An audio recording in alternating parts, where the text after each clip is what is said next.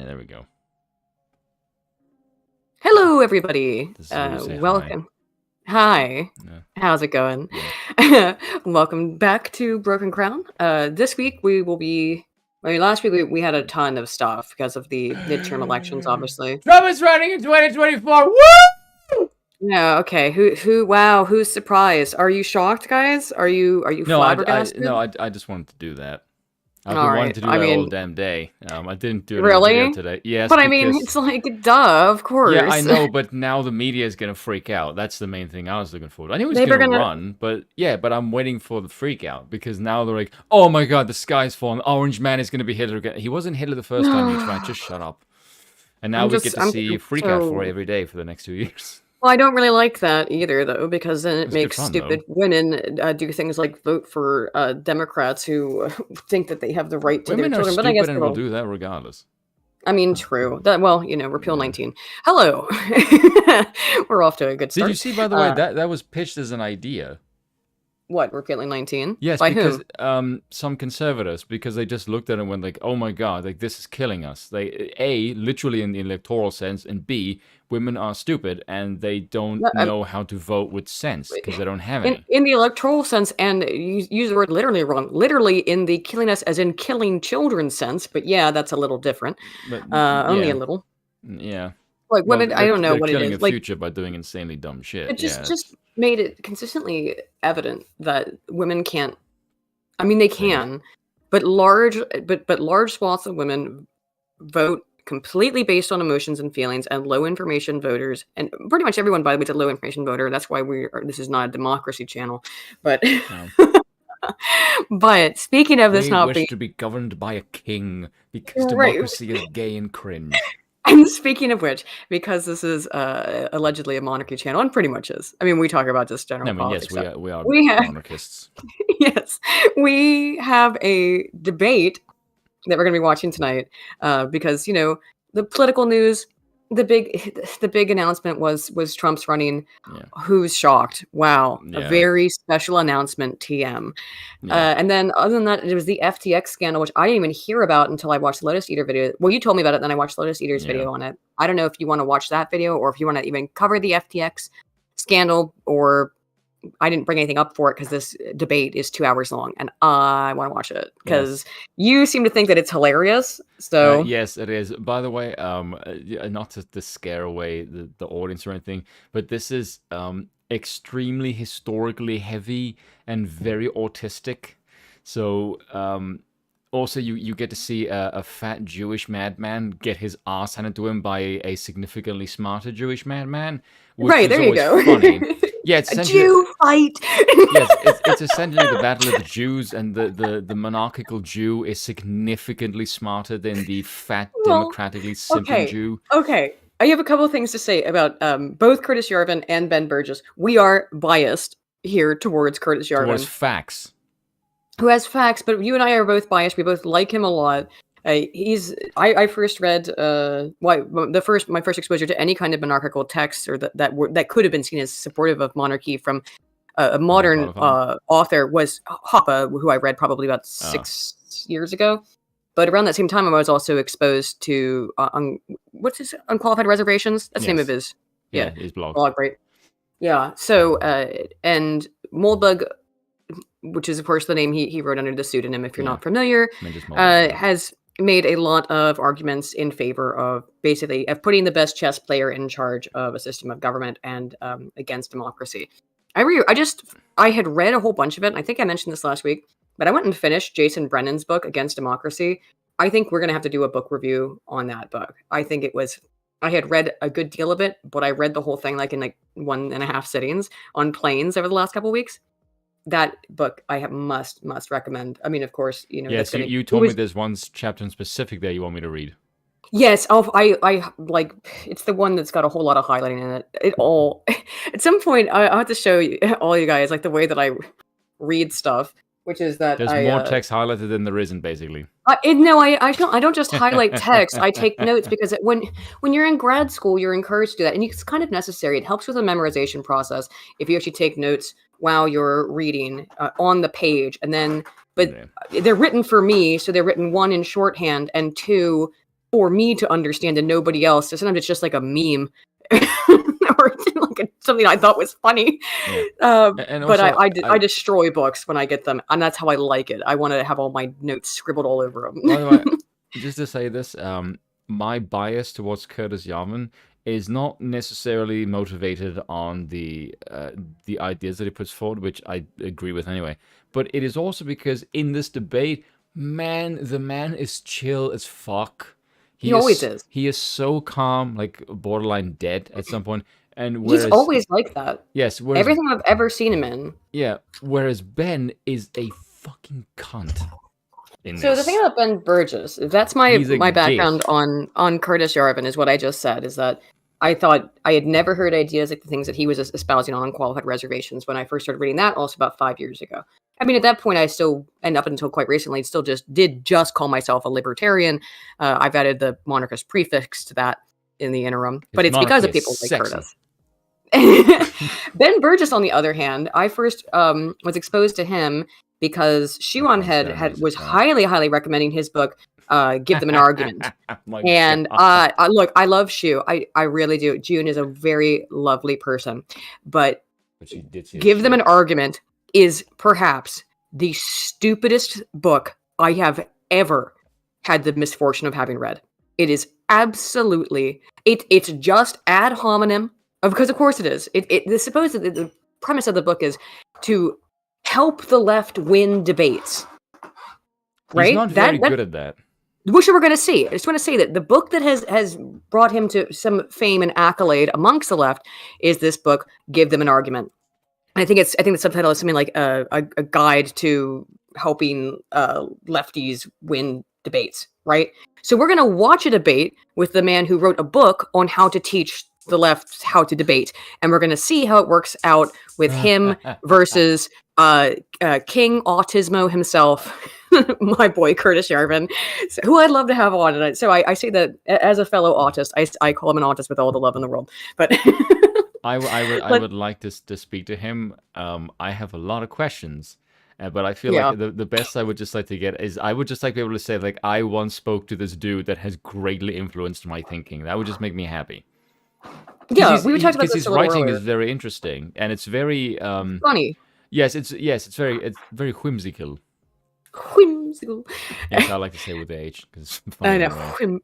You want some whipped cream? That's a fucking Family Guy joke.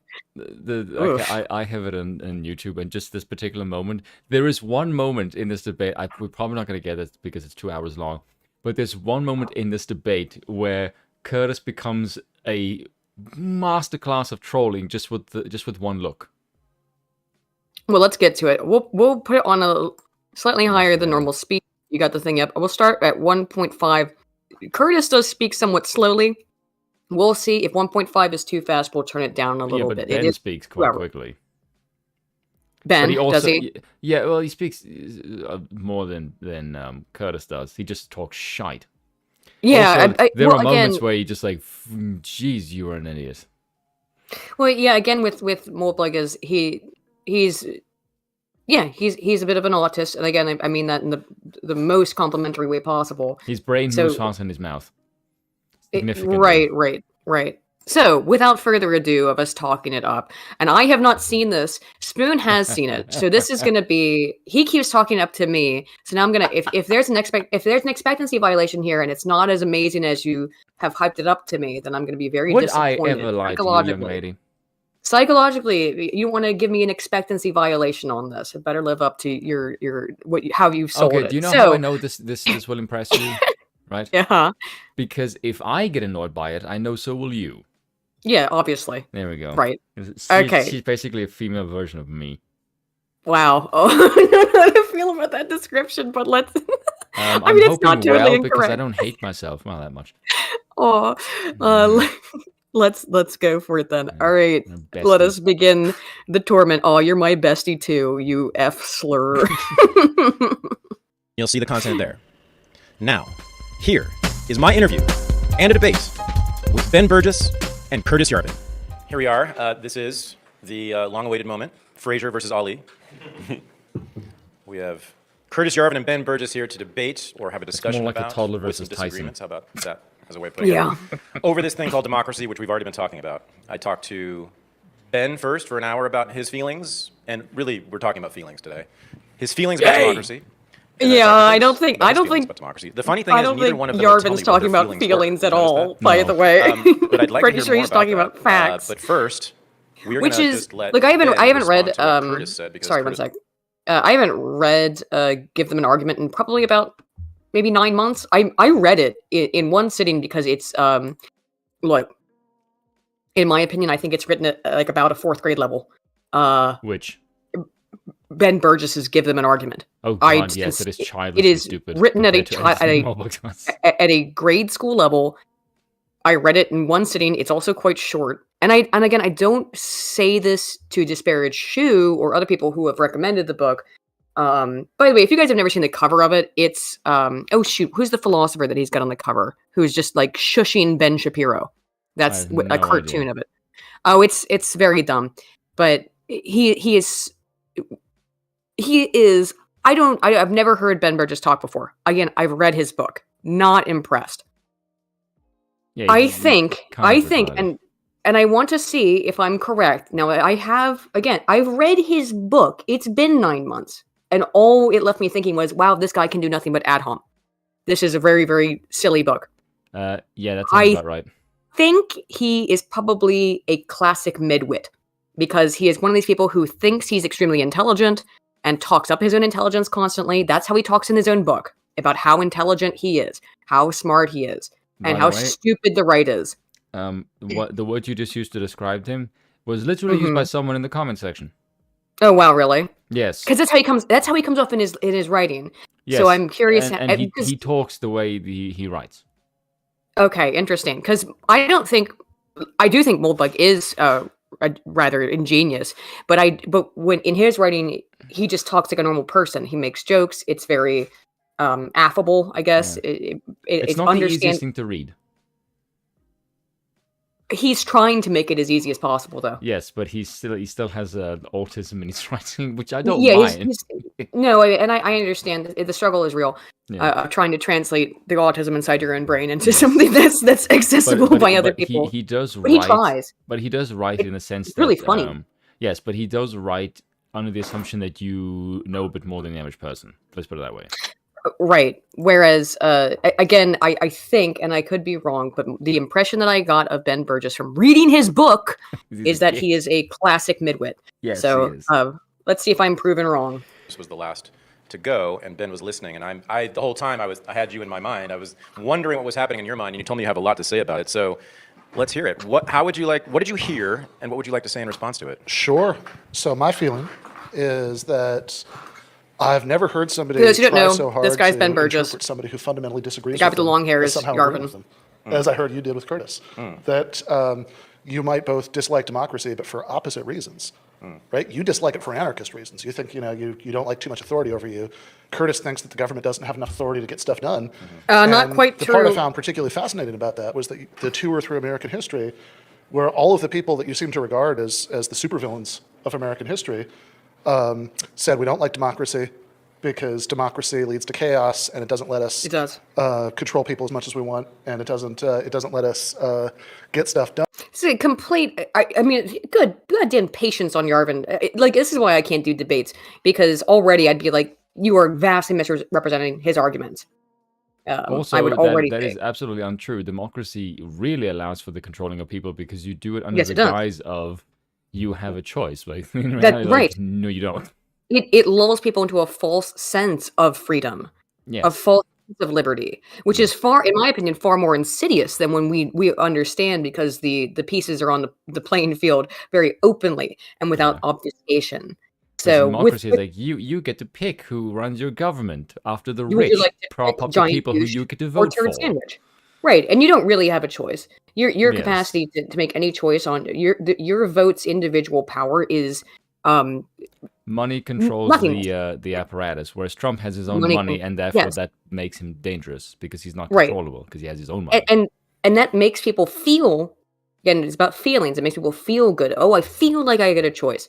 Well, if you have a monarchic system, there's no pretense. there You is also no know who's pretense the of choice. asshole in charge because you Right. can see him. Yeah, you know who the asshole in charge is, and there's one head of the Hydra instead of a million-headed Hydra of bureaucracy and oligarchy. Or the 4 But- family members you might have to kill. Yeah, we'll see if let's get through his opening statement. Then, like I said, I would already be like, well, good job misrepresenting my argument, but I assume Curtis will respond in kind to say you misrepresenting my position. And so they moved to less democratic things. The move from the Articles of Confederation to the Constitution, those early capital P progressives you talked about. And so all of this really seemed like Curtis giving you the hard pitch about why fads should love democracy. Because this is all, look at all this anti-democratic stuff that was done to make government less democratic by all the people you most hate. And then if it wasn't clear enough what the difference is between an anarchist critique of democracy and a monarchist critique of democracy, got real clear. We started talking about cops. I think if you love cops, you and an anarchist are going to have a fundamental disagreement with each other.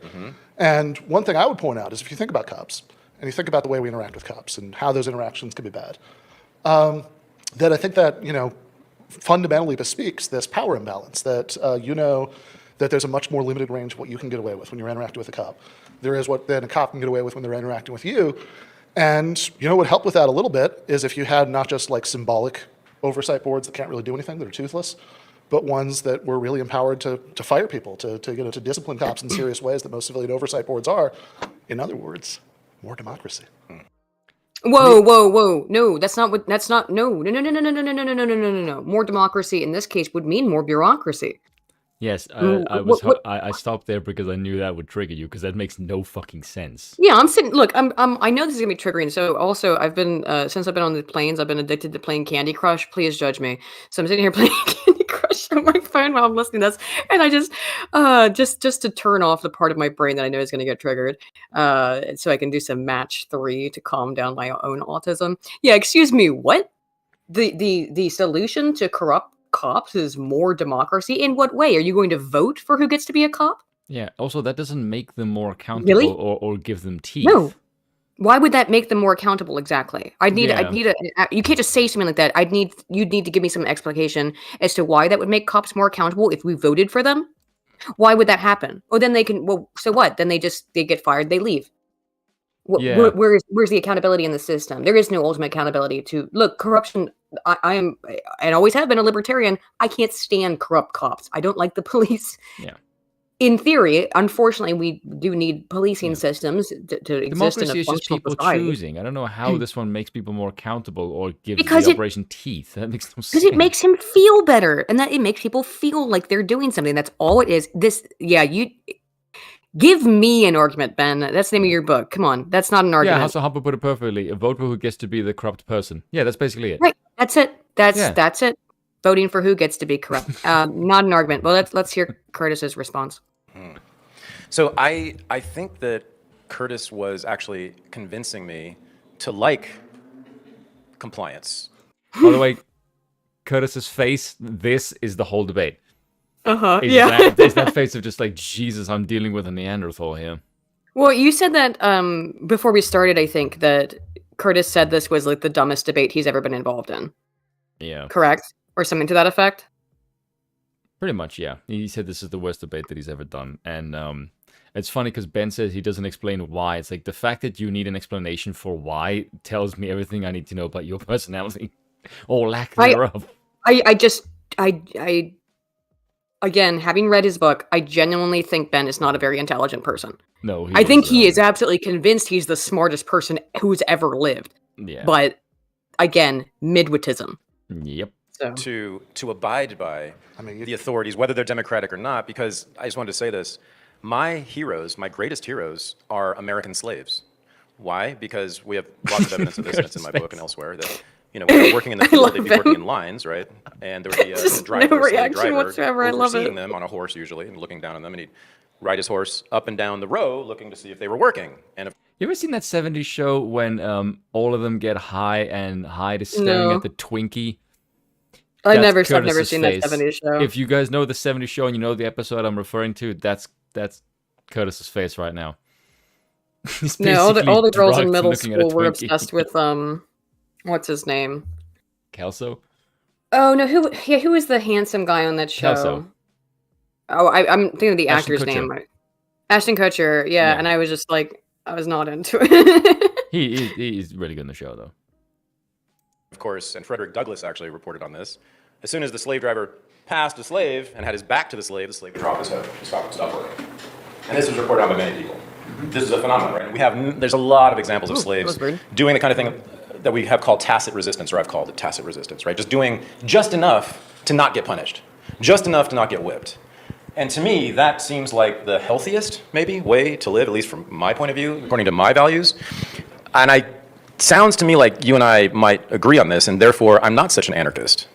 I might be more of a monarchist, or whatever that is. I'm not sure it's monarchism that I'm advocating, but it is this kind of, it is the compliance with authority. So to a degree, but again, without, and this may be where you and I, Curtis and I disagree, is that people tend to, as I said, merge their identities with authority, and that can sometimes be corporations, right? Some people are like Apple people, and they love putting the Apple logo on everything. Yes, right? Good point. Sometimes actually. they merge their identities with the Democratic Party or with the United States of America, and that's to me the problem. I don't want to do that because then. What he is describing here, by the way, is what's called social identity theory. It's Tajfel, Turner, Hogg, and Oakes. These are the primary scholars. If you want to learn more about social identity theory, there's a whole lot that goes into this theory. It's one of the most studied ones in all of social science, and particularly group science, as you might expect.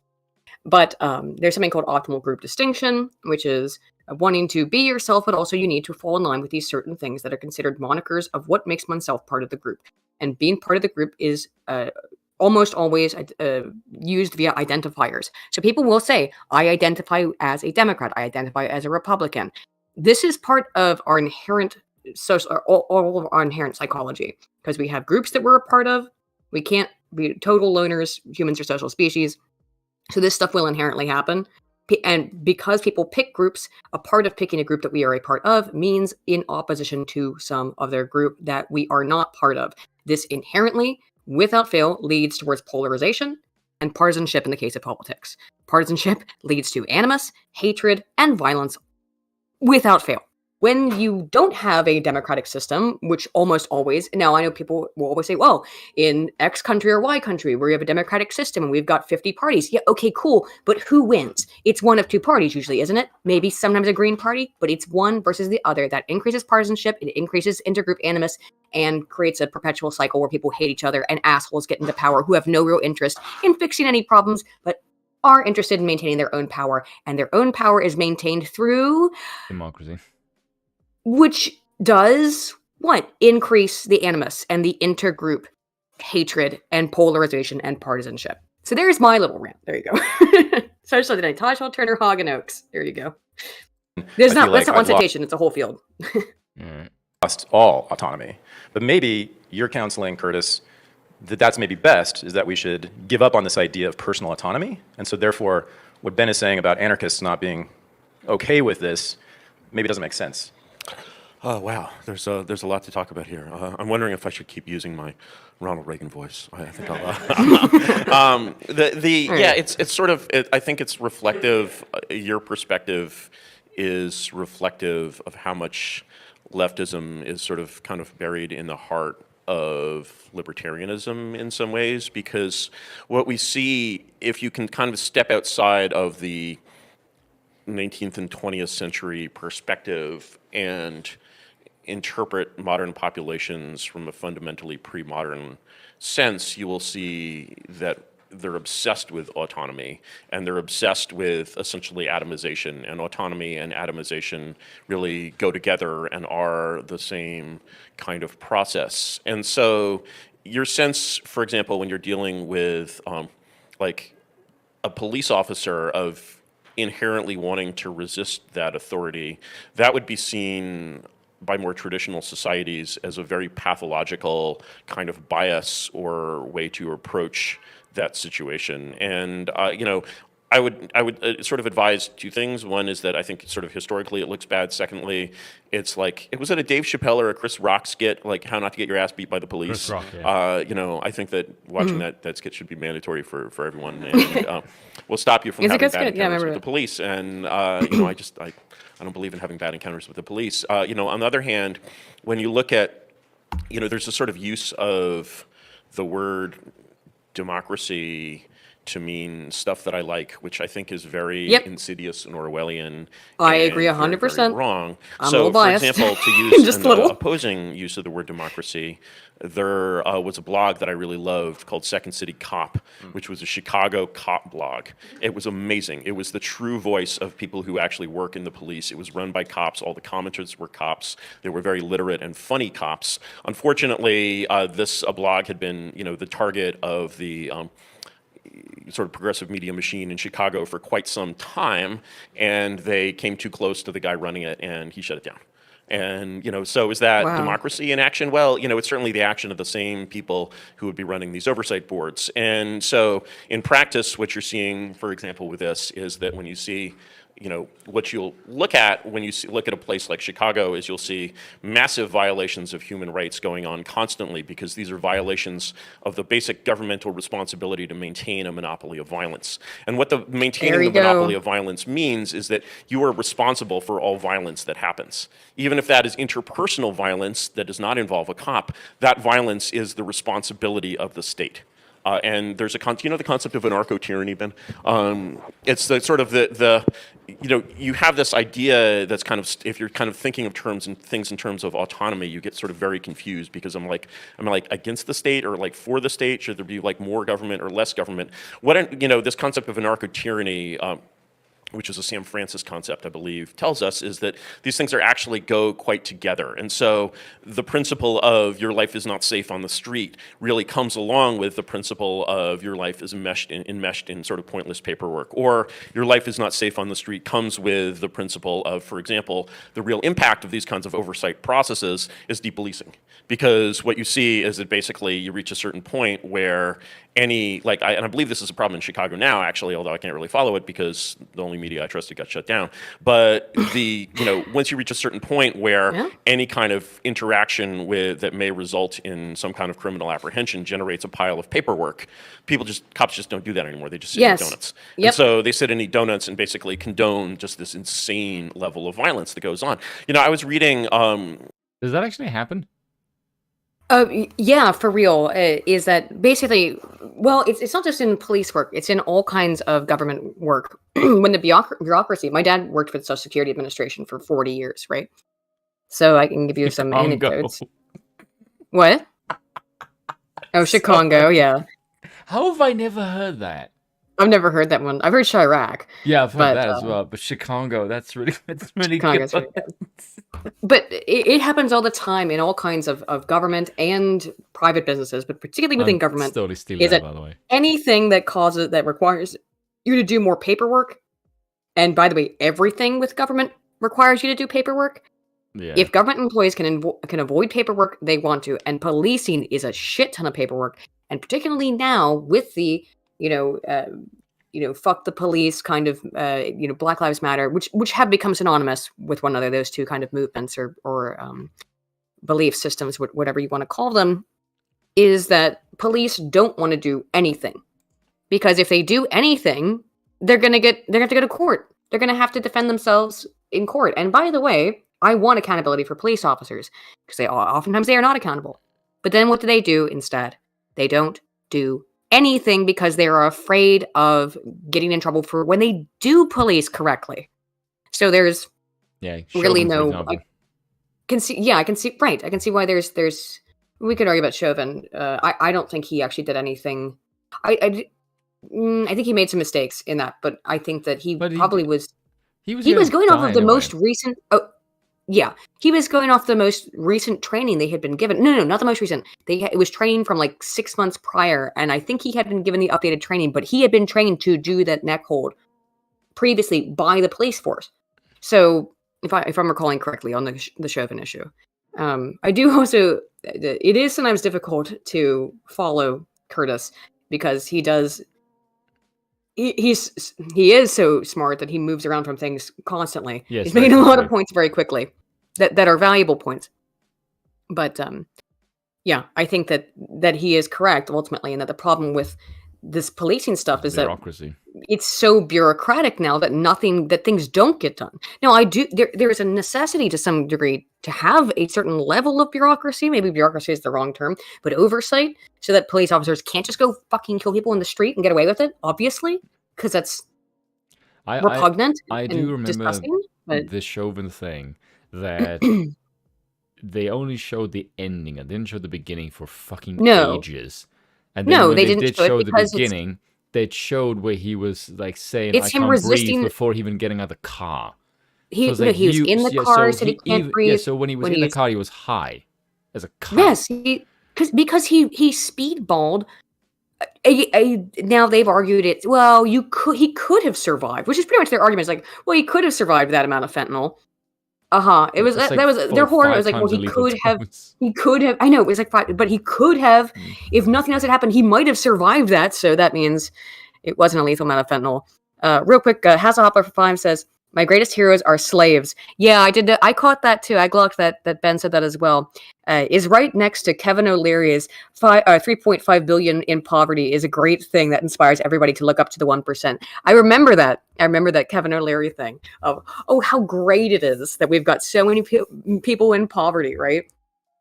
God, it's absolutely sickening. But I mean, like, I actually think I get what Burgis was trying to say there. I'm not sure I'd fully... that he admires their temerity to fight for freedom in the face of what must have been seen as overwhelming adversity, right? I think what was overwhelming adversity. No, that's Thaddeus not saying that, Ben. No, just O'Leary said it was fantastic because it gave them something to. I remember this. It's been years. Let's see, what did he say? I will always celebrate success, but never at the expense of the less fortunate. I want them to be successful too. Huh. Oh, that was his response to the backlash. Okay. Yeah, there we go. Oh, yeah. Okay. Yeah, he said, it inspires everybody, gets them motivated to look up to the 1% and say, I want to become one of those people. I want to fight to get to the top. Ooh, yeah, I don't see it that way. But you don't have that attitude nowadays. I guess I can understand the mindset. That's a rough one to defend. I do think that he's saying like, oh, it's respect. He looks up to slaves because they did fight for their freedom. And I get what Ben's trying to say, but again, Ben is not, I don't think, a very smart guy. So that was Thaddeus. That was the host who said that, not Ben. Oh, it was him, not Ben, right? Yes. That was also. Oh, right. That was poorly articulated then. Yeah. Sorry. I get what you're saying. But that was poorly articulated. Well, it's not. I was going to say it seemed like too reasonable. I was going to say that seemed too reasonable to come from Ben Burgess's mouth. Yeah.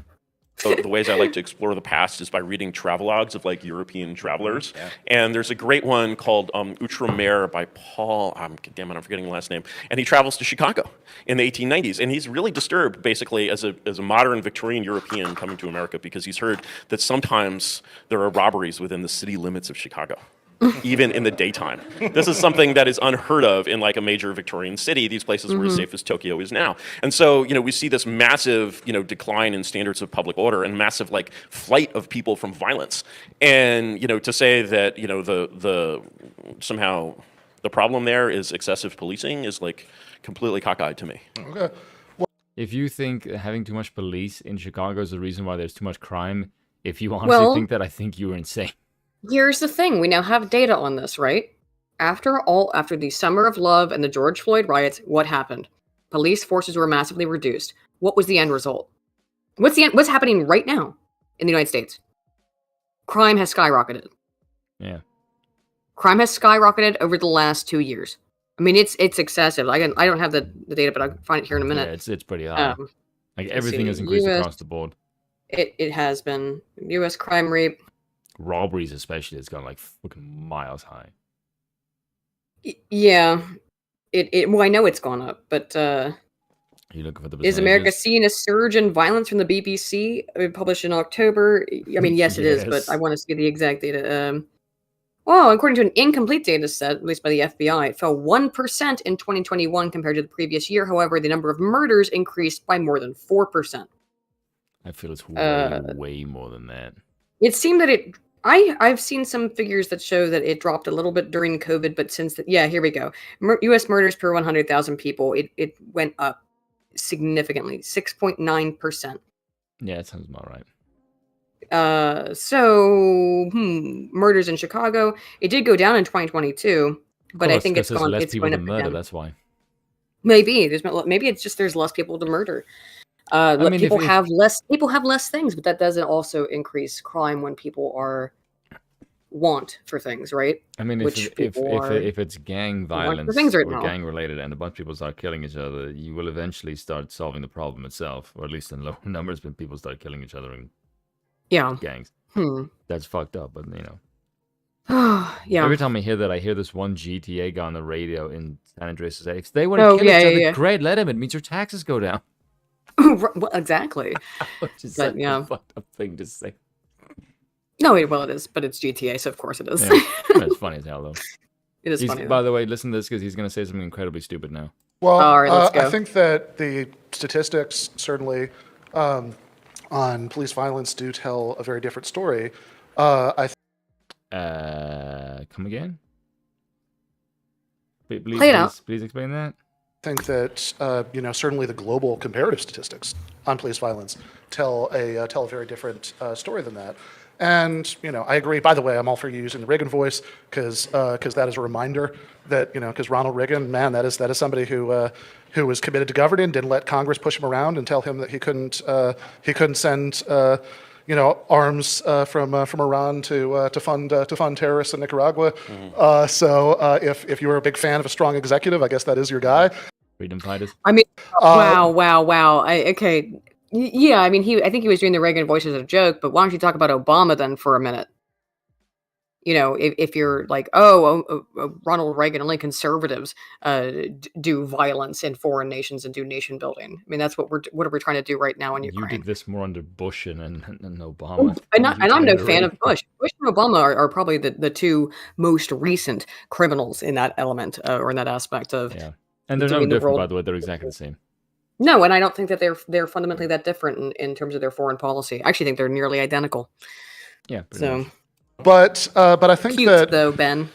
There are two issues with policing. Just to stick with that example for a second. One is democracy, and I agree. I don't think we should use democracy to mean stuff we like. I think we should use it to mean the people having more control over the people, people who exercise power over them. The people who exercise that power being more accountable to the governed. I don't think shutting down a blog particularly helps with that. I think that meaningful democracy requires people having access to a wide variety of points of view so they can make up their own mind. I just really doubt that Ben actually believes this in practice, because I don't know, but I would think that he probably, having read his book, is of the opinion that there are some beliefs that are wrongthink, that are hate speech, that need to be shut down. Further, this doesn't you're asking for accountability. What accountability is there in a democratic system? Yes, you can just vote people out, but that doesn't make them accountable for the crimes they're committed. It doesn't matter what they've done. I mean, first of all, that's the problem with democracy is no one is ever held to actually account. No one's ever held to account. Not ever. I mean, who gets held to account? Yeah. People like Julian Assange who expose the corruption. Yeah. That's who gets held to account. People who expose the corruption of a democratic system, not the people within government who are elected through our glorious democratic process, who then go on to abuse it and persecute and prosecute both people like Julian Assange who expose their corruption. Where is the fucking accountability? Because I've yet to see it. I've I'm not seeing any American leader who has been held accountable for war crimes. Also, in the last Derek Chauvin was held accountable because of fucking mob rule and violence. Is that what you're getting for? They were literally afraid. I mean, that was when that trial was going on. That was all about how we need to convict Chauvin because if we don't, Chicago is going to burn. It was Chicago, wasn't it? Yeah. Yep. If we don't hold him accountable, the city's going to burn. That sounds like a reasonable form of government. That if we don't capitulate to mob rule and be aware that is ultimately because again, read his book, the kind of stuff that he seems to, from my perspective of having read his book, be a proponent of, which is mob rule based on feelings and emotions and not on facts and not on what's good or beneficial for society. But let's see what he has to say. That was really dumb. But just go absolutely, ahead. having a real oversight board with real power, I think, does increase democracy. By the way, what has the least I don't know how the hell that increases democracy, but he's okay. done this anyway, though. He just went right back into doing it again, where it just says increasing democracy is good. Why? You need to explain why. Why is increasing democracy good? You have yet to even give a slight proposal or idea to me, as a listener to this, you're just saying why more people are democracy is involved in good. the process. That doesn't You're tell me saying that it's actually prima has teeth. facie. Yes, he's saying it's so prima facie obvious. It is obvious by its very nature that democracy is good. Why should I have to explain why democracy is good? Of course it's good. No, this is the problem that we find ourselves in the West right now, is that it's sacred. It is like, Religion. It's like questioning the divinity of Jesus at this point. The God that failed. In years in the past. It's like, rolling up into a Catholic church or something in, I don't know, Blasphemy 1200 AD and professing some atheist shit to them. They have no idea how to even comprehend There is no it. God. Off goes your head. Right. They have no idea. Just why is democracy good? Because democracy's good. Because people get to have a say. I mean, they don't, but that's like the gimmick. They don't, but hurrah. but they think they do, and that's what Everyone does matters. They think they do. I'm yet to hear a different element of this argument, but let's go on. least democratic accountability, hence the most worry about how you're going to be treated in those interactions with cops that Thad was talking about, how worried he was earlier, is if it's like the corporation from RoboCop has just gotten the police contract, and then they don't need to worry about what you think at all, right? Any more than like miners had to, like Pinkertons had to worry about what miners thought about them in the 19th century. Now, why does a democratic leader have to care what you think? Do I think that people have a right to safety? Yeah, absolutely. Do I think? Let me ask you this question, Ben. Would the Democrat politicians who run places like California, why would they give a shit what conservatives think? Why? They know that they have no. Well, you said that they flipped a seat in California, but normally in a solid blue state like California, why would any left-leaning politician give a single shit what conservatives who live in that state think if they're in a solid blue position? Why? They can actively work against the desires and wishes of those people because they know that they are in the majority and that they can use that majority to tyrannize the minority. That is the ultimate outcome of democratic systems. And like I said, it only breeds animus and hatred towards people of different beliefs. That like having but do you know what I mean, right? Yeah. Sure.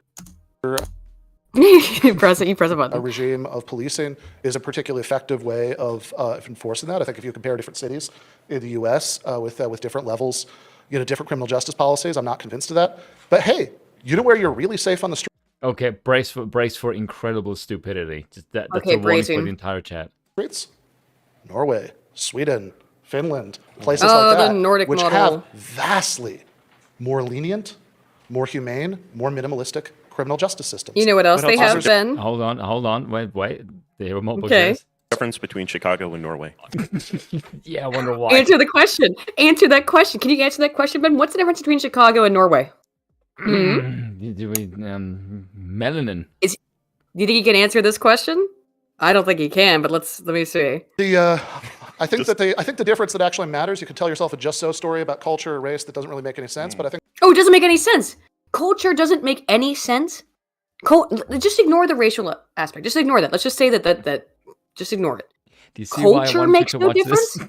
Homogeneity makes no difference. The fact that every person in Norway, I mean, now it's gotten a little bit different, but that 98% of citizens in Norway are Norwegian makes no sense as to why cultural homogeneity may play a role in people being less willing to tyrannize their neighbors. How about janteloven, right? Oh, Ben, are you familiar with this little bit of Swedish and Norwegian and Scandinavian cultural and thereby ethnic legacy? Janteloven, the law of Jante, is that you don't take things that you haven't contributed towards. Yes, they have these Nordic models of welfare, but the Nordic models of welfare are still based around Janteloven, which is that you don't take things that you haven't contributed to. This is a culturally ignorant statement that you've made, Ben. to pretend that there is nothing about specifically the Scandinavian model applying to Scandinavian people who have a different culture and have for the last 1,000 years, where this has been part, if not far longer, part of their cultural, ethnic system, janteloven, that makes you look like an idiot. It makes you look uninformed because you are. You don't know what janteloven is, clearly, or if he does, he's pretending he doesn't know what it is. Oh, something about ethnicity. Yes, it matters.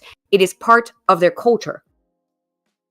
So you're just ignorant. You're just ignorant. You're ignorant or lying, and there's only ever one option when it comes to these kinds of things. You're either ignorant or lying. Obviously, the lying one is a worse option. But you shouldn't be doing debates like this you shouldn't be doing debates like this and talking about the Nordic model and blah blah blah blah blah. If you don't understand janteloven, you should just aren't aware of it. I'm sorry, but you really shouldn't.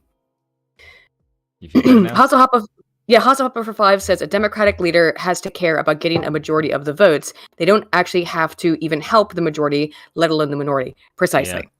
They just have to get the votes and then promise if they fuck up, for the next 4 years, and I'm essentially immune thanks to Congress. And then if they fuck up, they can just say, "Oh, it was those darn other political party that caused me to not do anything and just fill my line my pocket." If I got to destroy even more power plants, if you just vote for me again, I swear I'll get it done next time. Which is this is the world we live in. So neat. I think the difference that's actually relevant is the reason that they can have a vastly more humane and minimalistic criminal justice system. Nope. Because they have more white people and therefore they're more safe. No, because of, let's just, again, I will go with him. Let's just ignore all of that because of janteloven. Have you read them, the rules? The law of Jante. I'll read them. Not. But basically, the whitey, the brighty. Whatever. Here's the law of Jante, right? I'm going to be very biased in this regard. Here's the law of Jante.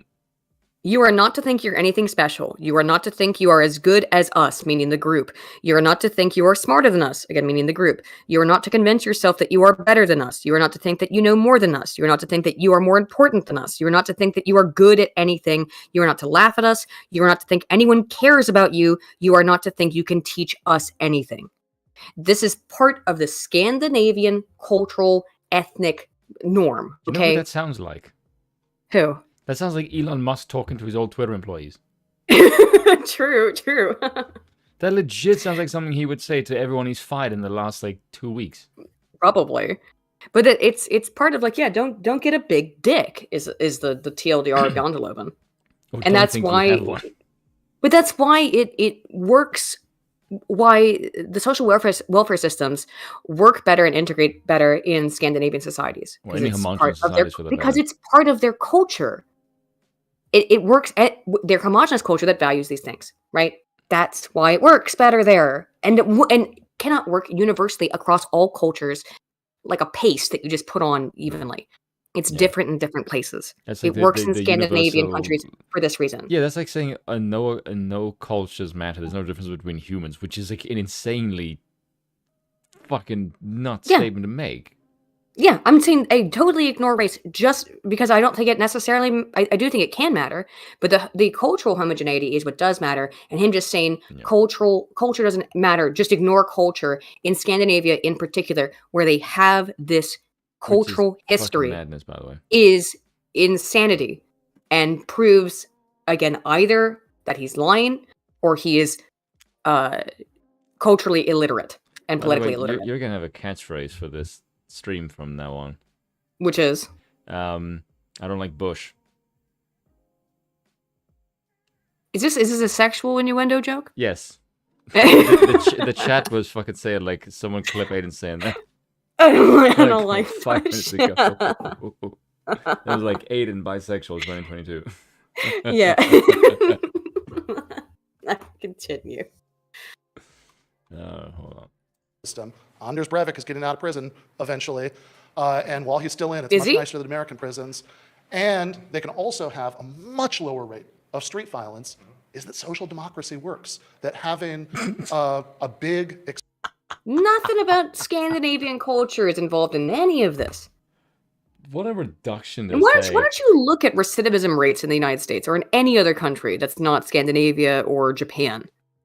I'm sorry. Why don't you look at it's- recidivism rates? It's interesting you mentioned Japan. Yeah, right.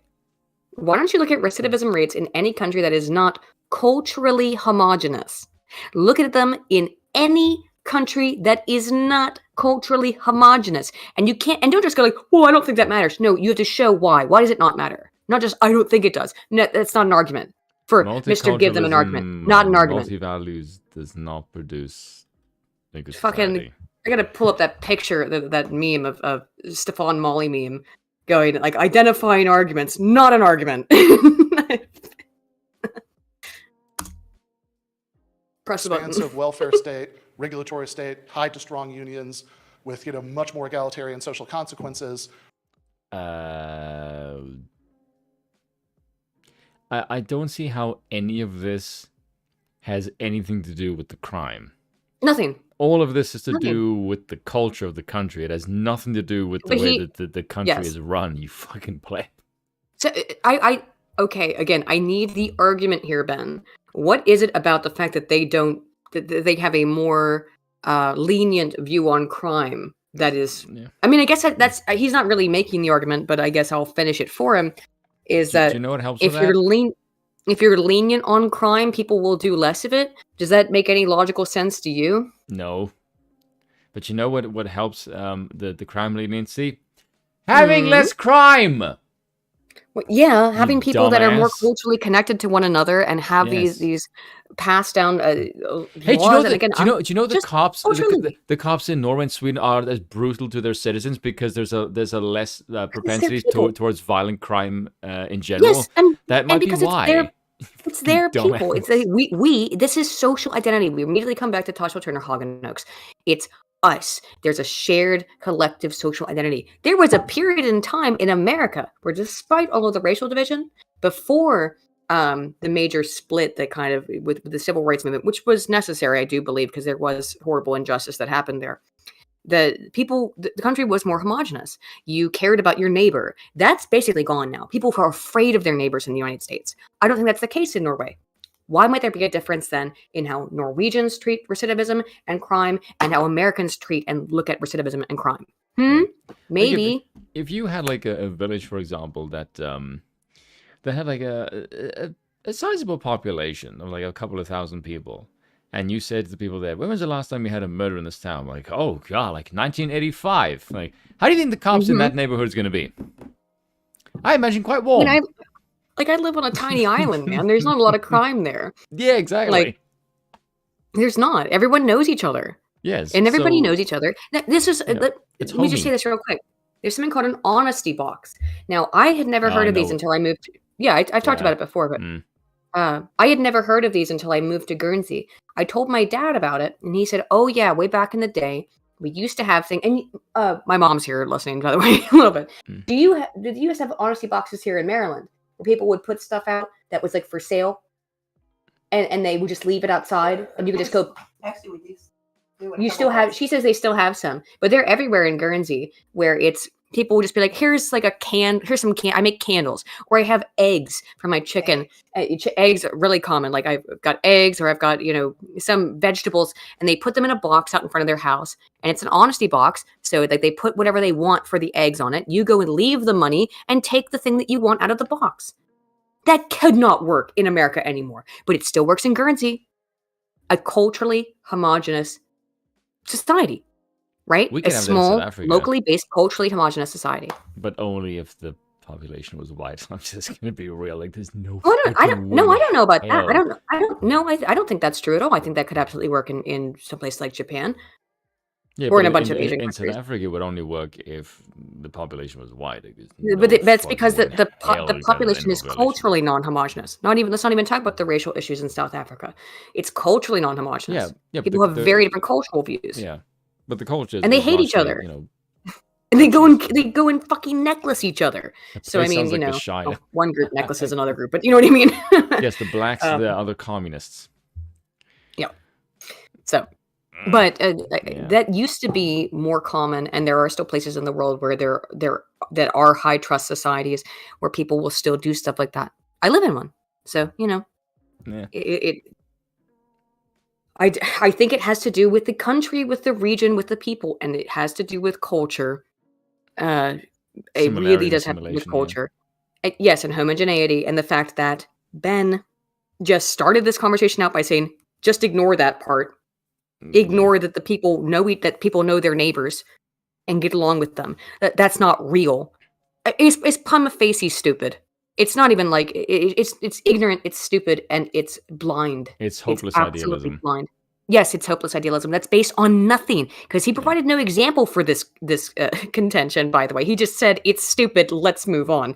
Wow, Again, genius. We Great. can keep going because Moldbug does fucking tear this bit to pieces. All right, let's go. Yeah, I want to see it. Results in much less crime, even with a vastly more lenient criminal justice system, which I do think is a win for democracy. So then another place with an unfortunately very high crime rate is Haiti. And as you may know, Haiti has been in the news lately because the State Department is proposing its nth invasion of Haiti. How would you propose applying your Norwegian model to Haiti?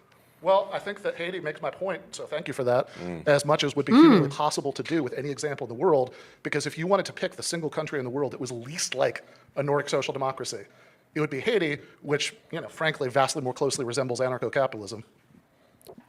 Run that last part. Run that by me again? I just want to see Curtis's. Just watch Curtis's face. A Nordic social democracy. No, he crashed Curtis's brain. Which, frankly, vastly more closely resembles anarcho-capitalism.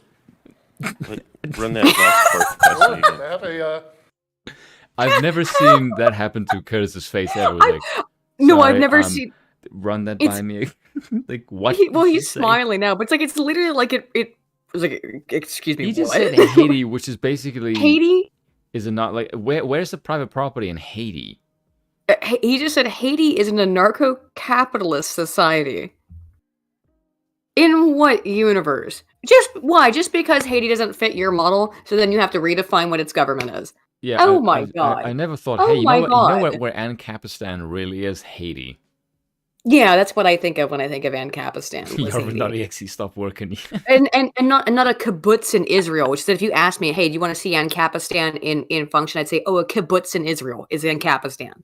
Okay, not Haiti. What is the color of the sky in Ben's world? I don't know, but it's raining pixie dust. Apparently. Fantasy that doesn't make any sense. Doesn't make any sense. Yeah. But continue, please. How much of a welfare state does Haiti have? How much of a regulatory state does Haiti have? One of the things in the WikiLeaks cables, the State Department cables that were released, that were leaked, is that there was an effort during the first Obama term to increase the minimum wage in Haiti to, I believe, the princely sum of about $5 US a day. That was successfully lobbied against, among others. Which they shouldn't have done. Yeah. Oh my god. This is not the argument you want it to be. This is not the argument you want it to be. U.S. interventionism. Oh, we'll have to go into another country and raise their minimum wage because that's democracy, is it, Ben? So let me get this straight. You're going to take a barely functioning economy that you just admitted is basically Ancapistan, and which is not. But... So you are going to. How is it ANCAP? But you are also going to somehow increase the wage, which would require some regulatory body, which doesn't exist because you just said it's Ancapistan, and you are against the State Department, but also for the intervention in this particular case when it suits your agenda, and taking an economy that has, like a 75 cent a day is the average wage, and you think somehow boosting this to $5 is economically viable in what fucking universe? According to Wikipedia, which I'm sure he trusts, Haiti is a highly regulated, predominantly state-controlled economy, ranking 145th out of 177 countries in the Freedom Index, according to the Heritage Foundation. Sounds like Ancapistan to me. Yeah. Again, this man's a fucking midwit. Like, he actually has he says things that are not just factually incorrect, that don't even make sense on a, theoretical basis. No. I hope that Curtis knows that shit about Haiti, but there we go. It is one of the most controlled economies in the world. You must know that this man is gonna autistically spurg, but in an extremely erudite way. Man, what was it again? 155 out of 177, 145 out of 177. One of the most controlled state economies in the world. This is fucking pissing me off. Holy shit. And we're only 10 minutes or 20 minutes in. Yikes. You want to keep going? Oh my god, I don't know how far. I don't know how far we're gonna get. I'm gonna have a smoke in a second. Like it's actually pissing me off that bad. But go ahead. of American companies. That's about as weak a regulatory state as you could hope for. Power is wildly dispersed. Again, this is one of the least social democratic countries on the planet. Do you suppose that's a cause or an effect? Have you spent a lot of time in like the third world? Have you, like, I actually, when I was 6 or 7, I lived in the Dominican Republic, which is next door to Haiti. I'm sort of wondering shit! how, like, why? You oh my god! Oh, you could just see him sweat. Oh my god! I didn't know that about Curtis, by the way. But did you see him literally have to wipe the sweat off his brow when he was just like, "Oh, actually, I grew up next to Haiti." Yeah, but keep watching. This model has not been more widely applied in the third world, given the fact that these policies can turn Haiti into Norway. Well, I don't think that your lived experience of being there is actually very relevant. I think what's relevant is the. Oh, shut up then. Your lived. Oh, I thought he's a. If you guys, I saw someone in the chat ask earlier if Ben Burgis is a leftist. Yes, of course he is. Again, his claim to fame is he wrote a book about how to teach leftists how to debate conservatives without sounding stupid. Here we are, case in point. he has no idea what the hell he's talking about. He's smuggling his head is up his own ass. Yeah, he's definitely leftist. If Curtis's personal experiences with growing up next to Haiti don't matter, clearly, I wish he could just look up the Wikipedia article and read what I just fucking read there. Because you are factually incorrect, Ben. But go off, King. All right. Yeah, there we go. Your lived experience doesn't matter, but let me tell you why this massively state-controlled country is somehow Ancapistan. Like, right. Something that is actually incorrect. So he's lied or been factually incorrect, one or the other. Either he's stupid or lying. It's always one or the other, generally speaking. I think he is stupid and lying. Yes, I agree with you. It can be both. It can be both. Trivially available public data that you yourself just recited a minute. You just did this for us, Aiden, and you made him look like a pleb. Well done. Yeah. Because I have my phone out. Intervention in Haiti. You were literally just advocating for a higher minimum wage there, you fucking twat. Now you're bitching. You were advocating for the U.S. government to come in and supply them with a higher minimum wage. Not for their government to do it, not for the people to vote for it, but for a foreign power to come in and tell the people and control their economy. That doesn't sound like democracy. That's not democracy even a little bit, though. By what definition? I don't like intervention except when it's more leftism. By what definition is a foreign government coming into your country and changing things within it democracy without your vote? Oh, that doesn't sound at all like democracy. Let's ask 2 other Americans we know and the Euromaidan. Oh, well, no, don't be rude. I know who you're being rude towards, but it's funny though. It is funny. What was their stream I was watching the other day? What was it about? What the Ukrainian I sent it to you. Oh my god, where they had Admonsich had on Dave Smith, Kurt Metzger, and Dave Smith and Jimmy Dore.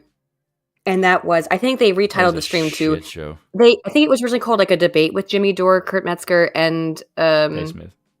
And Dave Smith, and then they renamed it to A Disaster with those 3 men because it really was a disaster. And I think it was.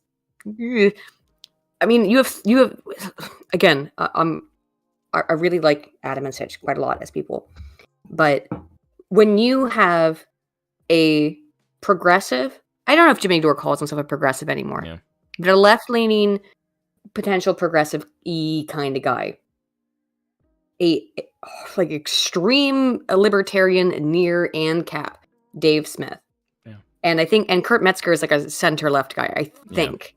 Yeah. And they all agree that the U.S. involvement with Ukraine has been improper leading up until the events that happened before the invasion. And that the U.S. was playing weird nation building games and still is playing weird nation building games. People from extremely disparate sides of the political spectrum all are seeing a problem here. I think maybe you should start to listen to them just a little bit. That they might have a point. I said this to you. If you look at the people you had on, so you had a progressive, center-left, libertarian, you, me, and Sargon. So 2 monarchists and an English liberal. Right. Every guest you've ever had on your show disagrees with you on this topic. Right, and I'm not saying that necessarily. Look, I know, but that's not the point. The point is that it's a vast political spectrum that disagrees. It's right. If it was not everybody a partisan political issue. Because over the Ukraine stuff, I've been called a leftist over and over again over my position on Ukraine, which doesn't make any sense to me. When is isolationism leftist? Well, because they have to come up with an excuse We as to literally why. just have this fat bastard over here saying intervene because the economy's too weak. Intervene because their economy is shitty, and a foreign democratic government should intervene because that's the good thing, or whatever. So no, I think that just look.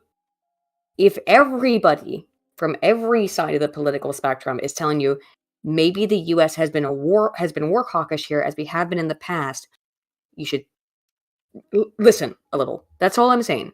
Again, I love Adam and Titch, but I this is the one thing that drives me nuts. if literally everybody from progressive left to center left to libertarian to classic liberal to monarchist is telling you there's a problem here, it's probably not because we're all in some concerted secret leftist ideological thing or whatever.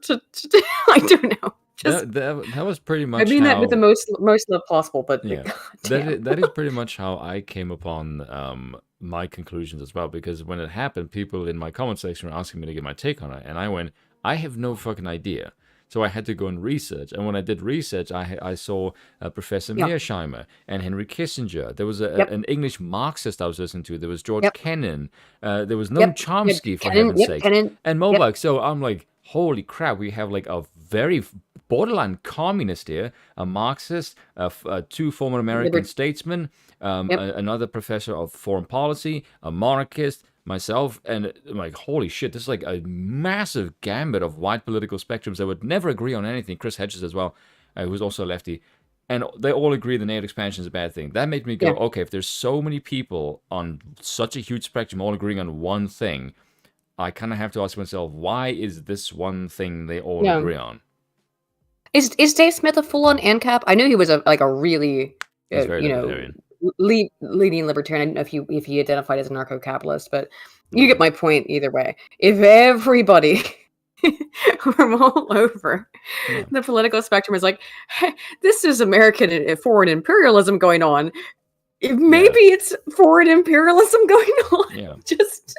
I mean, if I can get a communist and a monarchist to agree on something, like that makes you go, holy shit. I know. You can get a communist and a anarcho-capitalist and monarchist to all agree, and a progressive to all agree on some stuff. I think maybe we've got a point. Just not necessarily. We could be wrong. It is possible we're wrong. Yeah. But I think it's probably just statistically likely that we have a point. Do you know what I mean? Oh well. I'm gonna go. No. I'm gonna use the restroom and smoke a cigarette. Does Curtis say anything here that's really spicy? Because you've seen it 3 times. Like soon? Yes. Okay. Let's go for a minute. I can change the chat for a minute if you want to get a smoke. No. Let's put it on for a minute. We've been going on the side for a bit. Pretty much everything he says in this whole thing is gold, and just watching Ben dig his own grave is pretty funny. When he ran for president of Haiti, his original campaign slogan, swear I'm not making this up, was that he wanted to raise the Haitian people from misery to poverty. Right? This is a very unambitious reform program. Right? This is the most minimal effort at some kind of lefty reform program you could get. And yet, try that shit the economy is controlled by the government. Backyard, and you end up getting stuff like Aristide being literally. Do you understand, you fat bastard, that in order for you to enjoy your lefty policy, which is basically redistribution, let's just be real about it. I just finished my video on that, by the way. Yeah. And by the way, in order to have a heart attack on it. In order to have that, you actually need something to redistribute. You fucking idiot. What are you going to redistribute if your country doesn't produce any wealth? You fucking pleb. No, how do you not get this? I'd love to. The reason why Norway and Sweden, all these like Nordic countries, is because they have quite stable, productive economies. Yes, that's why this? You have cultural homogeneity, infrastructure, and the fact that they have existing infrastructure, and the fact that they produce things that rest in peace, Jimmy Fallon thing, by the way. They have functional economies. They're not Haiti. I mean, this is why this makes no sense, because all countries are not the same. Trying to apply the same economic models to every single country is silly. Yeah. The more socialist immune system works in the Scandinavian model and the Nordic model for a reason. Yeah, because it has infrastructure. Yes. Where Haiti doesn't have any. It's like He- someone but like, he- hey, look, he let's try and do trigonometry. You can't even do addition yet, you fucking No, twat. but yes, that's well said. But Thank you. Ben is again applying this whole like he is doing this Complex thing that I see them formula, do all yeah. the time, which is that we can apply the exact same salve to every single culture all over the world because there's no such thing as cultural differences, and therefore what works in Sweden will communist. work in Haiti. Yes, but it clearly doesn't. It clearly doesn't. And Season redistributed debt. that redistribution shit, I finished my research on it. It is the most heinous things I've ever got. I know I've been working on it for like a month and a half, so people are probably really tired of hearing about it. We'll just wait till you watch the actual video when it is done. But I finished now my literature review. Aiden, There pissing is- off lefties. Nope, I'm not. How can I'm pissing them off by reading what they themselves say that they believe in. Yeah, I know, but And what that they annoys them. themselves, I know what they themselves say that they believe in is that they It's I don't someone like saying, when "I'm I don't like beautiful," when but I then you show I them don't a like mirror. when I have a video that includes the word torture multiple times. From their perspective, or I'll you just I'll into read a crap? line. Yeah, I'll read a couple lines here because this is insane. Instrumental harm. Again, a belief that violent ends justify the means for the greater good was associated with support for coercive redistribution. Also, again, a belief that it should be acceptable to punish and torture those who do not willingly go along with communist redistributive policies. Malicious envy of the rich also sounds predicted tyrannical. coercive redistribution, as did envy and self-interest. This is now 10 different studies I have. That was the worst one. The torture part, that was I looked at just today, and where I found the torture element. Well, you could see where this people, during COVID, by the way. Like 46% of leftists No, were in this- favor this- of oppressing their neighbors and their fellow Yes, I citizens who know. didn't get the vaccine, which is but this study was fucking published in ripping. 2019, which would have meant it was probably conducted in 2017. But none of the other studies I looked at had that torture element, where it was, if you do not believe that we should redistribute wealth from the rich to me, you should be tortured and killed. It's there. It's there right in the data. And we're supposed to believe these are the compassionate people. And by the way, we know they're not. left-leaning compassion and actually like answering questions about like how compassionate you are. I want to take care of people. I love people. I love everybody. Was related in that study to wanting to torture people who disagreed with you. So I don't know what the fuck's going on, but I think that should be illustrative. The people who claim that they care so much, like Ben Burgis here, just saying, it's also associated with wanting to torture people who disagree. So Look at the thing. The only thing he I cares could about is never have calories. imagined. I could never. It's been in a million years. I could never have imagined reading that finding that compassion for other people would be related to a desire to torture them. How? I mean, I have the opposite reaction. There's a couple of people I would like to torture, but that's because they're violent human beings. I guess that's more relativism, right? I don't know. Well, I don't mean, know. I have to feel go like if to you the just here, said, "Hey, look, I want to kill some people who disagree with me," my first instinct would be, "Well, you're kind of a danger to society, and you would be best locked up or strung up by I mean, your that's neck." how I'd feel. That's how I'd feel. Yeah. So maybe we should take a look at. That to me is just like the the law of kill of- self-preservation. Yeah, go ahead with the video too, because I'm gonna have Sounds a like bit of a quick smoke too. explanation. Go ahead. I'll be right back. All right. Nearly kidnapped and taken out of the country by U.S. Marines in 2004. You broaden your view beyond Haiti, and you start looking at the rest of the Western Hemisphere. I can't believe you just told Mencius Moldbug to broaden his view above Haiti. Like, coming from you, that is. Do you know who you're sitting next to, you fat bastard? I know I'm going overboard with the fat jokes, but I don't care. There's a lot to make fun of. South of the United States, you see, for example, you want to talk about attempts to implement something like a Nordic model. You see Salvador Allende in Chile being Nordic model requires wealth and a productive capacity in your country. Again, it's redistribution. If you don't have anything to redistribute or have a culture that actually appreciates or can sustain it, you're going to cause economic calamity. Well, then again, we're talking leftism. They don't know what the fuck the economy is. Through the spoon. Oh god, no. I think I would be a terrible ruler. I'd be very, very lazy. I'd be like a libertarian to an extreme. Please leave me alone. You have all of your problems to solve. My job is to keep the military in order, and the rest of you can do whatever the fuck you want. Except you jackasses messing with children. You I will string up by your fucking genitals. Provided you didn't cut them off already. Democratic socialists get a president being killed and removed in a coup that's very openly supported by the United States. You see that in Guatemala in '54. You see that versions of that in Haiti numerous times. This is not ancient Cold War history. I mentioned Haiti in 2004. We could also talk about Venezuela. No, Dan, you don't want Spoon's evil brother. He's a prick. No pun intended. Did Vosh get his debate skills from this Ben fellow? I would actually say Vosh is more erudite than Ben by quite a mile.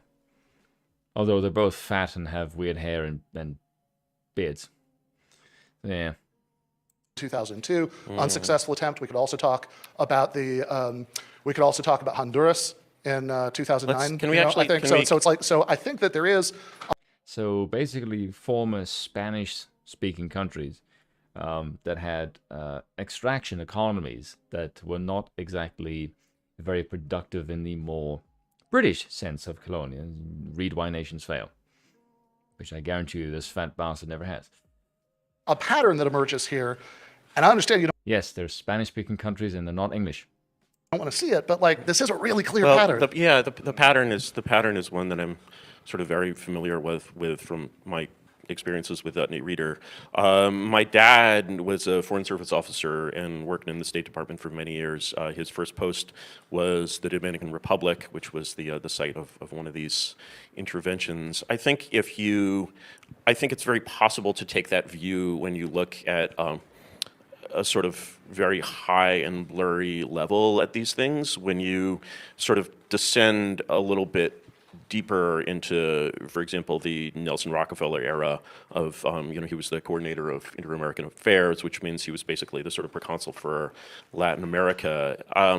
You'll see, for example, let's take, for example, the example of Allende versus Pinochet in Chile. What you'll see if you do what's called a prosopography, which is an analysis of social network connections, is that Allende is, I would say, much, much more of an American figure than Pinochet.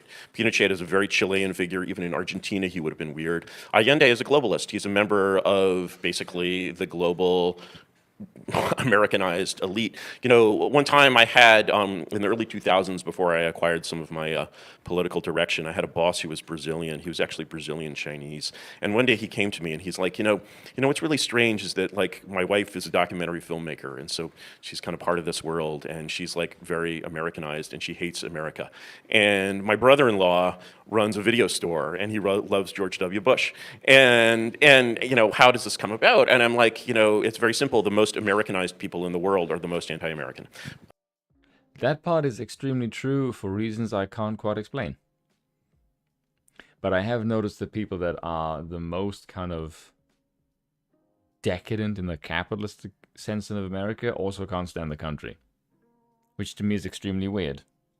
And they seem to think that, oh, look, if we can just remodel all of the shit that we have right now, the country would somehow be better. I'm like, I don't know how the fuck you got to that conclusion.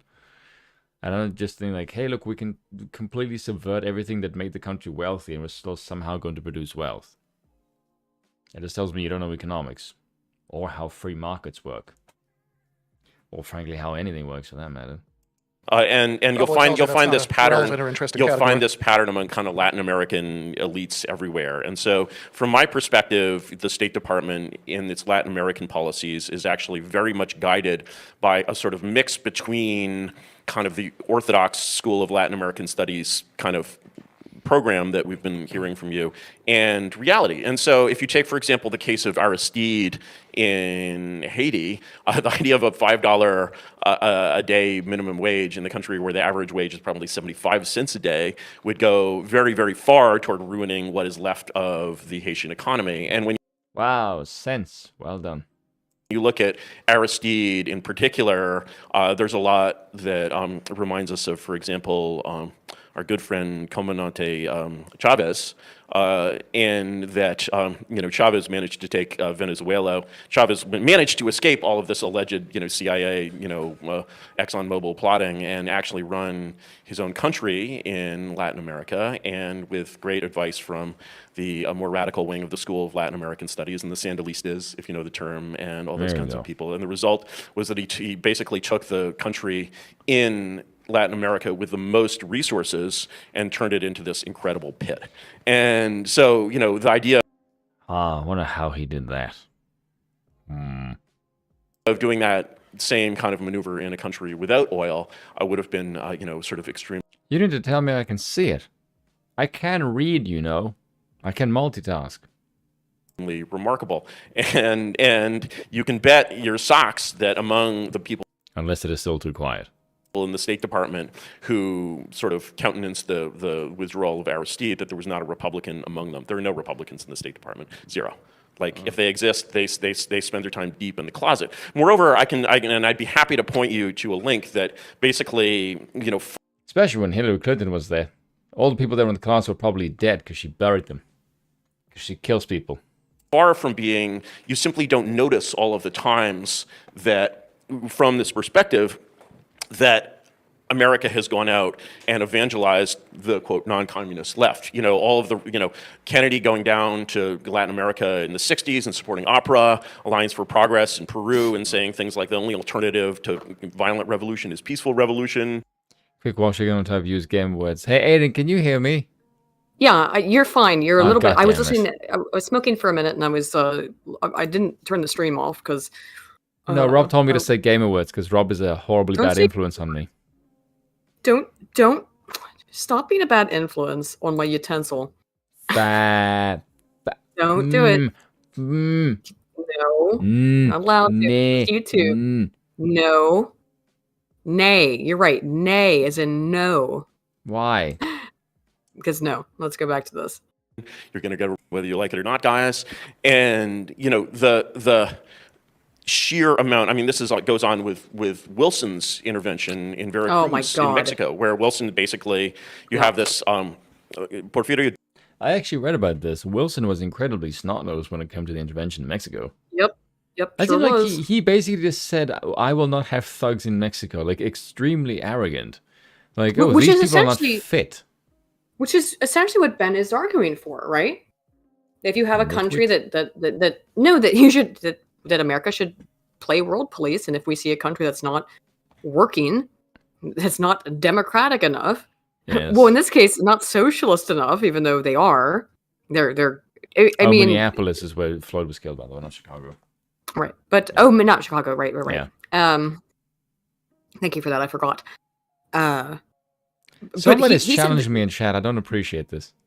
Oh, get challenged. Which is that, again, he's saying, well, Haiti is an anarcho-capitalist country. It's not. So he's fundamentally incorrect. Game Awards give you more viewers. Is that actually true? Who does? Game Awards give you more viewers. I don't think so. If I start streaming on Rumble, which I will, by the way, one of these days. Yeah.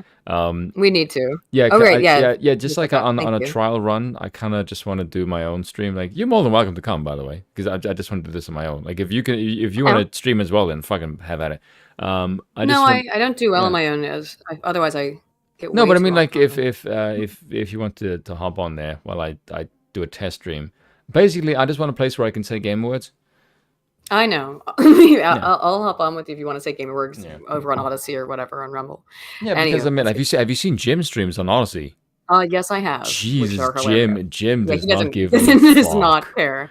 Within like 3 seconds, I kind of get a just N-word. That's the try not to say the N-word challenge impossible. By the way, essentially, does it not like make you feel kind of fucked up? Where you like 3 minutes in, you're listening to this crazed comedian madman say the F and N-word repeatedly, and you're like, why does this give me so much joy? Because free speech is cool. Yeah, there's no malice in it. It's just funny as hell. No, I don't think there is malice. By the way, did you see he brought up a moon cricket shit? Oh, I know that God. which has become his. He's like he's never heard that slur. word. Yeah, he's never heard that slur. You'd never heard that slur? When the hell would I hear that slur? You'd never heard that slur before? Yeah, moon crickets. Yeah, because they're supposed to be up all night Singing to the moon or whatever. You know, that's the. Nowadays they sing to gunshots. Well, that's where that slur comes from. That's the most racist thing I'll say on this channel, probably. Well, Jim had never heard it, which is why I thought it was hilarious. But anyway, let's let's continue. No more slurs. Diaz, Please. who, you know, basically anything that works in Mexico was either created by colonialism or by what were called the científicos of Diaz. Diaz retires, you know, and he's like, okay, I want this guy, was it Maduro, you know, basically this other thug to replace me. And America is like, oh no, we must not have thugs. And so, you know, you basically get this kind of classic Wilson-Debs split between American candidates in Mexico, where the Wilsonites support Cardenas and the real hotheads, the John Reed types, support Pancho Villa. The your heroes would definitely be on the Villa side. And the result is this incredible Mexican Civil War that kills like 2 or 3 million people and reduces the country to a state of anarchy that it has not yet escaped from. And so, you know, when I compare, you know, the America's guilt in promoting leftism in Latin America, which by the way goes all the way back to the original Monroe Doctrine, because the original Monroe Doctrine was a policy inspired by England. It was really an English policy that was treating us as a satellite state. And the goal of that policy was to assure commercial dominance for English merchants, capitalists, in Latin America. This is why soccer is such a big thing in Buenos Aires. And it worked very well at that. And the policy was basically no monarchs, no European monarchs in Latin America. And then the Brazilians tried to have their own monarchy, which was actually kind of freaking cool, being emperor of Brazil and all that. And then the policy was, and of course, you had the affair of Maximilian in Mexico, which was only possible due to the Civil War. As soon as the Civil War is over, the Americans are like, hey, Louis Napoleon, like, didn't you read the paper? Like, we have a huge army here, and we're ready to invade Mexico if you don't get rid of this empire. So Mexico had to go back to, like, broken third world government.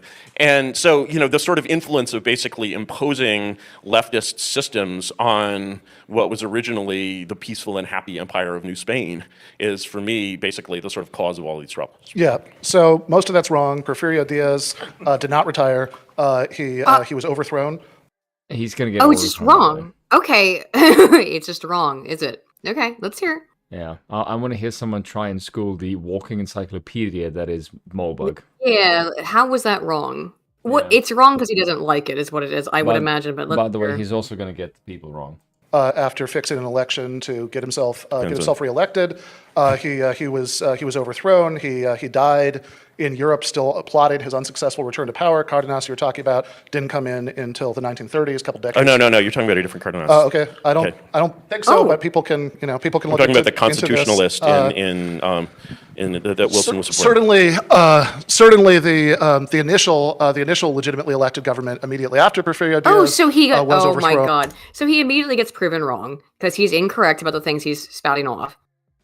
He then immediately goes, oh, okay, I guess I'm wrong about that, but I'm still right, so listen to me. Why? You just showed that and admitted you didn't actually know what you were talking about here, while having this presumptuous attitude, while calling Curtis wrong a second earlier. And then, when challenged even slightly, realized, or at least capitulated, that yes, you were incorrect, because you don't know what the fuck you're talking about, because this guy has a... He is consistent on one thing in that he is consistently incorrect. Neon said he breathes in fat. Yeah, the fact that I can hear him every time he breathes in does tell me that you need to lose some weight. Or the beard is constricting your friggin' chunk around your fucking breathing organs. Or your throat, sorry. Breathing organs. What the fuck am I talking about? Did you answer Hasidius' question? Do you know what a bassoon is? I do not. Bassoon in Italian? I don't know either. So I don't know Hasidius. I don't know either. Answer that one. Do tell. Yeah, let us know in the chat. With very direct participation from the U.S. ambassador in Mexico, another of those famous examples of America promoting leftism in Latin America, which is very much the opposite of what most of the track record is. We also heard a bunch of things that I'm not quite sure how they all fit together or how they're supposed to be relevant to the original point. The original point being that even very mildly reformist left governments in Latin America are very hard to keep going in the face of American state opposition. Now we heard... Or it could just be wait. But earlier, just earlier in this discussion, said you wanted American state involvement in countries like Haiti. Leftism, actually. To promote leftism. So, excuse me, you've contradicted yourself pretty severely here, Ben. You said you wanted American state involvement in South American countries as long as it was promoting policies that you find amicable. But now you're upset about American state involvement in Latin American countries. I'm having a hard time following, Ben. I'm serious. I don't get it. I don't understand. Look at your Discord. Look at your Discord. Oh, I see. Now I see what bassoon means. All right. That's pretty good. Very Fun good, times. yeah. State Department are Democrats instead of Republicans. I don't know why that distinction would be relevant to anything. Of course, this stuff is bipartisan. Because the one side would be more in favor of leftism. LBJ, look at what he did in the Dominican Republic, for example. He was a terrible president. I've never had the slightest doubt about saying nice things about LBJ. Yeah. Oh my God. Okay. Let's be jerks. It's pretty much his entire presidency, actually. Empire being a bipartisan project. We heard that social democratic policies would have been a disaster there. So I guess it's good that they couldn't be implemented. Yeah, because they're not universal, despite how many protests you do, you idiot. Which is Curtis's point, that it's not universal, and now you're just admitting that they're not universal when you get the slightest pushback on it. But you can't. But you're not going to change your opinion at the same time. I mean, okay. Like, I'm totally cool with, because I'm very capable of changing my opinion on things, in debates even. But if the contention here is that you're wrong, but you're still right because reasons, that's not making any sense to me, dude. Also, what Rob just said in that, there was a guy at Medicare who I swear couldn't breathe and type at the same time. You'd hear furious typing followed by an odd pause, a deep breath, and then furious typing again. Rob, are you sure he wasn't getting high? Maybe. High in his own supply, for sure. Because, what you just described to me as someone stoned. Yeah. I mean, maybe. I don't know. I honestly, he's not making a whole lot of sense, so perhaps, but let's continue. In these various cases, none of this is particularly relevant to the original point, which is that if you look at economic models, what you have in a place like Haiti is the polar opposite of something like the Nordic countries with their strong labor unions, strong regulatory state, extremely expansive welfare state, and the latter works a whole lot better than the former in delivering those basic goods of a more reasonable, less authoritarian criminal justice system married to a low crime rate. And you really think that nobody has ever had the idea of using the Norwegian system of government in Haiti? Like, you're convinced of that? Yeah, where did I say that? Did I just say that and black out? I never. Yeah. In fact, what I said is almost literally the opposite of that, Curtis. What I said is that attempts at doing things that fall way short of that were not allowed to happen. If we go back to the Haitian Revolution, my God, certainly that was allowed to happen. That was some pretty. You should read Lothrop Stoddard's The French Revolution in Saint Domingo. It's a really amazing work. And this reminds me of the sort of the story. Yeah, the Haitian Revolution was allowed to happen. The story and of they were forced to pay reparations to France up until the 20th century. So if you want to know something about the economic origins of the distinction between Haiti and Norway, that might be a place to start. Right, because they were paying off their relatively small national debt. It's true, they don't have oil there. They do have sugar, though. They have to pay reparations to their former slave owners for the loss of property in the slave revolution. That's what happened. And the genocide and the. But yeah, the number of people that we're talking about there. It's is small. It's tiny. Is he denying a genocide right now? No, I think he's trying to say that the genocide wasn't that big a deal because the comparatively to the slaves was quite small. I really enjoyed when you mentioned George W. Bush earlier. Because if you want a great argument, but okay. Yeah. Executive who's not going to let himself be pushed around by Congress, who's going to get stuff done, like detaining American citizens without trial, like starting a worldwide torture regime, like starting a drone war. That's your dude, unitary executive. I hope everybody enjoys the result. Let's go back. I recently mentioned that a lot of it happened under Obama, but that's good debate. State positing that social democracy is the result. Let's go back, instead of debating Latin American history, let's go back to Ben's original point, which is twofold, I think, here, is that, number one, I think you're positing that social democracy is the vehicle for democracy, right? But then also you then said that the United States state, the American state, has been hostile to social democratic movements abroad. Is that right? And it sounds like it's inherently to you that the U.S. state is inherently hostile to social democracy in other countries.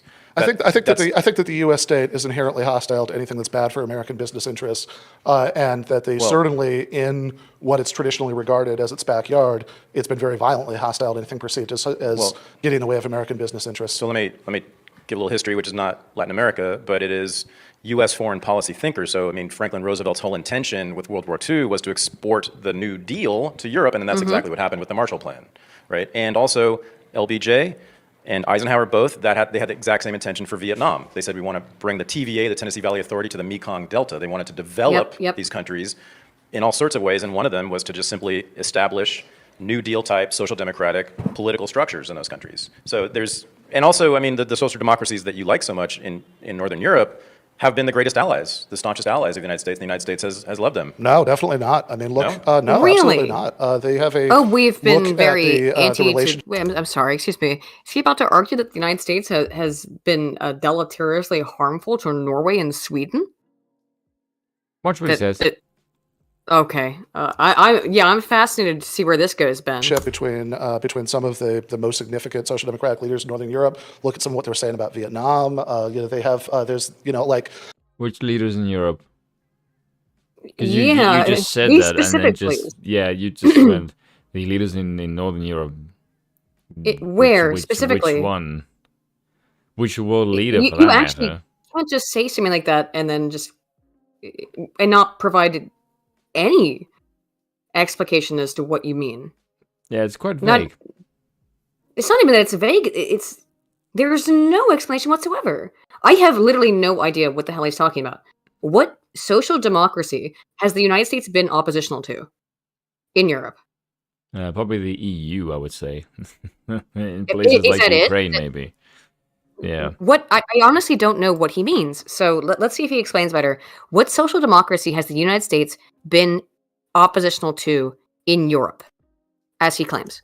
I don't think the staunchest allies claim is true. I mean, now if you want to do the more minimal claim, right, that they have that sure, I mean, the United States may be happy to work with countries that, especially ones over which it's in a position to exert very little direct control, but that can benefit the United States in all sorts of ways. Geopolitically, is happy to work with places that might have a variety of internal regimes. Yeah, of course.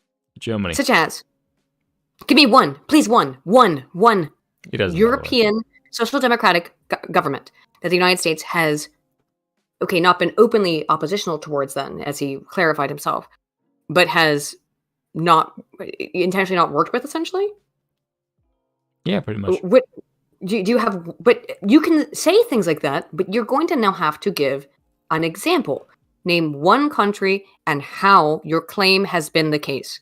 I don't think he knows any other countries in Europe apart from Norway, Sweden, Finland, and Denmark. I don't. Could just state one and then state how. You can't just say something like that and then not provide an example, Ben. You just can't. I'm sorry. But he's going to. But I also think that really, especially if we're going to talk about social democracy, I mean, I know I've read Robert Caro. I know that LBJ expressed some fond thoughts about it would be great if we had the TVA in the Mekong Delta. I think if you actually look at the regime that we were propping up in Vietnam, it did not do a lot of stuff like that. But I think that more broadly, when we talk about social democracy, what we're really talking about is not just sort of any kind of reform that might include some element of welfarism. I mean, you certainly have that coming from all sorts of sources that are totally separate from that. I mean, you've got Bismarck, establishing some basic social insurance, and what we're talking about is stuff that comes out of the labor movement and the socialist movement and expresses the aspirations of those things. Typically, when we talk about social democracy, we're talking about reforms, rather than revolution. But I think if we're going to be historically specific, that's what we're talking about, and certainly. In those countries over which America has expressed the most economic and political dominance, any attempts at doing anything that would be even close to what we have in the United States, never mind this kind of more extensive democracy, has been often met with quite a bit of hostility, and that is a major reason why it's been so difficult to implement that in Latin America. Can I offer an alternate reason for that? Sure. I would say the alternate reason for that is that the farther you go from Norway, the more transparently insane these policies are. I mean, true. I mean, that to me was my favorite line of this debate. Well, it's fantastic, and it's also true because It's also true. He's just saying vagaries. Yes. He's just saying the reason why it's not working in Latin Yeah, America, booms is in the America chat, is why not all the vagaries, because yeah. Essentially America and European countries aren't working hard enough to make it work, which is this bizarre and insane globalist kind of proposal that we need to go into other countries and enforce governments upon them. To me, that is pure tyranny. It is pure tyranny and is antithetical to the idea of self-determination. Now, I thought that us as monarchists were supposed to be the tyrannical ones, but everything he has proposed up until this point is suggesting that other countries We're go extremely into. isolationist, actually. I know that America and other Western countries go into places in South America, enforce new governments upon them, which is exactly why Curtis brought up Vietnam. Because, I mean, is that not what you're... And then he wants to immediately get away from the Vietnam thing. And did you notice that? How he kind of just shook that off of like, oh, no, let's not talk about Vietnam. He does that a lot. That whole regime change thing and we're going to bring democracy to Vietnam thing didn't work at all. Yeah, because he works through talking points and idealisms. Yeah. Yes. And it's frankly pathetic. I have like to be clear. The fact that you think you can bring a $5 minimum wage to Haiti, sitting next to Curtis, is like, Jesus fucking Christ, that's like insane. And just expect the Haitian government and society to chug along. When he even admitted, again earlier, that the United States would have to do that for them because they don't have the infrastructure to be able to do such a thing on their own. But we must, because Haiti must be in this global world government along with the United States, essentially, and make a comparable minimum wage. Because he didn't provide any reason for it.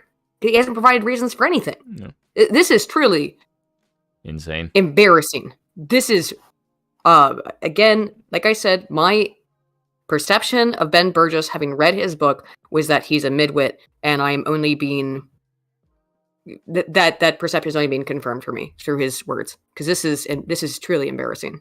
I would you like the dictator of Haiti for a year or two. You should actually look into the 1920s and 30s occupation of Haiti, because I think that if you read primary sources from the period, you might change your very I hesitate to say your very linear perspective on what was going on there. I feel like in some ways you're sort of a prisoner of this kind of 20th century Cold War worldview, which is itself really an American propaganda construct. So one of the things 100%. That you see across the board within the Cold War, he is complete victim of American propaganda. I would encourage you to compare hated America, funnily the enough, U.S. response to the Soviet Union, for example, to the response to right-wing powers like Nazi Germany, where the idea of we're going to be at peace with Nazi Germany and have a Cold War with them rather than starting a worldwide war and invading Europe was not even considered an option.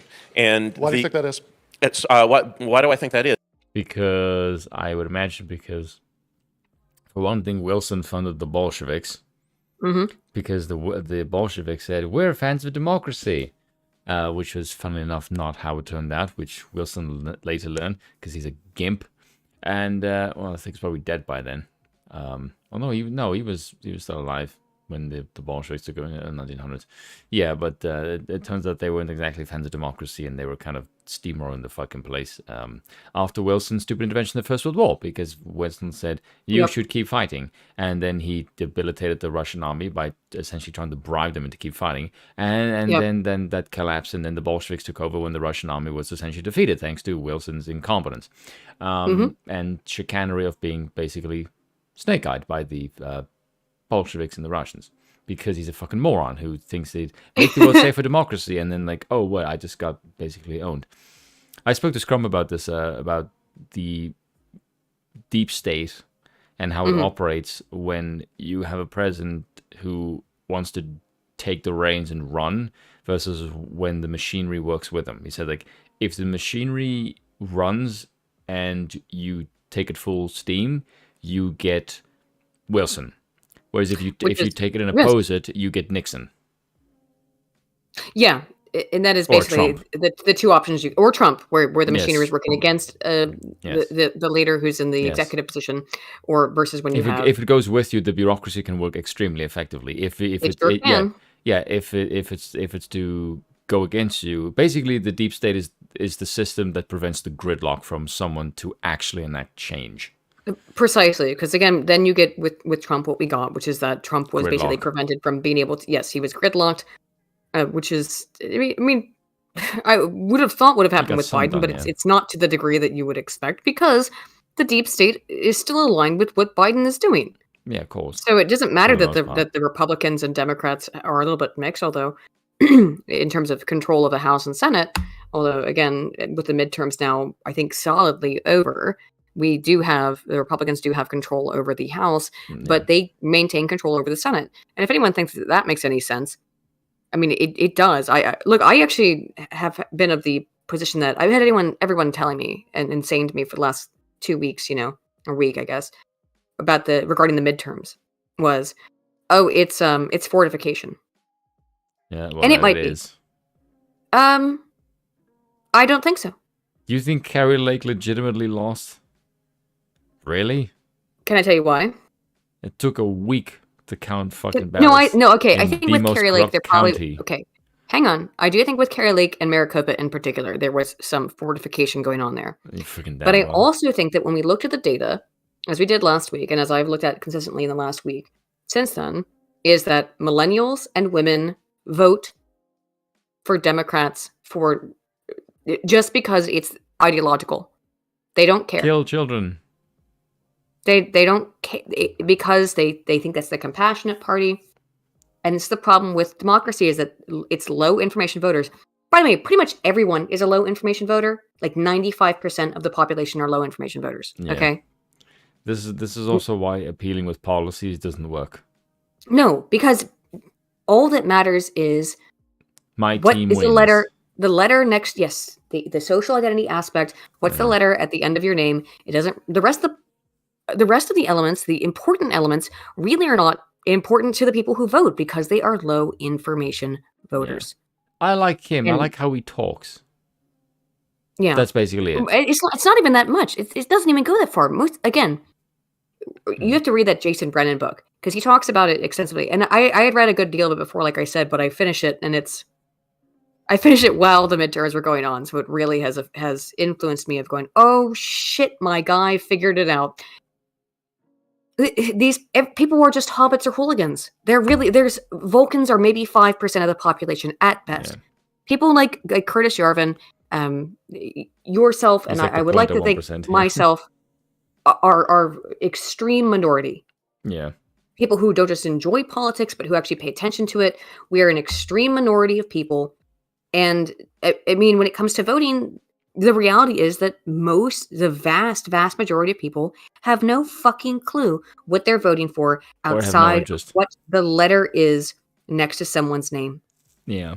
This is also why I'm gonna make a video about this tomorrow because I didn't get a chance to do it today because we're doing a live stream.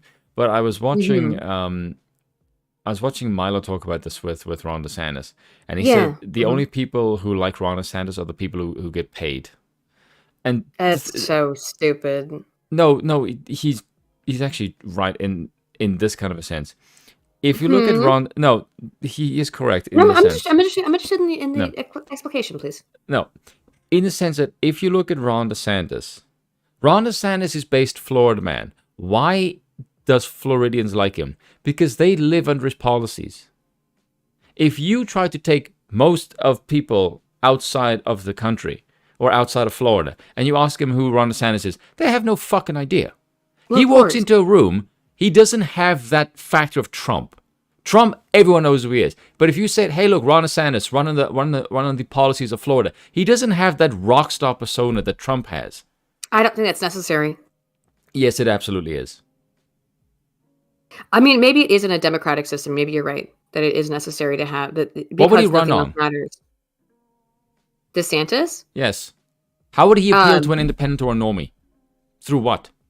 Because if they lived in Florida and they didn't suffer under the lockdowns the way every other state did, and they watched everyone else around them struggling and That's not most suffering, their people, businesses Aiden. dying, what? That's not most people. Again, you're applying policy. Yeah. What makes a normie appeal to Ron DeSantis? Policy aside. Did Trump focus on policy? No, he smashed the shit out of everyone just by being a bully. that resonates. Like, I'm sick of these fucking cunts bossing me around, and this guy is gonna kick their ass. I like that. That DeSantis doesn't do that. He does not have that punch. That's why Trump liked. Nope, that is why Trump. They said, I don't give a fuck about the politician. I want a guy to wreck the machine. That was him. I do agree with you on principle, right? Trump is the only guy that has that mojo. And it's true. It's what you just said is in alignment with what I said, which is in alignment with Jason Brennan's proposition, which is that, yes, 95% of people literally don't care about politics whatsoever besides voting for their team sport. And that is true as well. So in that aspect, I don't know, though. I don't know at what point those two things converge to where the oppressiveness of the opposition is so extreme that it makes even normies pay attention. COVID might have been that level of extremity. I don't know. I really don't. I don't know if that's... Also, it's because he was standing next to Clinton, who was insane. Right. That also helps because Clinton was a fucking maniac. I legitimately believe she is a psychopath. Trump's favor. Yes, I legitimately believe she is. I literally think she's an evil demon. I think she's... I mean, Alex Jones called her a demon, and I don't think he's actually incorrect on that one because she's... psychopath. I mean, she's evil. Yeah, she like. I mean, she gave off a vibe of being evil, and always has for decades. Yes, and very entitled. Yes, and that her ego is bigger than Trump's. She hates the American people, right? So yeah, I mean, she definitely gave off a really horrible vibe. Yeah, Clinton did. So I do think that was part of Trump's success. I deserve to be in the White House because I have a vagina, and everyone that doesn't vote for me is a sexist, and you're a basket of deplorables. Like. Right, insulting the entire electorate is not... no, not a good idea, move. generally speaking. No. Not a good idea to insult the entire electorate. But who knows? Yeah, you could say Ron DeSantis is perhaps more presidential, but being more presidential doesn't win you any votes in this I don't think it wins. I don't think it wins at all anymore. I mean, look at who the U.S. president is. It's Joe Biden, a man who doesn't even know his own name. So I mean, Fetterman won. He literally can't talk. In fact, Fetterman is literally mentally disabled, and he won. So, I mean, you either have to admit that there is shenanigans afoot, or your population is incredibly stupid. Did you read your Nikki's super chat? He said for 10, I think I cracked the code. Talk about examples at a global scale. Be incredibly vague on the details you're fuzzy on, and immediately change topics if you're starting to lose. Yeah, that's what... I mean, that appears to be what Ben's been doing here, right? Is he's being very vague, giving very vague kind of descriptions of things, and then just saying he's right. And basically implying that Curtis is stupid if he doesn't agree, which is, okay, whatever. Okay, I'm gonna disagree with Zero Hit. You say DeSantis has rockstar appeal. No, he doesn't. He doesn't have the wealth. Think he does. No, he doesn't. He doesn't have the wealth appeal. Trump has the big, bold real estate persona. Ron DeSantis' appeal is in politics. And politics isn't sexy. Whereas Trump's world of like big, bold, I mean, everywhere. I get where you're coming from. I just don't think it's... look, Trump got people out to the polls because of what you're saying. Yeah. Because of his Ron can't do that. He can't mobilize. Right?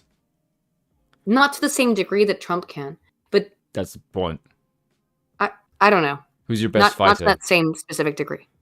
I also don't think it's good to start fights with Ron DeSantis, who is someone who led Florida while the rest of the country exactly what Trump would do. Significantly. Yes, I know, but but I really dislike that Trump is beefing with him. I think it's counterproductive, and I think it's stupid. I think it is that because we think of that's not a wise thing to do, but we have no idea how. Yes, it's not a wise thing to do. Yeah, it's a massive strategic mistake. Says who? Me. Okay, but you not most people, Aiden. I think it's it's not just me. Everyone I've talked to, my dad about this since I've been on vacation. My dad, my stepmom. Hey, Mom, do you think that's a strategic mistake for Trump to beef with the DeSantis? So now I've got a whole sample of 4 people. Oh no, 5 people because my godfather also said so. So and my Aunt Martha, now it's 6 people. Look at my giant sample size. Look at my huge sample size. But like it's an impressive sample size, isn't it? But this is what I thought as well. Are you feeling a little minuscule compared to my sample? Fuck you. 6 people. No, because the last 2 weeks told me that so much of your content creators of what you watch are, on the one sense, telling you what you want to hear to keep you engaged. Sure. But they are also telling you their perspective of what they think will happen. And when you if they're good and honest, yes. Yeah, but if they're you know. But the problem is as well is that you are only taking in their perspective, but where the vast majority of people are not clued in as much as they are. So it's mostly a guessing game. Well, okay, from that perspective, though, I do have to say, who was wrong? Who was wrong about these midterm elections? Sticks, who is like never wrong.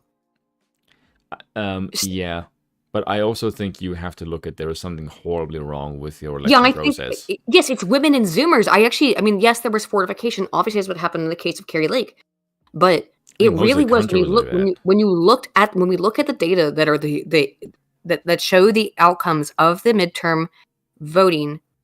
It's Zoomers voted what 90% of them voted for Democrats. 100%. It might, I think maybe 10% didn't. So, but let's say let's take the interim between our two. Let's take the interim between our two beliefs, which is 95, which might be fair. So 95% of people under the age of 25 vote for Democrats no matter what. It was 18 to 29. Yes, 18 to 29.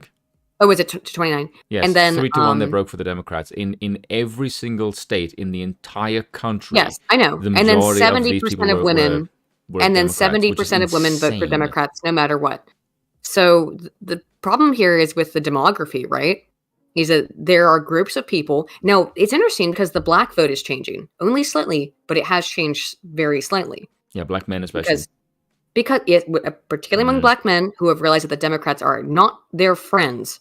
Well done, black man. Only took you 60 fucking years, but better late than You're never. correct. I mean, that is correct. They're not your friends. They want to use you. They see you as a political prop. Not to say that the Republicans wouldn't. By the way, not to say that the Republicans wouldn't do the same. Just saying. Yeah. That it is the case with the Democrats and black people. That's democracy in general, though. And then again, that's all democracy. Everyone is a political prop. Yeah, I find that quite creepy. I find that disrespectful and dehumanizing as fuck. I also find it quite weird in the fact that you're supposed to be this country of the melting pot. This is what Ben's point is so fucking stupid. It's like, Ben, explain to me, if there is no cultural differences in your country, why the hell do you have a black caucus or a Hispanic caucus? Well, if you're the Americans, I'd love to hear his answer to that question. Actually, I really would like to hear his answer to that question. If we're all homogenous, and homogeneity doesn't matter at all as to the success of the social welfare programs in countries like Sweden and Norway, then why does America have this emphasis on diversity and protecting diversity? Yeah. Right? But it doesn't in terms of we need to have the black vote needs to be separate but equal with our black caucuses and things like this. Yeah. Because that was not the case. Those were not things that you would have heard advocated for maybe 20 years ago, but now that is the norm. Yeah, and it's kind of creepy. Yeah, because it's I find it creepy. I find it very creepy. Yes, I find it creepy in the sense that it's supposed to be like this like black versus white Hispanic thing, but you're all supposed to be American, but you also all have the same fucking problems, but you're also somehow culturally different. But the cultural differences do not account for any success or failures at all. It is confusing, isn't it? Which makes no fucking sense whatsoever. It's like, so you want diversity, but not really, because if anyone thinks outside of the norm, you are not considered a progressive anymore. So your diversity is really only in appearance, but in thought, you want everyone to be lockstep in fucking key. Otherwise, they're problematic. Precisely. There you go. You got it. Nail on the head. Because when it's infuriating. Yes, because when I listen to people, it's like, oh, look, we're diverse. No, you're not. You're diversity of skin color, but you all think exactly the same fucking way.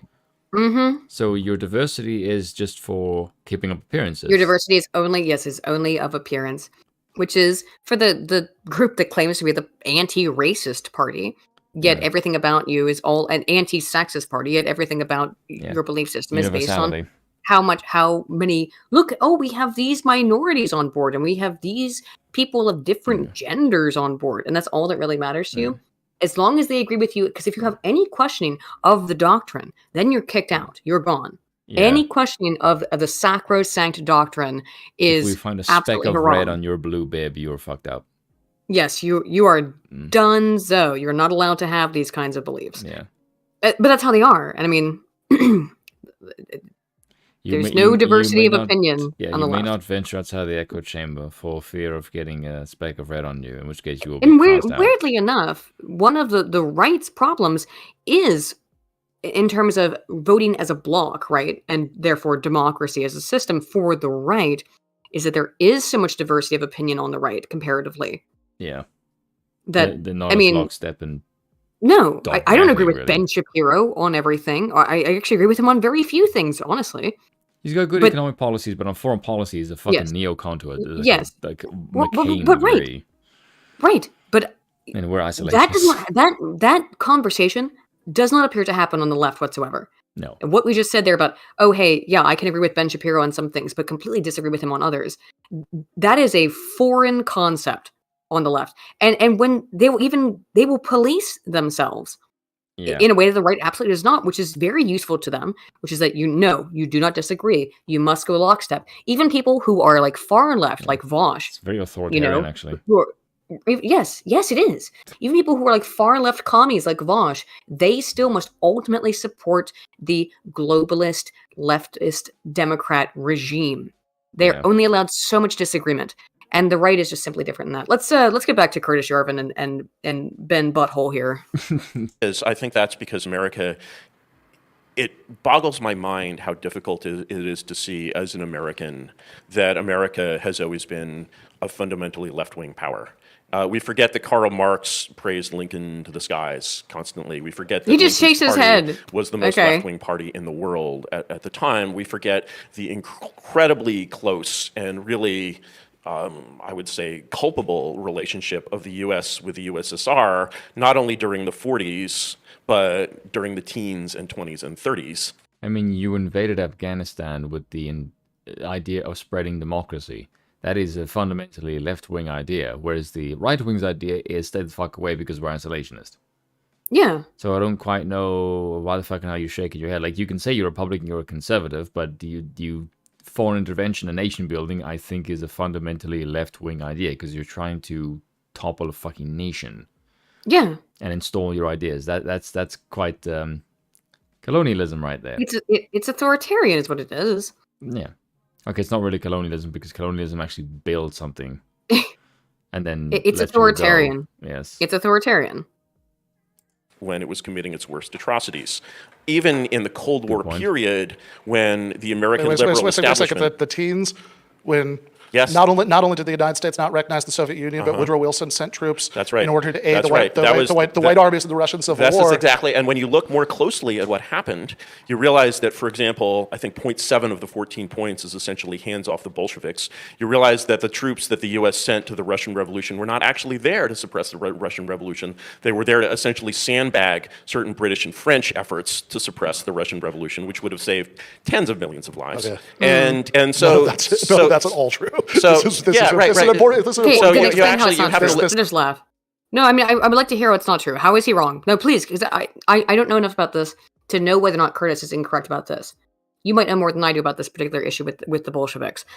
But I want to hear what he has to say. And please, for the first time in 40 minutes, Ben, can you explain why he's wrong and using something I could Google even, instead of just saying, you're wrong, chuckle.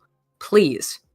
Because if Curtis Yarvin is wrong, I'd be more than happy, trust me, to accept that it's possible that he is. Because we are all very often wrong. Not usually the autist man, but go ahead. News from an alternate dimension. So, for example, there's a great book which is a biography. Do you know? I'm curious as to how you feel about Wilson, but there's actually a biography of Wilson. Oh, I'm sure he loves him. Actually, does he know? You think he knows who Woodrow Wilson is? Even I actually don't know. Maybe he does. Let's see. That I read, and it includes this wonderful detail, which is entirely consistent with what I find when I look into the period. That in 1917, Wilson was not 1919. Have you noticed every time Moldbug references something, it's a book? Yeah.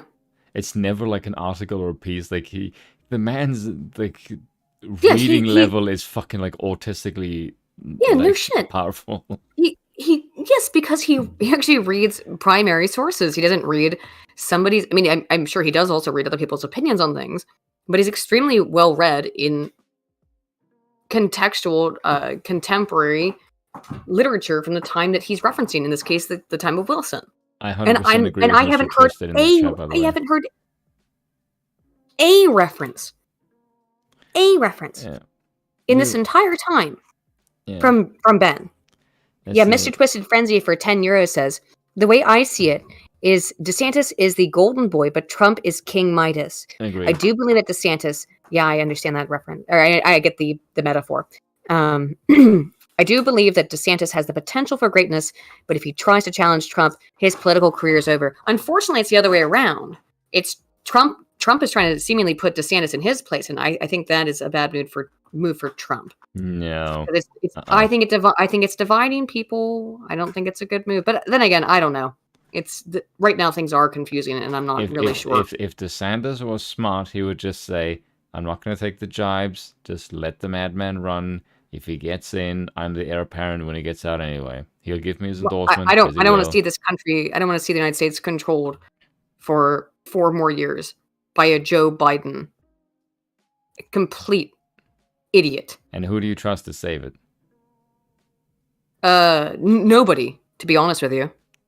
Well, who would you gun to your head? You pick DeSantis or Trump?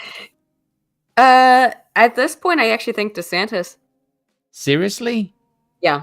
Okay, you and I need to have a conversation so I can. I know. Well, okay, we'll have an off-air conversation about it. But I think I need to return you back onto the path of righteousness of the Trump. All right. Okay. I don't trust Trump anymore. And hey, look, I was all on the Trump train. I'm just not anymore. I'm just not.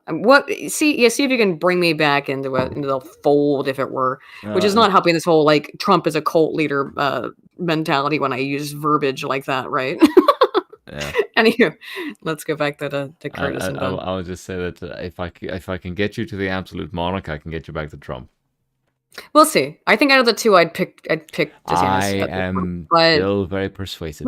But yes, speak to me in private, and we'll see if you can. Because I'm not. Look, my opinion on that is not like dogmatic in any way. So I'm just. I'm a Trump or bust guy. I'm afraid that Trump is so toxic. You should really see him talk lately. He's really presidential. It's unusual. I know.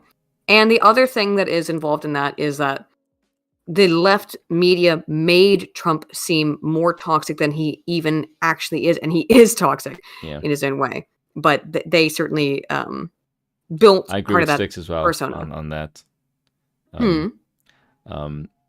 El Degusto in the chat, like, I'm with Sticks. If I the tech establishment nonsense, I'm out, and I'm not supporting the Republicans. Yeah, I'm agree.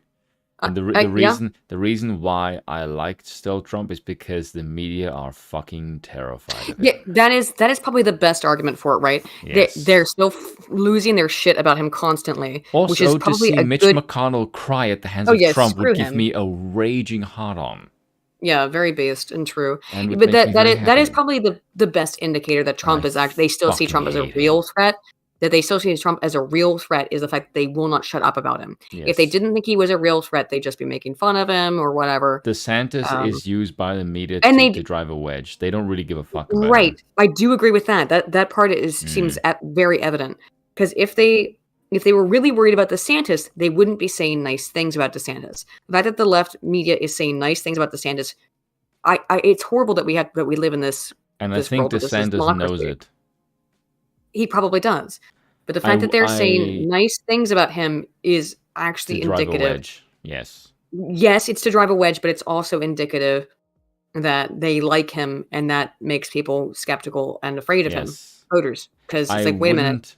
You guys hate us and talk constantly about how much you hate us, and now you like this conservative political candidate? Yeah. I thought you hated us. All of us, and we're all Nazis, and we all need to be dead or whatever. But now you're okay with this Republican. I wouldn't be surprised if Trump got him behind the scenes and went, listen here, these people are going to start kissing your ass to drive a wedge between you and I.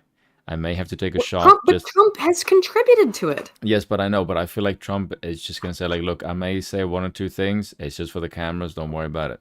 We're good. I wouldn't Maybe. be surprised. I wouldn't be surprised if he actually did say that shit.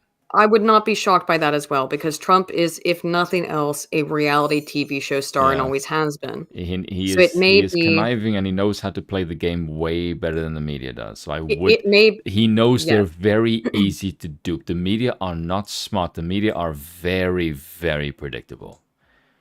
I think that you may have maybe onto something there, which is that I wouldn't at all. Trump is doing this shit as part of his reality TV show personality. Because DeSantis is not taking the bait. No, not yet, which has been interesting. And I think that is Trump. I think Trump is going to say, look, they're going to say some shit here. The smartest thing to do would be, first of all, I'm going to run. You're going to look presidential because you didn't take the bait. And then in 4 years' time, you can clean these fucking people's clocks. That would be fantastic, but we'll see. I think you might be correct there. I wouldn't be surprised if Trump does something like that, because because I think Trump does look like DeSantis as you're the boy, like you will be the one after me.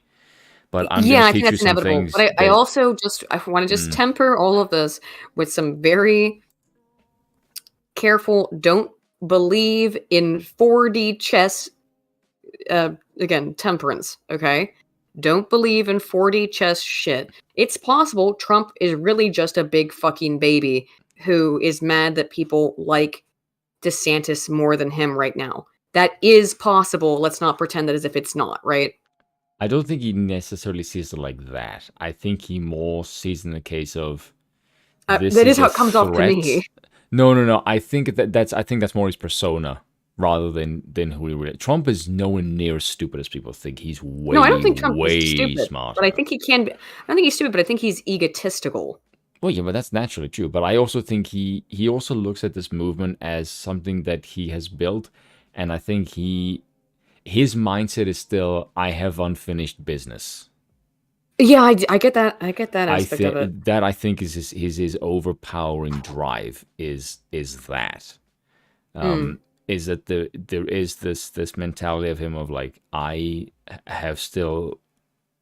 think he's still sitting on 2020. I think that's gonna eat at him. Oh, obviously, yes. Yeah. I also like that rage is inside of him, and I like that. Like, I want to see that unleashed on fucking hell. Like, I want to see mad fucking orange man just like, I'm going to, like, I have 4 years. I don't have to. I'm the incumbent. But he didn't do that before. Yes, I know, but he's running for re-election. Like, this is like the classic Alexander Hamilton thing. Like, he's just going to get considered the re-election. If he goes in there now, 4 years from now, it's like, I don't have to worry about re-election. I know some tools, I know some tricks, and now I'm going to fucking end you cunts. Like, I want that fucking mentality behind the machine to see what he can do. Let's see. Let's see. That is the only reason I am voting for, or not voting for him. That's why, like, you can't vote for anybody. I know, but that's the reason I'm supporting the guy, because I want that. I want that fucking madman orange energy South to Irishman. just like fucking kick. Like, I just want Trump to smash the shit out of Mitch McConnell so hard that fucking fat sitting underneath his chin gives him a black eye. I want to fucking see Trump do that shit. Well, let's see how it turns out. At the time being, though, let's see where this goes with Curtis and Ben. Early 1920, was it? Wilson was coming back from his grand tour of Europe, in which he's received as basically the president of the world in this insane experience. And who happens to be coming back to him with him is David Francis, who was the U.S. ambassador to Russia. Now, Francis was the former governor of Missouri, and he was essentially, during this conflict, the U.S. had two embassies to Russia. It had an embassy to the Kerensky regime, and then it had what was called the Red Cross mission, which was actually basically Wall Street's embassy to the Bolsheviks.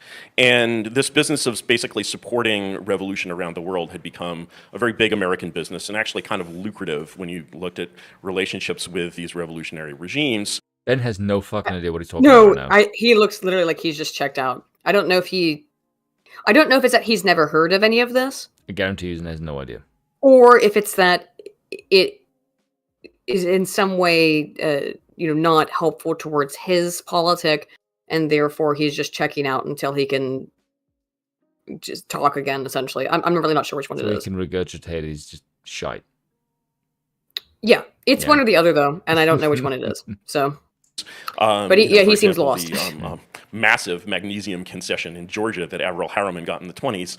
That's Georgia, the other Georgia. And so Francis is coming back on the same ship as Woodrow Wilson, who's appointed him the ambassador. He's coming back for medical reasons. Wilson won't even see him, even though they're both on the George Washington together. And then there is an episode which I find entirely convincing, but I've never read about before, but I don't see why Hoover would make it up. Hoover, of course, was a big progressive of the era, where Wilson sends this cable to Paris and London. And this cable is like, hey guys, I've just been informed that you're supporting these whites in Russia. And they're really very bad people. They're monarchists. The term fascist wasn't available yet. They're reactionaries. They're really bad people. And what I don't understand, and what I'm going to find really hard to explain to the American public, is the fact is you guys owe us a lot of money. And that instead of paying us back, you're aiding these monarchists, these reactionaries. I don't think American public opinion is going to take to that very well. And so essentially, the sort of cutoff of Allied aid to the whites, which is what allows the Reds to win that war, was very much a policy of liberal internationalism in Washington. Moreover, you keep using the term. Let's not moreover here, because we just went over a lot of territory, and I just want to note that all of that adds up to saying that when Wilson, what do you think I think about Wilson? He's somebody You're more of a Debs man, right? He's somebody who, yes, very much so, who rounded up and imprisoned all of the people who agreed with me, who were in the United States at the time. I think exactly what you think, I think. But also, note that when we're thinking about this USSR, Nazi Germany comparison, that they say, well, look, all we did with the USSR was initially support the whites in the Russian Civil War, but do it in kind of a half-hearted way, and then cut off aid. So really, if you think about it, it's as if we were supporting them, and that's being contrasted to Nazi Germany, where there was certainly nothing remotely like that level of attempt to counter that system in 1933 and 1934, and where the United States did slowly get there over time in response, not to, as I'm sure you know and would recognize, not in response to, some humanitarian objection to what, the Nazi Germany's internal system was, but as a response to its global ambitions and the things that it was doing in pursuit of those global ambitions, and ultimately to defend England against it. I guarantee you that if the Soviet Air Force had been bombing London, that would have played out in a very similar way. I think that, I guess I would say it's kind of, I sort of want you to broaden your historical reading beyond Howard Zinn. This is so glib and silly, and there is just no trace of a real argument here. This is just lines and insults. There's no engagement with any ideas. I'd like to recommend a couple of books. I think Charles. No, the reality is that you don't know what the fuck Curtis is talking about. I barely know what Curtis is talking about. And he's suggesting additional reading for you because every time I hear Curtis say anything, I generally don't understand everything he's talking about because he's one of the most well-read and autistic people in the political sphere. So rather than just say, oh, I'm being ad homed, maybe listen to what the fuck he has to say because you clearly had no idea what he was talking about there previously, okay? Just admit it. I've done this before in debates. No, I don't really entirely either, to be completely true. I'm sure there are some people who do understand everything Curtis has said, but I don't. And I don't think he does either. And also, I don't think there's shame in admitting that you don't have the insane, autistic, encyclopedic knowledge of world political history that Curtis Yarvin has. So rather than now just complain and bitch, when you weren't able to really answer anything that he brought up, then just say, okay, well then maybe I'm not edified enough on this particular instance. So could we talk about something could we talk about another example where maybe I would have more of a knowledge of? Because I don't think he has any knowledge of this. No. I really don't, and I barely do. So, and I don't know if you do, Spin, because you know more about world history than I do. I'm the social scientist. I'm not the history person, right? So don't ask me this shit. I don't know, and that's why I haven't interrupted, because I really don't know most of the things that Curtis is talking about. I don't think I'm nearly as smart as you think I am. You know more about history than I do, though. And I don't think that, look, again, I'm just admitting because as I just said, you should. I don't know, and I can neither confirm nor deny the shit that Curtis just said. I don't think Ben Burgis does either. And I think that if you were to be, as our discussion with Destiny, and I've tried to do in every discussion that I've had with people recently about politics, is that if I don't know something, I just say I don't know. I don't understand that. I don't know anything about this particular topic. So can we move on to one that I would have more of background and understanding and be able to provide some explication towards? However, he already failed on something I did know a little bit more about, which was on the Haiti situation and the situations in South America. So he's failed there. I do not know about this particular stuff that Curtis is talking about, so I can't provide anything that's valuable there to this discussion. And I don't think that Ben can either. So maybe he should just admit that, hey, this is what I would do, right? But this takes, you need to be a big man or big girl, I guess, in this case, to admit to this. Not that kind of way. In this case, it's to say, hey, yeah, I'm not familiar with this section of history that you're talking about. Maybe he is, but if he is, he didn't. I didn't get that impression. So that's what I'm going to say. There's the book. I'm trying to find it. The book is called. I think the one that he just mentioned is the ordeal. Herbert Hoover's The Ordeal of Woodrow Wilson. Mm-hmm. I think that's the book that I had no idea that Herbert Hoover actually was the author of a book. No, I didn't. That's again new. This is the thing why unless you are, like, historically, you really know your shit, why I would never in a million years want to debate Curtis Yarvin. Because he's just an encyclopedia of stuff. Yes.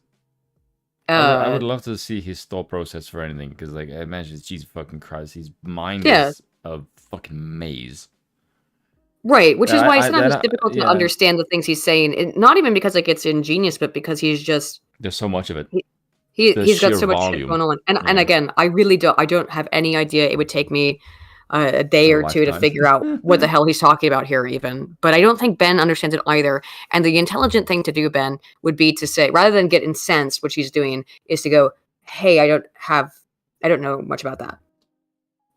Rather than kind of pretend that you do, which is how it came off to me. Now, I could be wrong, but it came off to me that Ben didn't know what he was talking about, but still needed an answer rather than his reasonable answer, which would be, I don't know much about that. Do you not find it funny? Because this is people like, I'm absolutely... By the way, I don't think it's a losing point. I don't think it's a losing point to say, I don't know about that particular thing. So I can't give you a good answer on that. But the reason I find his ape-like outburst to be kind of inappropriate, not just from not just from a debate point of view, but this is the guy who said, "Oh, in democracy, I'm absolutely in favor of people having more information, more access to," and like now you are sitting next to someone who is infinitely smarter than you, and is telling you to like, here's maybe some books to broaden your horizon, and he just scoffs it away. It's like, this goes against your entire worldview. Another thing, I don't have it in front of me, obviously, but it is on my desktop at home. Give Them an Argument, his book. And one of the things he talks about is, like, not getting emotional over shit. and yet actually, he's incapable of following his own rules. Of course. Does he look like a man to you? He looks like a walking vagina of the left. I mean, I don't, like, okay, like, let's, no offense, neither of our interlocutors here look particularly masculine, right? Like, let's be real. Okay, and I mean that, again, without disrespect to Curtis. But, like... No, Curtis looks like a modern-day wizard. Yeah, well, he is. Yes. He also looks like someone who might... He's just a wizard, that's it. Yes.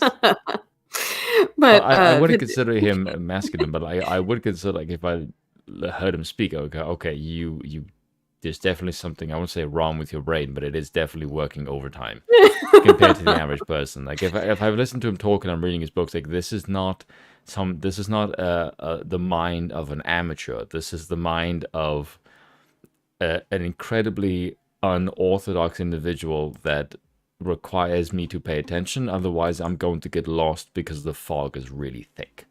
Yeah, and that is the mind. You and I kind of start out this conversation watching this video of saying it is very difficult sometimes to understand Curtis, even in his formalized writing, where he's got all the time in the universe to figure out how to make it make sense.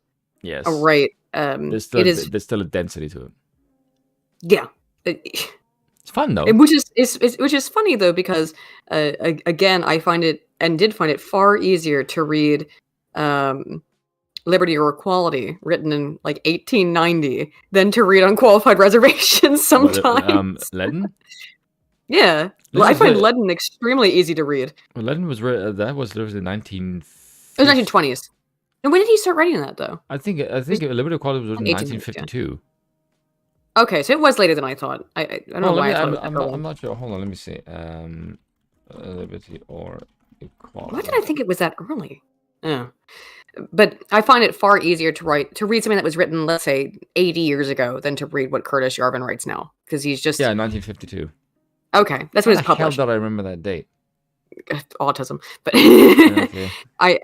I find... Is I that my find autism dates? Because that was never something I was particularly good at.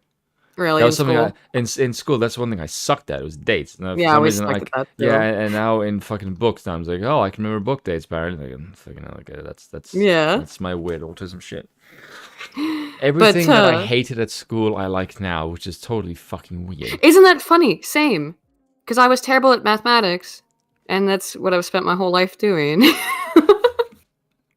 As math. Shit.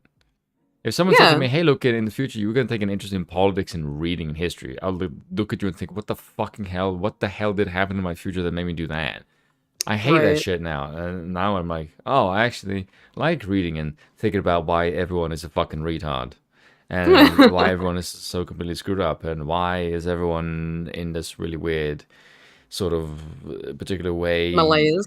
Yes. Yeah. Why is the world seemingly drunk or high constantly and don't know what the fuck they're talking about, but speak as if they do? And why is it so weird? And then you start reading all the works, because I read modern day works and I think, my God, it's very, very boring. And then I read fucking James Burnham or fucking Ledden. James Burnham's fantastic. Yeah, or H.L. Mencken. Oh my God, if there's one book... Dude, H.R. Mencken. Fucking... Jesus fucking Christ. If you want to get red-pilled real quick. Yeah, especially on democracy. Read his book, Notes on Democracy. First of all, it's not the read of an amateur. No, and that's... Your English will be dramatically improved if you read H.L. Mencken. Probably, but that's what I mean about Curtis and his particular linguistic... style or whatever it is. H.L. Mencken is by far the most dense writer that I've read. As far as making me like, if I don't really pay attention to this, I'm gonna get lost very fast. He's one of those like, you need to like make sure you are in a room with no people or anything, like blank room is like just the words. In front of you is enough to paint a picture. By far. I see what you mean. But it's the same thing with Curtis, though. Not the same as Mencken, but where it's it can be very difficult to understand him sometimes. Not because he's incorrect, not because he's even speaking jargon. It's just he's just a font of information, and it's just going to come out the way it's going to come out. Style of producing the works. Yes. And I'm not trying to also I'm sorry guys, if it comes off as I'm sucking him off, that is not the case. I actually think that it's one of his major detriments to him, is that it's difficult to understand what he's saying sometimes.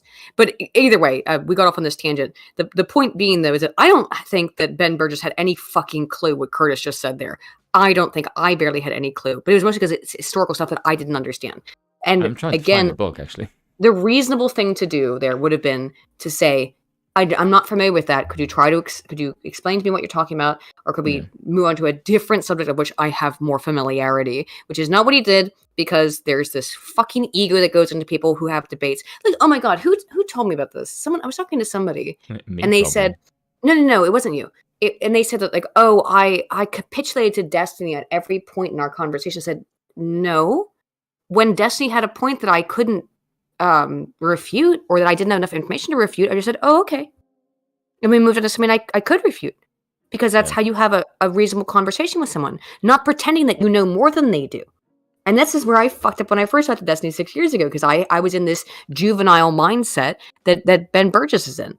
And it's like, I don't know how old you are, Ben, but I get the feeling you're probably older than me, at which point it's kind of time to say, I can be wrong and get it all right with it and move on. I don't think his ego will allow him to do that. No, I think I read his book. I think his ego, that book, again, if you read it, enormous.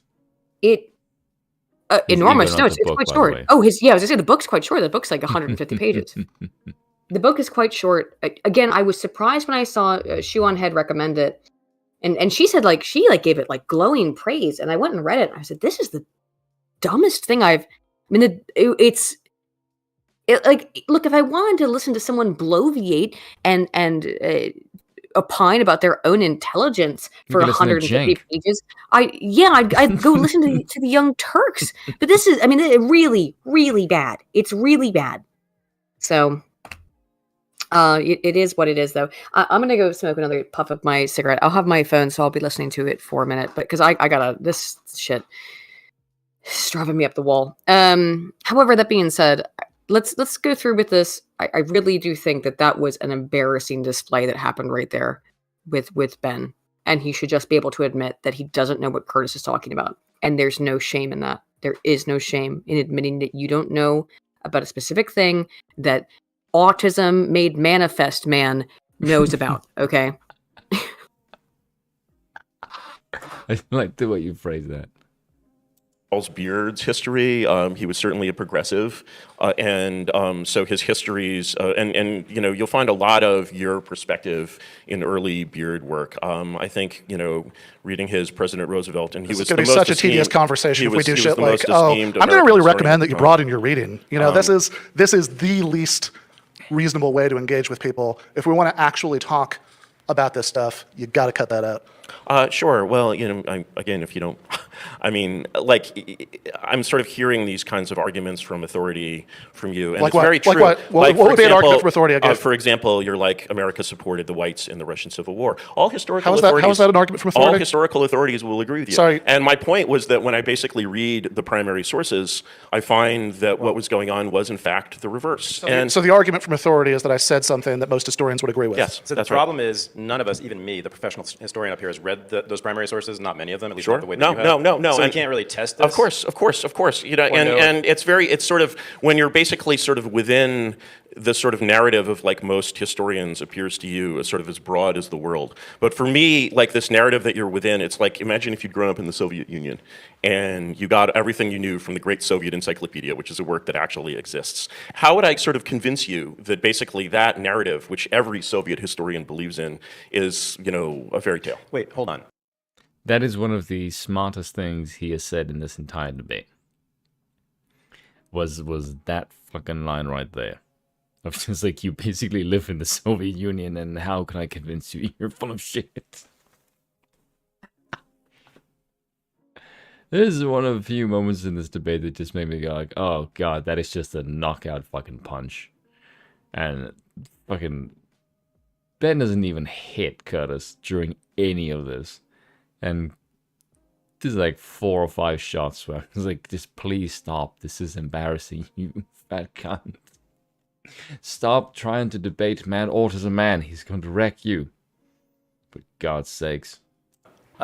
Has the United States government been interested in exporting democracy? Yes or no? Oh my God, since the very beginning. I mean, if you read, Washington's farewell address, the farewell address is a sort of wonderful kind of piece of isolationist rhetoric. Mm-hmm. It's really great, and it's doing no more than repeating basically the essential tenets of classical international law as understood by everyone at the time. And one of those tenets is that one thing that you don't do is support rebels in other people's countries. That's an act of war.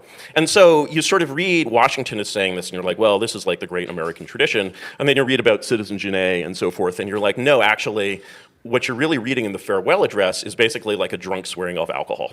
And you know he's going to keep drinking. And so, for example, you see the same thing, for example, in 1848 with America's just incredibly enthusiastic reception of like Louis Kossuth when he comes to America, the Kossuth story. Mm-hmm. Garibaldi is a huge hero to like Americans everywhere. And, this sense of basically like promoting Castro when he comes to the UN in the late 50s is treated like this incredible rock star. I mean, yes, America is very well known for its love for Fidel Castro and its attempts to keep him in power. Oh, yeah, absolutely. Absolutely. The numerous attempts to assassinate the guy. I can point you. The almost literally ended human civilization to stop Cuba from defending itself against invasion, Cuban Missile Crisis. I can point you to the testimony of the last ambassador to Batista before Congress, describing how essentially everyone at State and CIA was supporting Castro, who essentially got his job through the New York Times, as they say, by having an interview with Herbert Matthews, where he basically presented presented himself as like the voice, as like the John F. Kennedy of Cuba. That was essentially widely believed by all the cool people in America, all the Ernest Hemingways. Gosh, how long did that last? Yeah, it lasted until basically Castro declared that he was on the side of the Soviets. And then what's happened in the last 60 years continuously? At that point, basically, of course, you switch to a Cold War pattern where what you see over and over again, all of these patterns that you see make perfect sense if you see the US and the Soviet Union as competing revolutionary empires. And so, for example, let's look, for example, at South Africa. Okay, at South Africa, again, you have this sort of standard, well-worn Utne reader, we supported the regime in South Africa. Actually, the US was trying to overthrow the regime in South Africa basically constantly from 1945 after. What you mean by You bunch of Yankee bastards. support is essentially condone. When you use this word prop up, what you're actually saying is that the US is not trying hard enough to revolutionize That's not all these what countries. I'm saying. Not even close.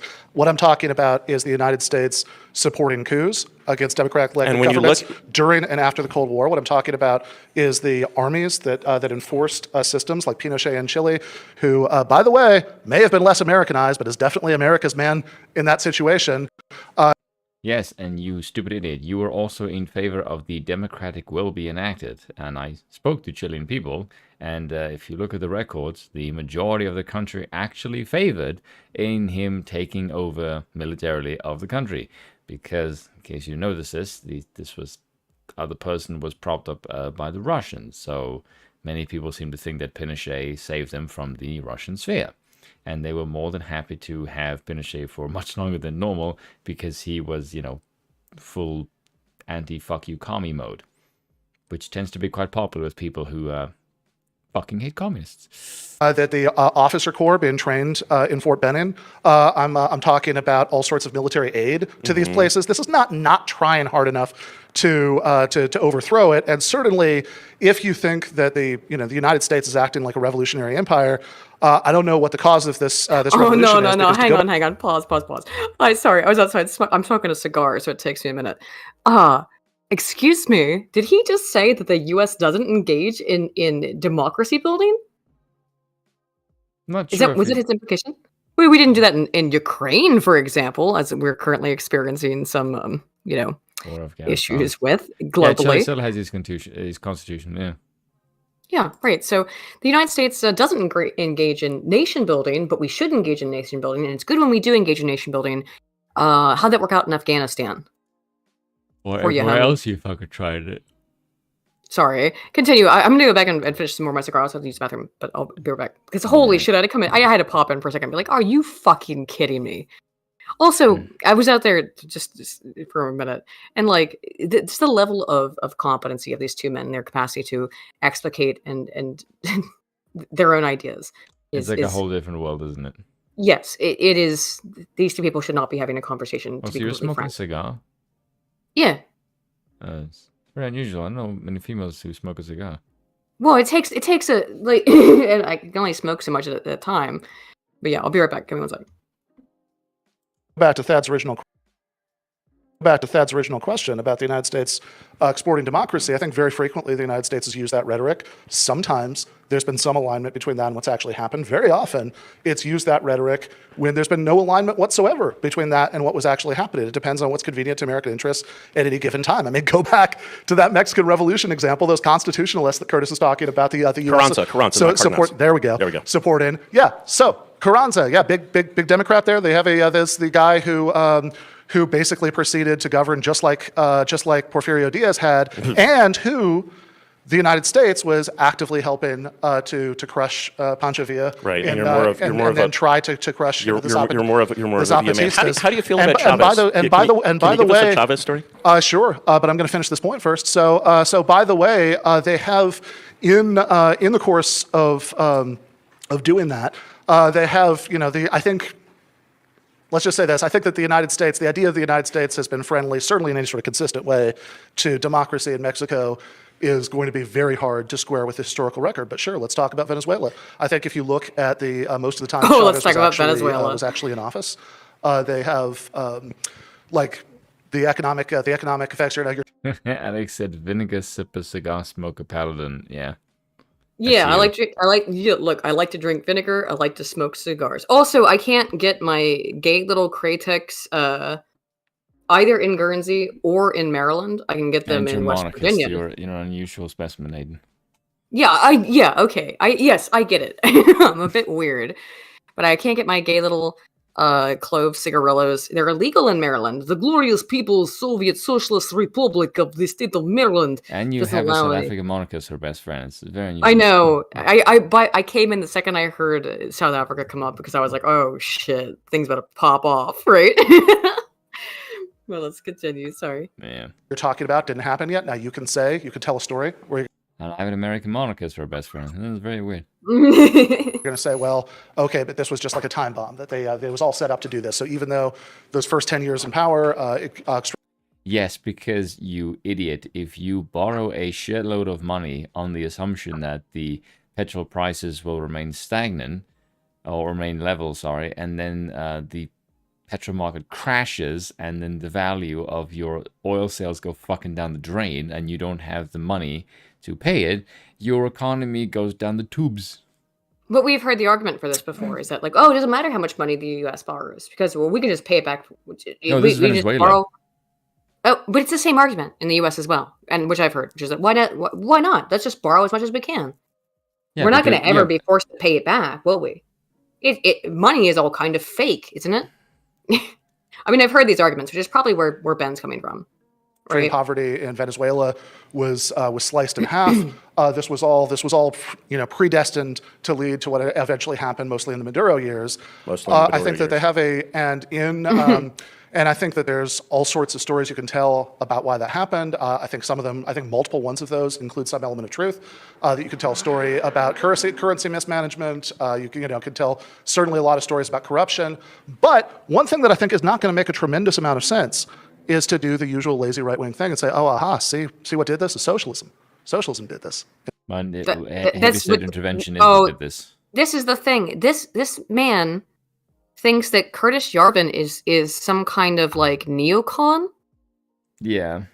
I don't think he knows who he's sitting Which- next to.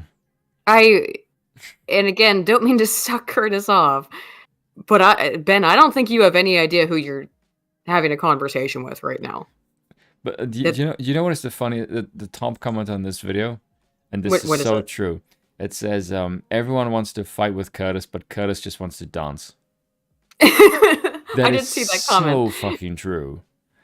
I did see that comment actually. Yeah, because he doesn't ever debate. Like look at look at Curtis. Curtis is very like hostile. Like you should really read some other shit. And then Ben, the fat bastard that he is, he's very unnecessarily combative. Like why? You're not trying to school the guy. First of all, you are not going to school him in a million fucking years, pal. But secondly, you're so aggressive. Why? Also, you come to this debate with fucking talking points. You said $5 minimum wage is somehow going to help Haiti. Like, wait to tell me you know nothing about economics without ever telling me you know nothing about economics, is to say shit like that. Yeah.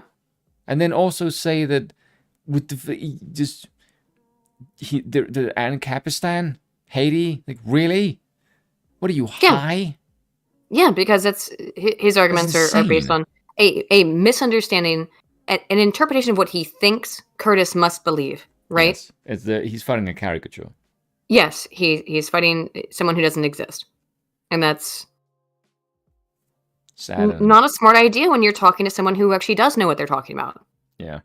And I think that people on the left have become, like Ben, are so used to being in hug boxes that are protected by things like Twitter that prevent them from seeing anyone else's opinions and legitimately having to deal with them or approach them, is that he has no idea. This is what always happens. This is what happens. This is why I don't like debates and why I personally don't usually engage with them, is because Ben has created a caricature of Curtis and his positions, and he like, if you think Curtis Yarvin is a like run-of-the-mill neocon conservative, which is how he's treating him, and not the weird monarchist that he is, then you're so not only very, very mistaken, but you've made a grave error in doing so, and you should be listening to what he's saying. Yes. Precisely. And you are ill-equipped for this. And just saying, well, you're conservative, therefore you must think XYZ. First of all, that's solipsism. That's not. It is literally not an argument. Read. I don't know. I have read his book, and he doesn't say anything about making non-arguments. He actually says make non-arguments at some points. Well, in my interpretation of his book, where he basically just says that you should just fuck with conservatives by making shit up and being emotional and irrational. And he's doing an excellent job of following that part of his own advice. So good job on that one, Ben. Excellent work. In Venezuela, when you actually look at the stats on Venezuela, even at the height of Chavez's welfare state, the public sector in Venezuela was smaller than the public sector in France. It was yeah, because the country isn't as developed as France, you fucking pleb. Right, what the fuck are you talking about? That's why do they always have to do this? You know why they have to? They constantly have to do this of let's compare two things that are incomparable, because that would somehow suit my point, but they are incomparable. It's to bestow a sense of credibility with the audience. What his credibility has been destroyed in this. Yes. Already, like completely and utterly decimated. Mainly because of his own stupidity. Yes. And the fact that he just says that doesn't make any sense. Like calling Haiti and Capistan. I will forever remember Curtis's reaction is of just politically and historically illiterate. Come again. Yeah. So. I don't know what he wants people to do then. With the fact that basically this whole debate has been Ben doesn't have a basic understanding of the things he talks about, and then gets upset when it gets pointed out to him that he doesn't have a basic understanding of the things he's talking about, or an advanced understanding for sure. But probably should not be having this debate. And I understand why Curtis said it was very frustrating to him, because it's frustrating to fucking watch. Ben is illustrating that he really does not understand these things that he professes to be an expert in. No. So, sorry. Just the way it looks to me. Barely bigger than the one in the United States. And so certainly the idea, whatever your preferred explanation is of what happened there, the idea that this is just like an inevitable consequence of getting a little too socialist and this is going to happen to your economy. A little too socialist. Venezuela is a little too That's your socialist. best Right. example of third world. Didn't you nationalize the entire oil industry? Yeah. That's not a little bit socialist. Like if you try to nationalize the main resource in your country that you're exporting, yes, to the point where you think this can prop up the entire and then living the standard Venezuelan of your dollar nation. becomes worth about the same as the Reichsmark in post World War I Germany. We had to drag around giant wheelbarrows full of cash to be able to afford things because of the massive inflation. In a country that has a huge amount of natural resources, but you've socialized everything, and it's just proof that countries are not equal. That you can't take Venezuela and apply the semi-socialist policies that work okay in Norway and Sweden. You can't apply these unilaterally. Indeed. And the evidence is overwhelming for that. World socialism. So when you say third world, not Norway. Not Norway. They have so why is it? Tell me your story about why you think that what's effective in Europe can't be effective outside of Europe, because I've been really unclear about Curtis this. fucking That's a really preempted his interesting question. bullshit Let's there. take Japan and Haiti. Listen to this. This is very So good. when you say third world, not Norway. Not Norway. They have so why is it? Tell me your story about. I want to pause because you see that he was going to bring up Norway. He was going to. Curtis preempted him, and then completely threw him off his shit. He did say a third world nation. No. He was going to say a third world nation. He said third world nation. Ben was going to bring up third world nation. You mean like Norway, a socialist country like Norway, or a country with socialist political policies and social welfare policies like Norway? And then Curtis preempted him, knew what he was going to say, cut him off, and then he got stun locked. And so now he's a little stun locked. But let's go move on to Japan to Haiti. You gotta hear this because this is really funny. Well, I brought up Japan earlier, also in discussion of Haiti. So let's see. Yeah, but why you think that what's effective in Europe can't be effective outside of Europe? Because I've been really unclear about this whole time. Wow, that's a really interesting question. Let's take Japan and Haiti as our examples, because they're both island nations, and they both. One of them is very economically successful and the other one isn't. So if we could say, well, the infrastructure in Japan is much better than the infrastructure in Haiti. So what would be your expectation if leaving the governments of both countries the same, we transport all the Haitians to Japan and all the Japanese people to Haiti? So is there going to be an answer to the question I just asked that's like coming?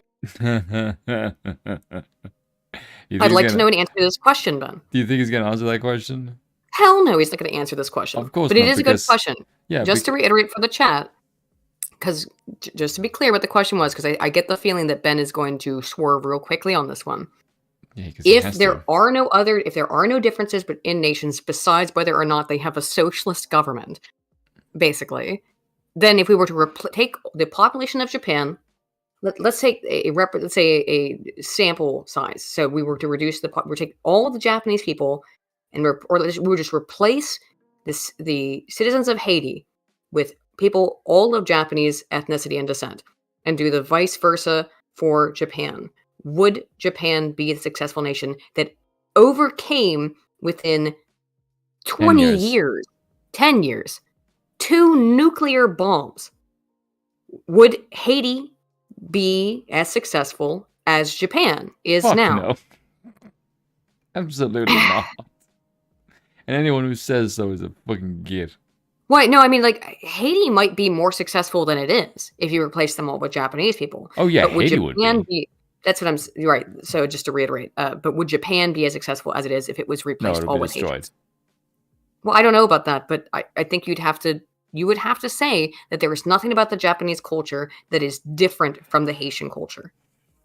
That would anyway nonsense. Which is his argument, which is Ben Burgis's argument, is that if you just took people out of Haiti and one-to-one replaced the whole Japanese population with just replace them with a transporter, and tomorrow every Japanese person became culturally and ethnically Haitian, and on the same day every person in Haiti became culturally, ethnically, genetically, etc. Japanese, would Haiti be in a better position, or would Japan be in its same position or a better position? That's the question, and I don't think Ben's going to be able to answer this question because he started out the conversation by saying that it wasn't fair to even talk about this subject. So let's get into it. And through Socratic dialogue, get to it. Yes. Give me your answer first.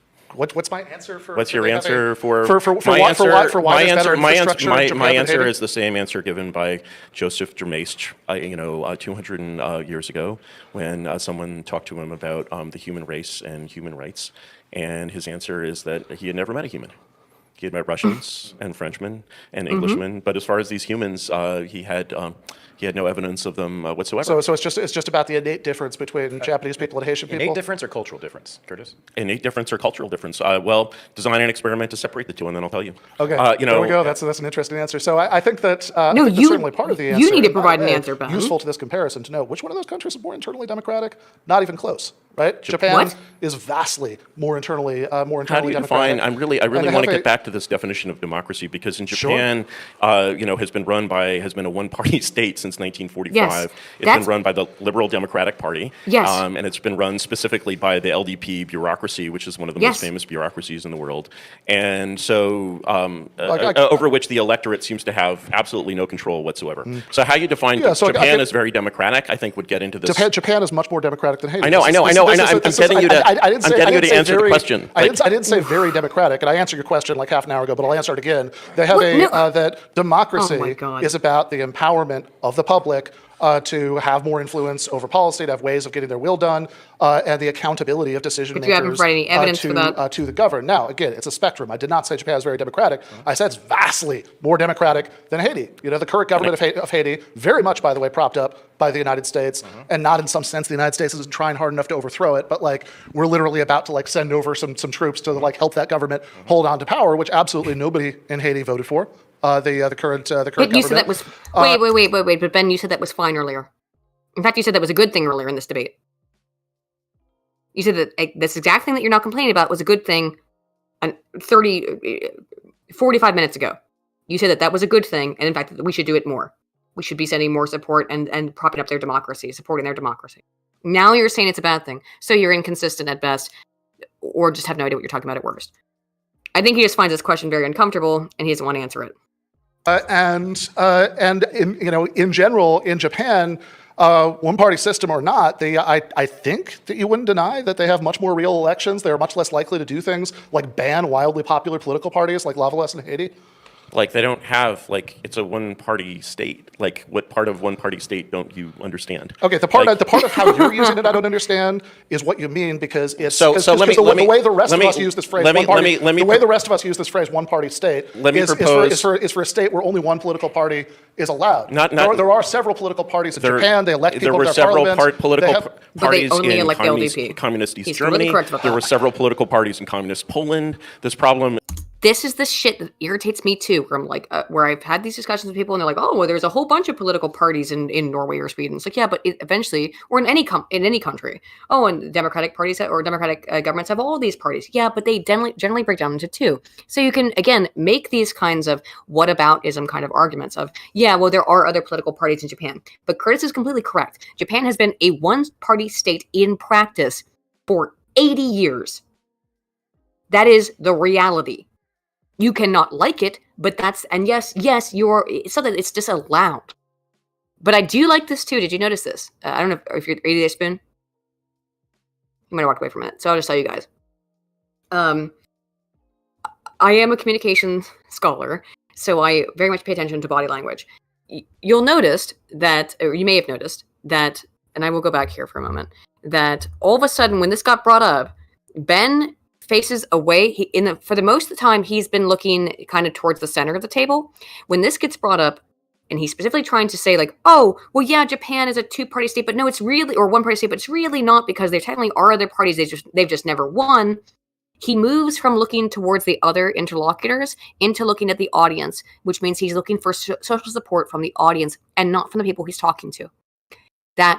That stuck out to me like a big sore thumb. Here, watch it again. part of one-party state don't you understand? Okay, the part of how you're using it I don't understand is what you mean, because it's So let me- the way the rest of us use this phrase let me- one party. let me- The way the rest of us use this Look at phrase his body one party language here. state Let me propose- is for a state where only one political Nope, party here it is. allowed.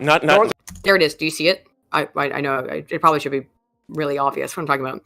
He turns away from the two of them and looks towards the audience and the camera. He is trying to convince you that he is correct, not them. He knows he's lost it with them. That is curious to me. There are several political parties in Japan. They elect There people were to their several parliaments. political parties in communist East Germany. There were several political parties in communist Poland. This problem is a problem that has been solved, of having a completely non-democratic government with a perfectly good simulacrum of government. Here's a suggestion. Let me ask a question to sort of evaluate your belief in democracy in that sense. So suppose that we say we're going to make America more democratic by rendering government more accountable to the politician who America elects in the only election that Americans still really care about. And so we're going to put the president completely in control of the executive branch. Would you feel that that made the U.S. government more or less democratic? Or would it depend on who was elected? That's a good question. I would say less. I think if you look at, for example, I think it was a good thing back. I've heard you make the claim many times about FDR being essentially like a king, but FDR still felt the need, even after Pearl Harbor, to get Congress's permission to declare war, because the norm hadn't been established yet that the president could just ignore that. Now, maybe you think that transition is a good thing. Stalin asked the Supreme Soviet for the same thing. But that you can just go to war without having to ask Congress. I think that transition's a bad thing. I think that when George W. Bush started setting up. What are his examples here? Hmm. He is using examples. George W. Bush, a Republican. He said no to the answer or to the question that Curtis asked. But I think we all know, and I am being a little solipsistic here, which I have just earlier in this conversation said is a problem. I think that if he were being honest, he would say that if it was a leftist political system that was put into absolute power, he wouldn't have an issue with that because it aligns with his own personal political beliefs. Yeah, I don't know that. He claims to not. Like, later on, Curtis gives him a hypothetical scenario. And he bumbles the answer very, very badly. Well, let's continue then. I don't know how much. We'll go. Procedures by which people could be held outside of any normal judicial systems, that people could be assassinated by drones in countries that we're not at war with, etc. I think Obama did that. They get assassinated by drones now. They're called the voters. Yeah. Yeah. Oh, spicy spoon. Not incorrect though.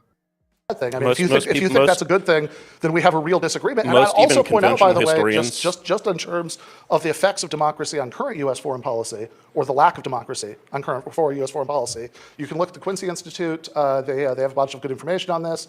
Americans, 49% to 37% think the United States should be doing more to promote diplomacy to end the war in Ukraine. And if we all die due to the war in Ukraine, it's going to be because that doesn't count for anything. The only way that we all die due to the war in Ukraine is if the United States provokes nuclear war with Russia. Everett. But in the past, again, earlier in this conversation, you said it's okay for the United States to, in fact, it's preferable for the United States to engage in nation building and fucking around in foreign countries.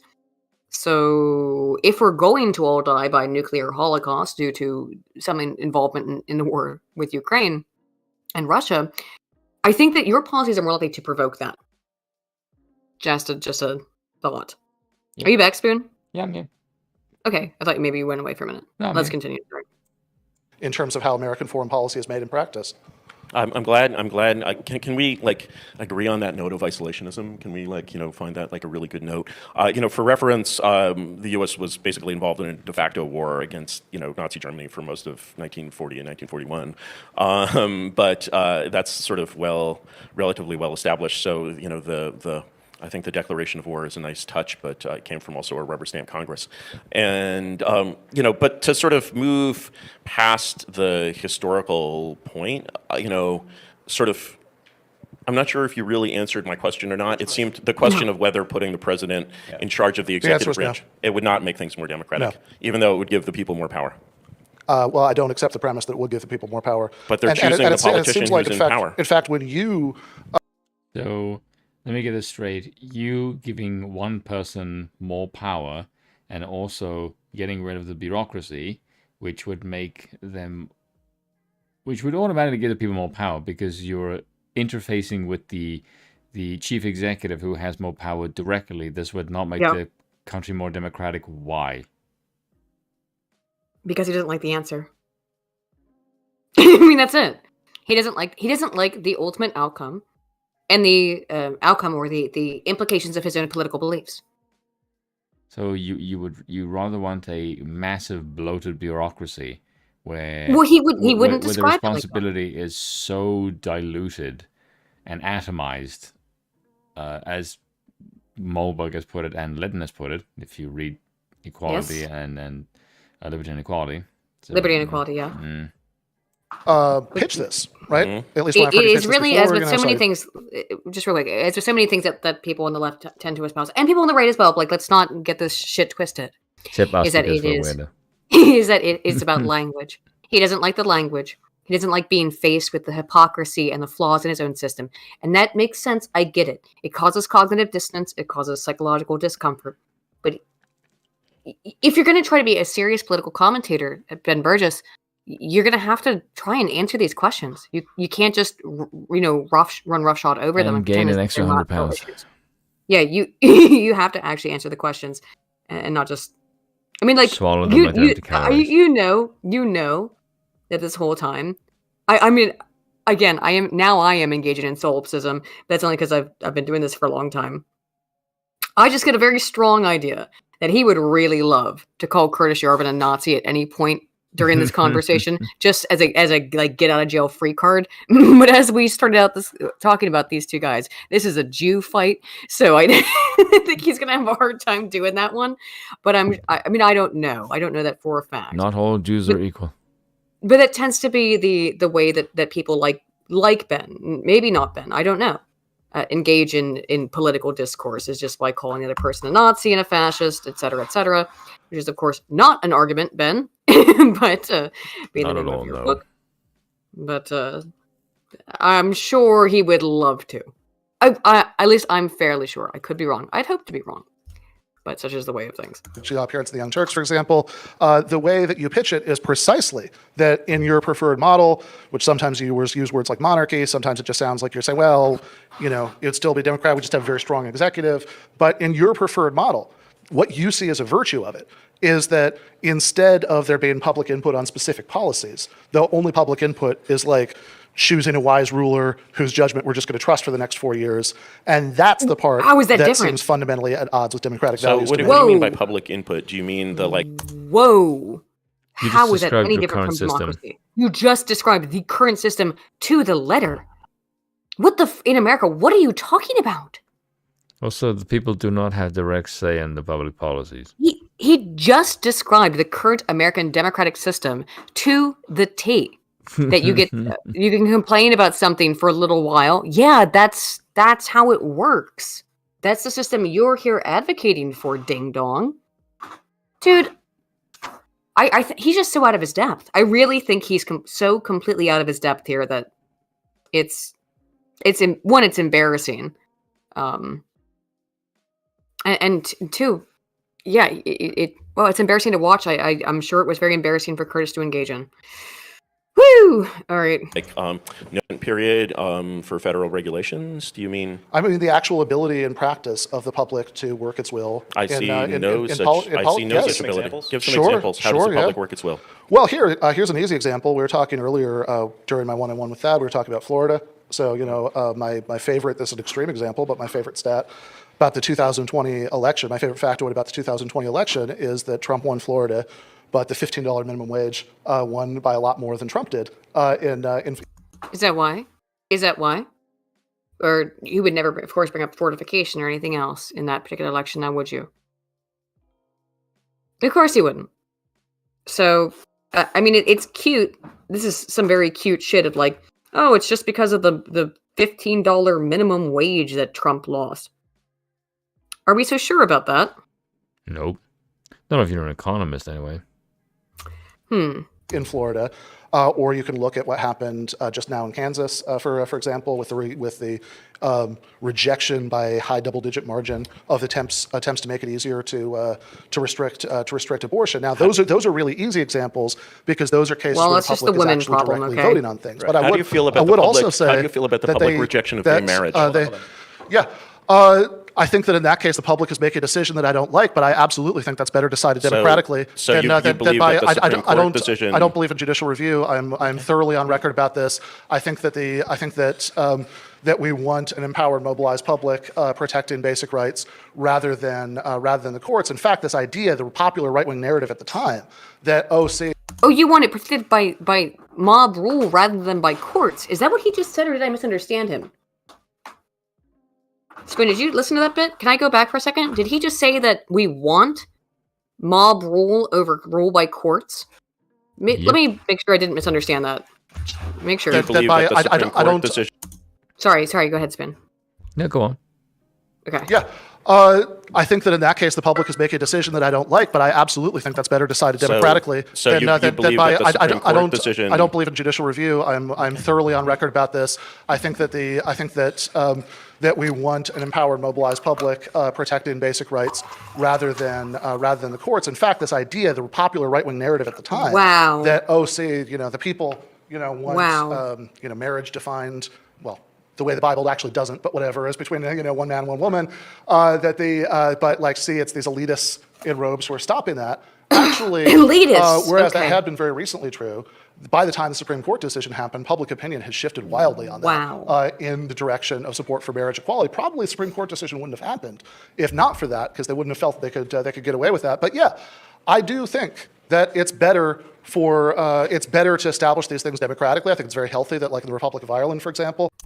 Just to reiterate, mob rule is preferable over rule by law. That's what he said. That rule by popular opinion, meaning mob rule, is preferable to rule by law by experts of the law. Enjoy your society, Ben. I would love for you to live in a society where that is the case. Please go find one. Guess what? They don't exist because societies like that fall apart pretty much instantaneously. But go try to find one where mob rule is the law of the land, and the courts don't get to make any kind of decisions. Enjoy it. You'll be murdered probably like nearly instantaneously, but have fun. Abortion rights and gay marriage were both, came about by popular referendum in both of those. Unbelievable. I actually trust What a ding building dong. a majority consensus on a topic like that a hell of a lot more than I trust that somebody on the panel of 9 Harvard and Yale graduates is just going to do what I want. Do you think that the construction of this popular consensus, and this is sort of what I really want to get into in the difference between populism and democracy and managed democracy, as your George Soros men will call, for example, what's going on in Hungary. So one of the things that's very clearly established by the 20th century is that essentially control of the media allows you to control public opinion. Public opinion is not a cause but an effect. Sort of. Curtis is a little bit incorrect here, just a little bit. In that agenda setting theory absolutely predicts what people think are important topics. It's a 0.98 correlation, the strongest correlation that I have ever seen in any piece of published social science literature is the 0.98 correlation in McCombs and Shaw, 1972? Got the date wrong. 1971. McCombs and Shaw, agenda setting theory. The strongest correlation I've ever seen is a 0.98 correlation between what the media reports on and what topics people think are important. That part is true. It doesn't affect what people think about the topics. However, agenda setting theory, when combined with cultivation theory and mean world hypothesis theory, does illustrate that you can actually influence what people think not only is important, but what they think about it to a certain degree.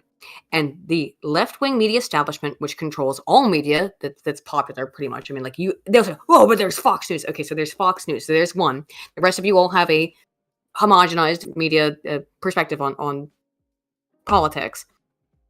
Yes, eventually that does control what people think to a certain degree. I have to throw in there the McCombs and Shaw agenda setting theory hypothesis contention, but yeah. Basically, all of mainstream journalism in the United States had somehow been Nazi for the last 30 years. Everybody would be a Nazi. And so when you basically sort of punt things like, and I happen to, just personally agree with this particular decision on gay marriage, but that's sort of neither here nor there. When I look at basically how public opinion is changed, and to borrow a nice word from Noam Chomsky, manufactured, of course, Chomsky is really going back to Lippmann when he refers to manufacturing consent. What I see is simply a machine that could manufacture consent for really just about anything. Yeah. Fortunately, that's not true, and I think we have evidence that that's not true. That in some of the very examples that we just went over. So I think that, for example, it's not the case that 12% more Americans support diplomacy in Ukraine than oppose it because the New York Times and all those people you call the Cathedral have been so relentlessly advocating peace and de-escalation in Ukraine. I missed that. I think supporting diplomacy for most people means supporting the State Department, which is Thank you. I think if you look at the wording of the poll questions, that was specifically even if they were territorial. No, and most people don't understand most people who are asked those kinds of questions, first of all, they're not explained in that kind of way. Secondly, people don't have that kind of level of political acumen to be able to understand it in that kind of way. What Curtis just said is true, is that people want to end the conflict in Ukraine, but they don't understand that involves, maybe when they answer that question that way, that means U.S. involvement militarily for another 20 years as it was in Afghanistan, perhaps, for example, or global nuclear war.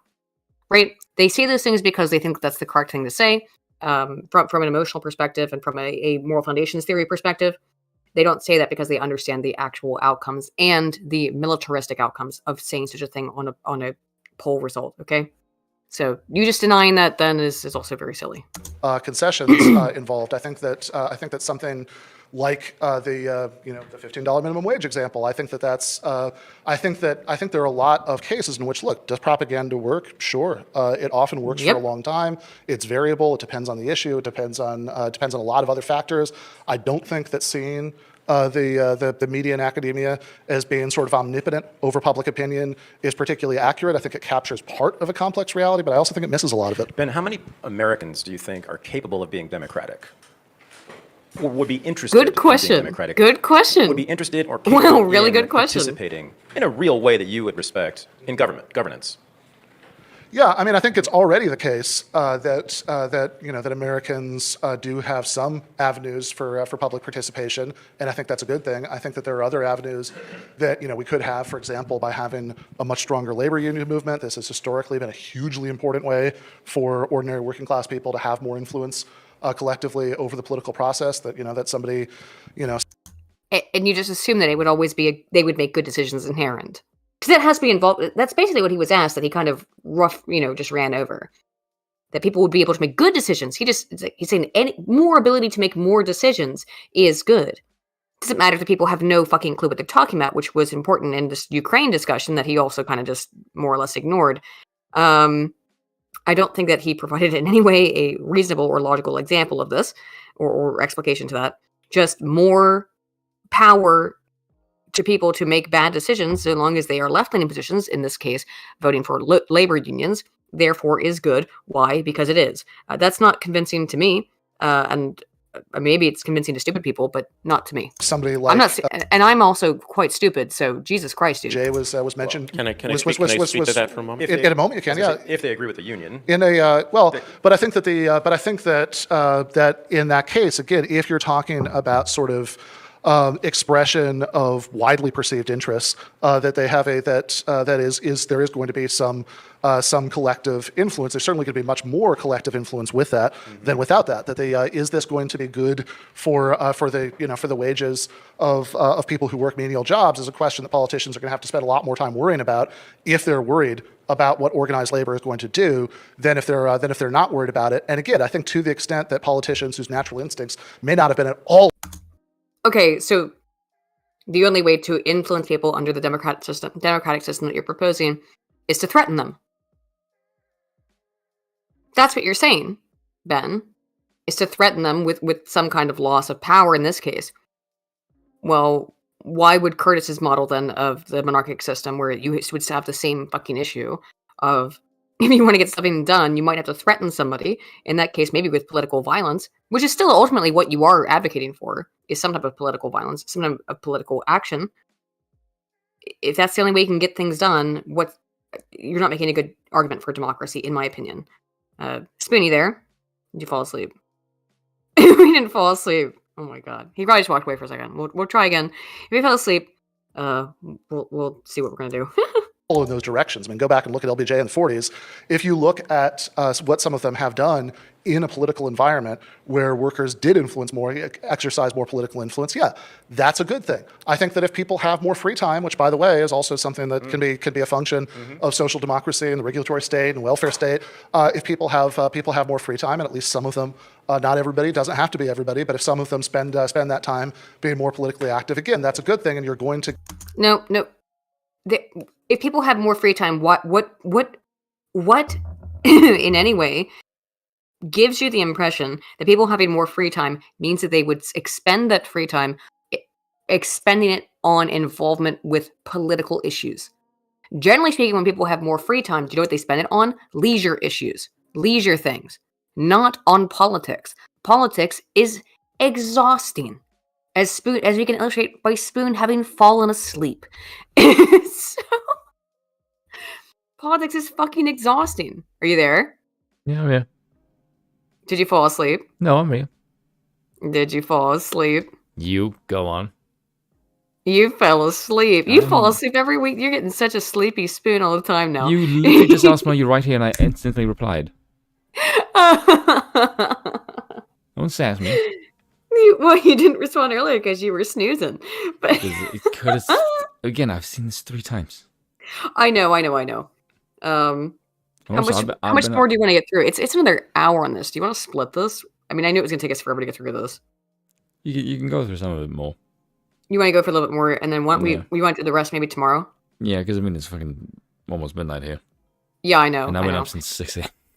Oh, okay. You've been up since way early. Do you want to just call it for now then, and we'll do it again tomorrow? I give it like 15 more minutes. All right, we'll do 15 more minutes, guys, and then we'll head out for the evening. And we will be back tomorrow to finish this dreadful debate, which I, however, think is hilarious. Yeah, because and also, wacky. I'm gonna order some food because it's 6:49 here. But by the way, I'm still on UK. I'm still on UK time, so like this is about the time when I'm getting real sleepy as well. But I have to stay up because sleepy spoon. I'm in America is always the sleepy spoon.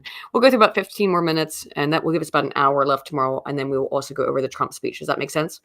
Yeah, we can do that. All right, that sounds cool to me. All right, let's do that. 15 minutes. Let's go. Don't fall asleep. Spoon challenge. You're going to get decisions that take their interest into account. Again, it's a spectrum. If you just say... You're also assuming the interest of your elites and your population somehow align, and you think by mere democratic will this is somehow going to work, which is an utter infantilization of politics that shows really how reductionist your whole worldview really is. Well, I think he is of the belief that the elites would have the best interest of the little people, as long as they're left-leaning elites. They're left-leaning elites. If they're right-leaning elites, oh no, then they're evil. But if they're left-leaning elites, then they would have the best So if interest of they're the people in communists, mind. basically. Right, in which case we should trust them, just as we would trust our glorious People's Republic leaders. fucking They will insane. always have the best interest of the people in mind, you know.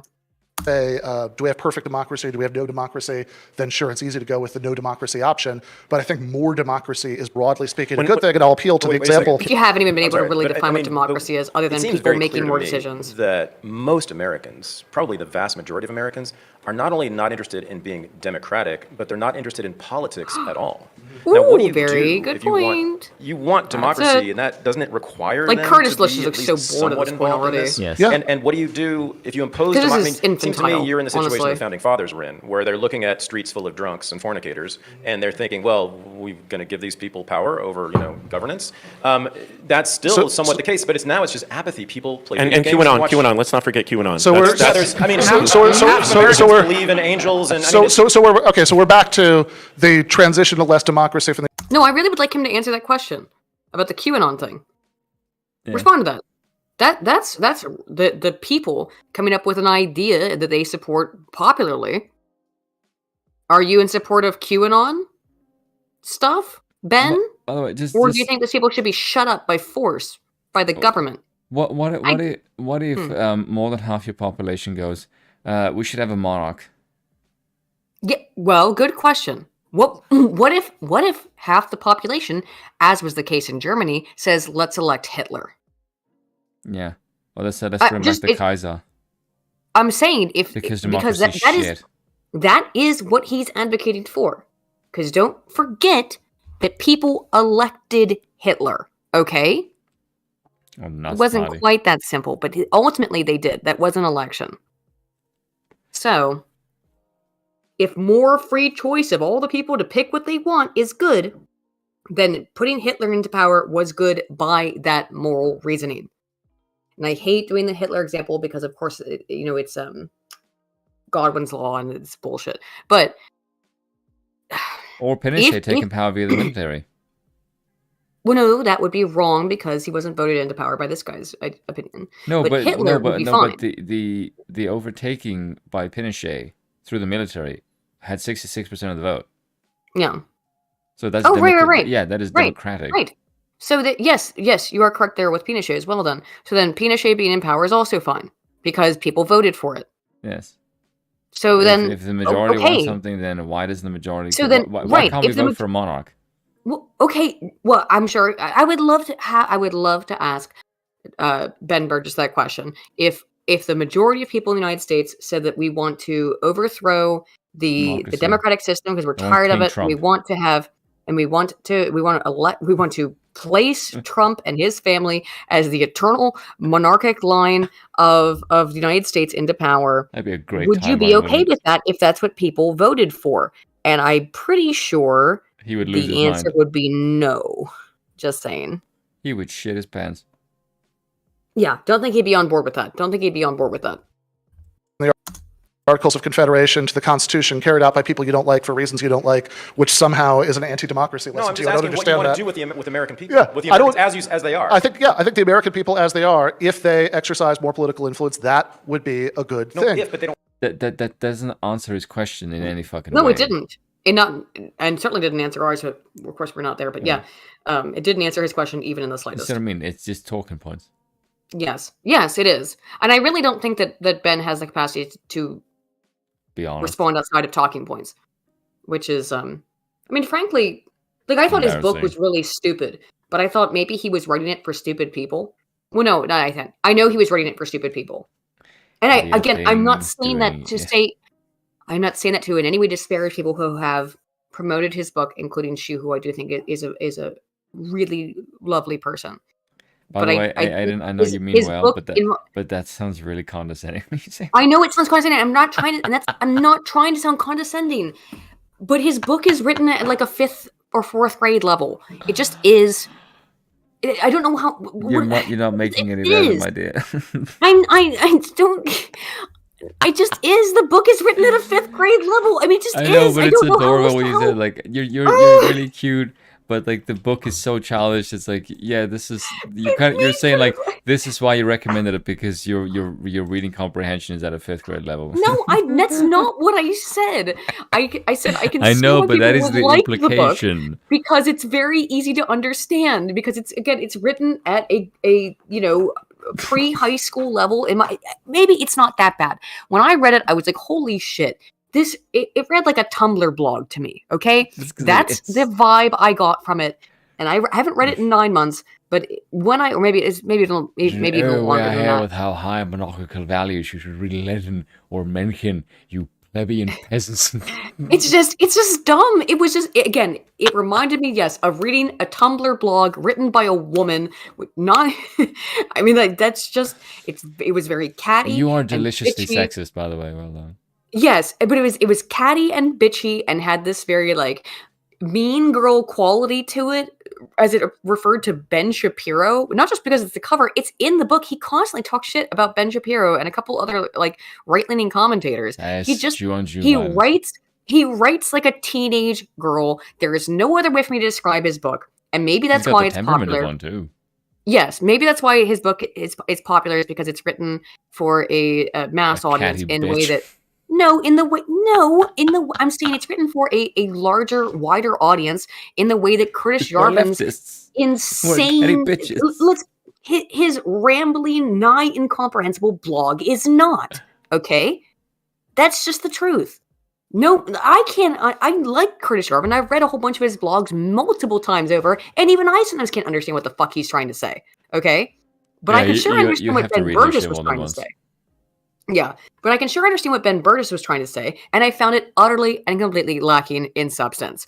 It was emotional, it was feeling based, and it was not based on facts. It was based on and literally, I mean, his argument is the point of his book is do not make logical arguments based on facts or try to with the right. Make arguments based on emotion because that's how you beat them. That's the point of his fucking book. What do we get? That's not debate, that's politics. Yes, but his point is don't try to argue with conservatives on facts. Argue with them on feelings because that's how you win. And look, if I was a left-leaning person, or I don't know, if someone gave me a book like that and said, hey, Aiden, wow, I almost said my real name. Hey, Aiden, read this book about how we can win against the left. And the way that we, let's say monarchists, win against the left is by ignoring facts and logic and science and everything and just being really emotional. I'd go, you're a crazy person and no thank you.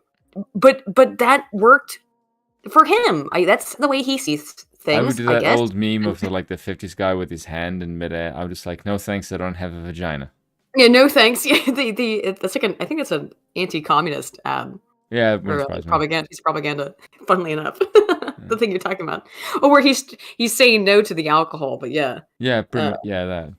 It's like one of those when you drive alone, you drive with Hitler ads. But no, I would reject that from the same perspective because it's insane. But that is his give again. His book is called "Give Them an Argument."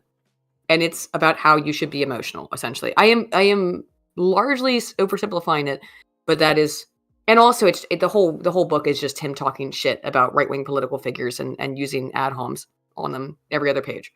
I mean, it's really it's not rough to read because it's written at a 5th grade level and it's 150 pages and takes about, I mean, I think it took me an hour to read. So, I mean, it's more like, the cringe. No, I mean, like it took me maybe 3 hours to read Jason Brennan's book, On and Off Planes. I read fast. I don't think it took me. I don't think maybe 4. No, you read my scripts in seconds. Yeah, I read really fast. But that's called grad school forces you to do that. But I think it took me maybe an hour to read his book, and that was me taking notes on it too. It was just, No, I thought it was You juvenile. remind me to of be Bender perfectly honest. Futurama that just takes a book and he just like flicks through it and he reads it. I just thought it was juvenile, and his performance here has been juvenile as well. So I'm not. I got what I expected out of this thus far. They have a okay. I don't think that's true, and I'm going to give you a couple of specific reasons to think that that's not true. One, go back to the union example. Look at polling on who wants to be a member of a labor union versus who actually is. Who says they would like that versus. So you're basically asking them a question and then give me an answer, and this is your level of engagement in politics. So yeah, who wants to be a labor union leader? Do and they who know actually anything? Is. No. They asked them, would you like to be part of a union? Okay. That's not politics. That is one specific thing that is in their work life. That is nothing to do with the government overall. You fucking idiot. I mean, it can be related to, you could call it a type of politic, sure. Yes, but that's very personal. That's not related to the country in a national way in any shape or form whatsoever. It's personal involvement in political participation. Yes, that's not well, in any it is way... a little different, my dude. Yeah, that's not in any way involved with the political apparatus of the country. Nope. So how it could be at an extensive level by saying you get your union involved, but yeah, not directly in any way. Versus who actually does. Actually organizing a union under current circumstances involves a tremendous amount of risk. People get fired for it constantly. Look at what's happened in Starbucks in the last year. There are all kinds of ways that are set up to sort of pressure and blackmail people into backing down from it when they start. But you look at the polls, say, hey, would you like to be a member of a union? You'll get like several times more people than are actually members to say yes. You get enough people voting in Florida that even though it's Why do you think that is? I think if you poll people that said, would you like to piss sprinkle dust and shit ice cream, most people would say yes to that as well. But this is, again, that's...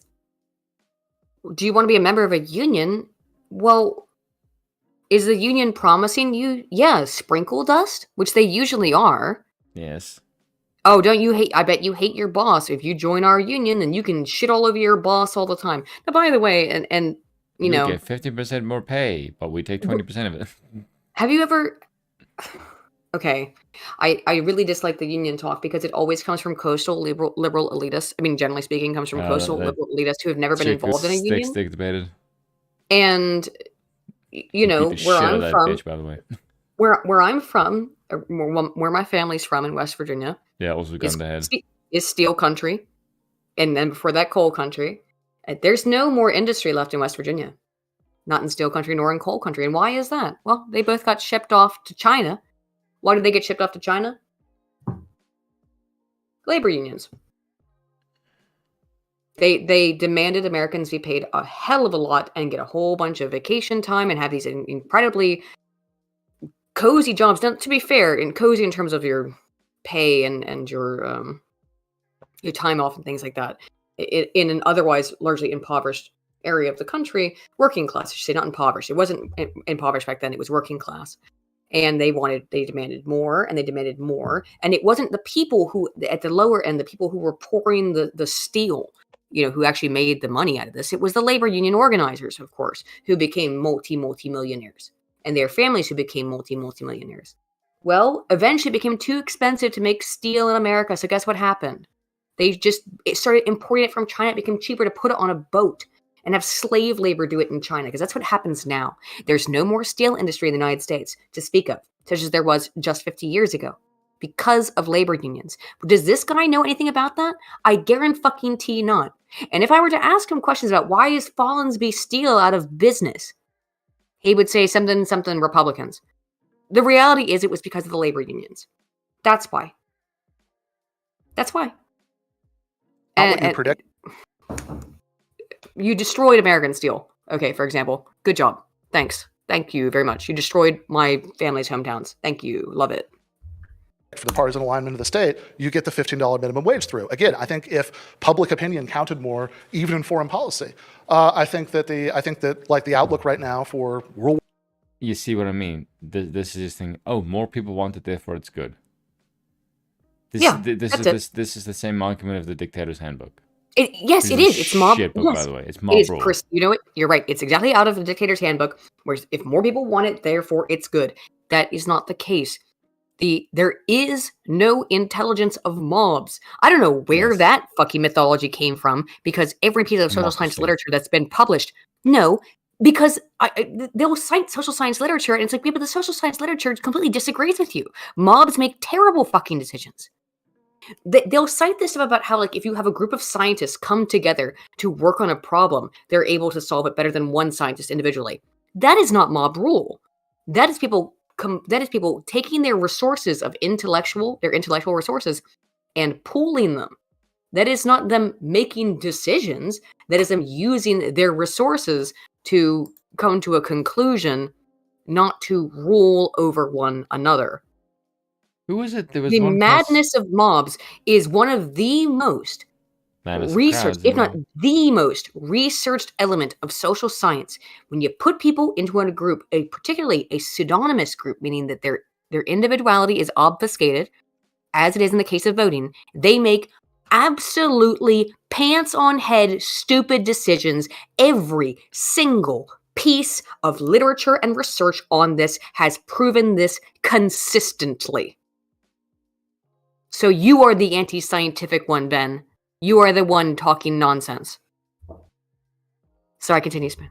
Who was it that said the ant is collectively intelligent and individually stupid animal, and man is the opposite? Perhaps. Yeah, I've heard that phrase from somewhere. Yeah. I don't recall the origin of it though. This, either Austrian or German. Yeah, it sounds like some German said that. It sounds like some German said that, to be fair. Yeah, I mean that I know Patricia's von Kempen's in the chat. I mean that with the most love in the world. Yeah, I wouldn't fuck with the Germans. Germans are fucking clever.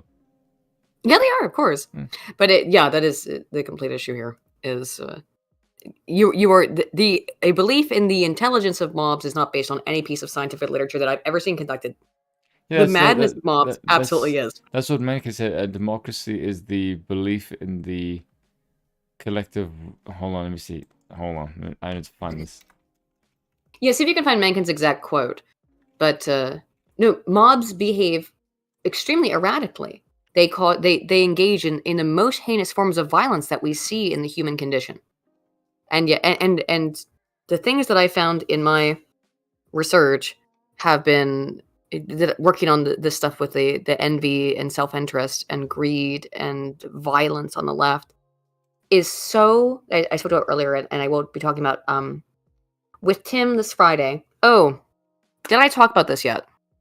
Yeah. It's confirmed now, so I can. So if you guys do not watch Timcast IRL, I will be on Timcast IRL this Friday. So please, I forgot to mention this.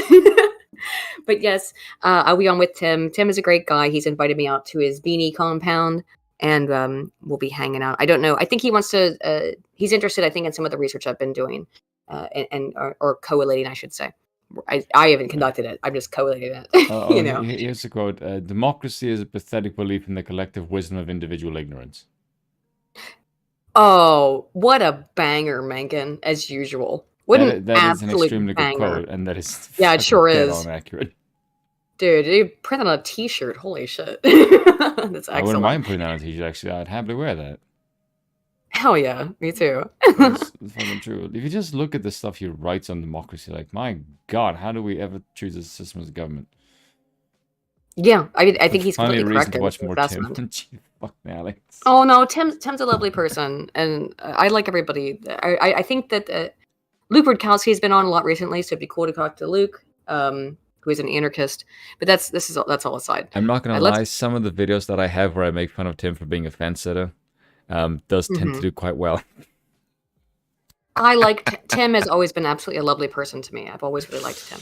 Yes, even though I disagree with him on political stuff, it's never been like an aggressive political argument or anything. Yes, yeah, but it's funny to mock the fence sitting. Oh, everyone does. Everyone mocks the fence sitting, of course. I just remember making fun of him because he was losing his fucking mind over Elon Musk. Because I remember I made a video where I remember him saying, "Oh my God, yes, Elon said just give us time, and like this will never happen." And I remember just watching. He's been 5 fucking days. He just bought the one of the biggest tech companies in the world, and you expect this man to move mountains in 5 fucking days? Oh, that did irritate me. Yeah, so like that's nuts. Yes, and I remember Jeremy doing a live stream with Bering, And he was going, it's been Yeah. 5 days. 5. Yeah. And I went, oh my, thank God, Jeremy is sane. Yes. Well, because, okay, Tim does have this internal desire that I see as being quite passionate. Too much as other people that we know, some other people we know at least, I should say, to be neutral or to have a center-leaning position. And I don't think it's a bad desire, by the way. It's I not really realistic. don't. But I don't think it's realistic. And so sometimes I think Tim will look at things and he'll be like, I have to take a position on this. And it must be center because I don't want to look biased. And I do understand it. You and I have no problem with this because we know our biases. And I think... Yeah, we're hard right-wingers. Well, yeah, but from a psychological perspective, everybody is biased. And there is no such thing as an unbiased human being. It is fundamentally antithetical to our nature. You cannot be unbiased. Yes, in one way or another. But it's just impossible. But when it comes so get over it. This is the thing with Elon Musk, purely from a perspective of the position of the tech CEO of Twitter, and he wants to activate free speech. He is going to appear the uber king of the right wing, because the thing of it is, left wing can only operate in the regime of censorship, because once somebody just get challenged, they get the shit kicked out of them. So they have to operate on the censorious sphere. So if Elon is the guy that unlocks it and provides more equality, the right wing, everyone's going to say, like, you invited the right wing to kick the shit out of us. Like, yeah, because on an even playing field, you would get beaten. That's just reality. You can so he's going to get blamed for being right wing. That's just what's going to happen. Openly heard some left-leaning political pundits say, they don't say it in these words, but more or less that they require censorship because if people hear right-leaning ideas, they might be convinced by them, and therefore it would make our political party lose. So we require censorship because these ideas are so evil. But if they're so evil, why are they convincing? Again, as a social scientist, I find this all very confusing. If you're trying to be scientific, which they always claim to be, of course they're not. It's politics, as it always is, isn't it? You want to do 5 more minutes of this and then hang up, and we'll do the rest tomorrow? Yeah, sure. All right, let's do 5 more minutes and then hang up. Thanks for watching tonight, guys. Are you guys enjoying this? And we'll also watch Trump's speech, I guess, tomorrow. I should have known that there was no way we were going to get through this 2 hours of this, shit yes. tonight.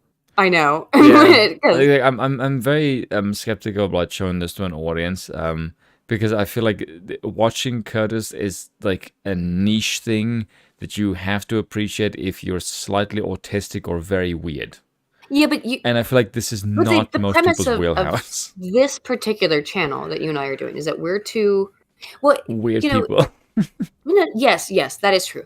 But also, you and I have led weirdly parallel lives in a very bizarre way. And I don't know how much in political spectrums, yes. No, in all of life. Like you grew up, you lived in South Africa until you were 11, and then you moved to Ireland, right? Yes. Under a very different sort of social and political system.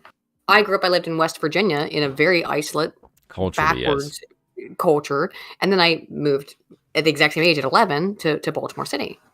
And we've had, again, weirdly, you and I both found Curtis Yarvin at some point and Hans Hermann Hoppe, etc. And I just, that's why I think we get along well, is because we've led weirdly parallel, although not at all similar, but weirdly parallel lives politically and socially. So that's why I think we get along. Children. Yes, and we're both only children. So I think that we have weird alignments on stuff, which makes us probably agree on a lot of things more than maybe other people would. Yes. But that's why one of the few base females I have in my best friend. Even though I've never met a nice South African, and that's not bloody surprising, man, because they're a bunch of ignorant loudmouths with no sense of humor. Now, coming from an American, that doesn't really mean much. True. True. Let's watch let's go. Let's meet to the 18-minute mark, so that then we have exactly 1 hour left. Did you watch to the end? Is the end just comments or something? Yeah, there's a Q&A, but the Q&A is pretty funny. Oh, okay. So we do want to watch the Q&A. Yeah, usually the Q&A is probably one of the funniest parts. Oh, great. Okay, great. All right, so we'll get to the 18-minute mark, 5 more minutes, and then we'll cut off. And tomorrow we'll have the delicious Q&A, which I think should be very fun. All right, let's finish. War III would be a lot less terrifying. I think that, like, Afghanistan, sure, if the public had more control over foreign policy, I'm sure the invasion would have happened at the same time that it did. But I also think it would have ended like 15 years earlier. I think if the sensible people had to say, you wouldn't have had an invasion at all. Because the idea that you are somehow, David Starkey put this, like, the idea of nation building in Afghanistan, to think that you are somehow going to install miniskirts into a Islamic tribal landscape is fucking lunacy. This idea of global liberal hegemony, just being It's like, oh, madness. we just need to force it upon them. That's how we get democracy to work. Like, how does anyone not see the incredible hypocrisy in that very proposal? Again, 2 Americans we know. I guess so. Yeah, think that is doable. And I remember just thinking myself, you and Sargon. I remember just looking like, what in the fucking hell do you think that Ukraine, a former Eastern European country, is somehow going to be like America? It's like insane. Yeah, I'm gonna tell foreign people what's best for them, because that allows them to have individual liberty. I mean, we don't have individual liberty in America. It's oxymoronic. The entire proposal is oxymoronic. Also, Hasselhoppa for $5 says, enjoying it, but it is staggering seeing someone trying to bluff check his way through a debate by just confidently saying you're wrong and bloviating. Yeah, it is kind of nuts, isn't it? Because that's all he's done the whole time, is just you're wrong, no evidence to the contrary. But this is why I don't engage in debates, because this is unfortunately the way that most debates kind of function now. Look, you couldn't pay me any amount of money to debate Curtis Yarvin, despite the fact that we agree on probably 80% of things, maybe 90. I would be scared to. I would too, because he knows too much about. He is a wizard. He knows too many things. He's out there pondering his orb, and I don't want to mess with him because he's pondering. I wouldn't even if you fucking paid me. That's what I'm saying. I don't think I'd take that money if it was going to be like on whether or not I win and I had a bet on it. Hell no.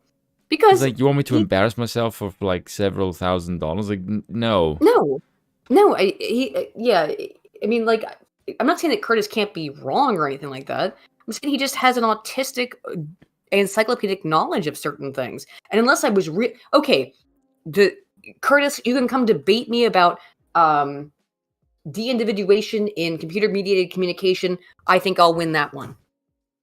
Of politics, fuck no. I have a dissertation on that one, so you know what I mean. Like, so that one would be like my real niche area of study. We could do that one. I think I'd be confident in that. But on politics, same thing with Sticks. I wouldn't debate Sticks.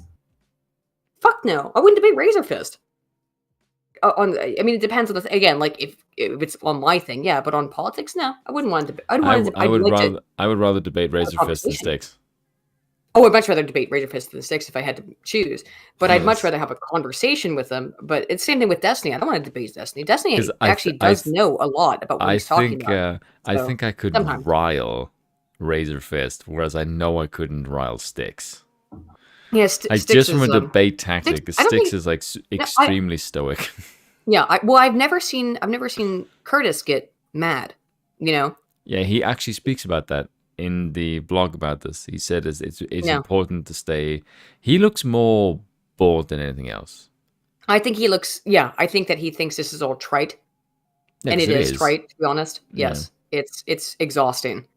This guy, this Ben Burgis guy, is, as I said at the beginning of this, he's a midwit who thinks he's an absolute genius. I mean, he's just convinced of his own intelligence to a degree that is embarrassing, to be honest. You gotta, some people have to, you gotta take a reassessment of your own intelligence. We're not all fucking, apex level geniuses. And that's okay. Like, don't feel bad about it. I don't feel bad about it. Whatever. Just don't pretend that you are something you're not, and then you won't get embarrassed, right? Yeah, pretty much. Accept your own limitations. Ben Burgis has no capacity to understand his own limitations. And pretending to be a supreme intellectual when you're a midwit is extremely embarrassing, Ben. It was embarrassing when I read your book. It was embarrassing when I read your book, and it's extra embarrassing here. Let's get through the last 5 minutes, and then we'll head off for the night. Yeah. think there's any question about that. That was like wildly unpopular many, many years before finally the Band-Aid was torn off. So yeah, I think that there are, His body language I think that even more people would be willing to participate more. He's looking given more less and more towards the financial stress audience. and more free time, which by the way are social democratic policy goals. True. But even if you look at right now, people as they are, yeah, QAnon or no QAnon, I think that there are sure lots of wildly irrational things that lots of Americans believe. There are lots of wildly irrational things that members of the American elite believe. There are lots of wildly irrational things that whatever tech CEO gets to become Caesar if Curtis gets his way believe, right? That they have. So I think that if we're looking not for perfect outcomes, but we're saying, are the outcomes going to be better or going to be worse, right? If the 68% of Americans who want full federal weed legalization got their way, for example, right, is that better or worse? I think it's better. If the large majorities of Americans who want universal health care and higher... I have to pause for a moment. He's talking about very specific things. Very specific things that he finds amicable and that many people do find amicable for a reason. Yeah, because they sound nice. Weed. Yes, weed legalization, which I'm on board with, but I'm a libertarian. Universal health care, not so much, because I live in a country with universal health care, and I've seen how it works. No, because that's economically destructive. Look, I would like any of these motherfuckers who go on and on and on about universal health care to live in a country with universal health care for a minute and have to use that system. Please, have you? Oh, you haven't? Oh, you haven't? By the way, if you notice the people who advocate for this are like young and healthy. Yes. Almost. Well, he's a little bit chunky, but like, I'm not trying to not fat shaming. He's a bit of a large lad. He's not super fat or anything. He's just thick. Have you lived in a country with universal health care? Fat or thick isn't stupid. Yes. Or both. Have you? Yes. Ben, have you lived in a country with universal health care where you've had to rely on it? No. Or are you an American who's never had to rely on it? I've noticed the Americans who advocate for European policies have never been to Europe. European? I don't know. I oftentimes people who hark on and on and on about the universal healthcare systems and how great it is in Europe and Canada have never actually experienced going through those systems, particularly when they have a really serious health problem, such as I have had. So, I mean, like, if you want to sit in a hospital room where you have to watch old women scream constantly around you as no one pays them any attention, enjoy a country with universal health care. Because they want those people to die because they're just sucking up resources, and that's what happens. If you want to see that, enjoy being in a hospital for months while you see elderly people screaming in pain every single day around you. Enjoy that, Ben. I'd like you to see that and see what you think about systems with universal health care. Because I watched it for 3 months while I sat in a hospital bed unable to do anything and heard elderly people scream every single night as they were ignored and nurses laughed about it sometimes. Seriously. If you like that, go ahead. And by the way, I'm not supporting the American predatory, disgusting bullshit completely controlled by big pharma healthcare system either. So don't get my shit twisted here. It's amazing. But let's not pretend that it's amazing how quickly the left supported that. Yeah, I know. Yeah, but let's not pretend that you were screaming about money and politics, and then you sold that for big pharma, like. And then we love big pharma. We're gonna go out and dress up as Pfizer vaccines. That was on Jimmy Kimmel. That was one of the most dystopian things I've ever seen. Yeah, that was just straight up fucking creepy. Like, you look like, who the fuck is this appealing to? You really weird bastards. Yeah. Look, neither system, as it currently exists, is good. The pure capitalist system is predatory. The socialist system is also fucking predatory. I don't like either one. And I feel like I'm taking crazy pills by saying I don't like either one of these systems because they're both predatory. Right? Well, the capitalism one is mainly because of the state. And the state makes it with the capitalism. I prefer the one where it doesn't go to the state, but I don't like either one because they're both predatory. Yeah, so I don't have a good... Yeah, but the capitalist one, you have competition, whereas if you mix it with the state and the monopoly, that's when it gets if you did have full proper competition, it wouldn't be this bad. But the problem is that it is backed by the state, which removes the proper capitalistic competition Monarchy, system. Middle Ages. I don't know. Had the full private society. The medical stuff is complicated.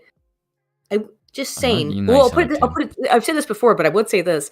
For all of the mockery of British dentistry, I have had the most. I used to be terrified of dentists. I am now no longer afraid of dentists, but I won't see a dentist outside of the UK ever again. Nope. Really? Hell no.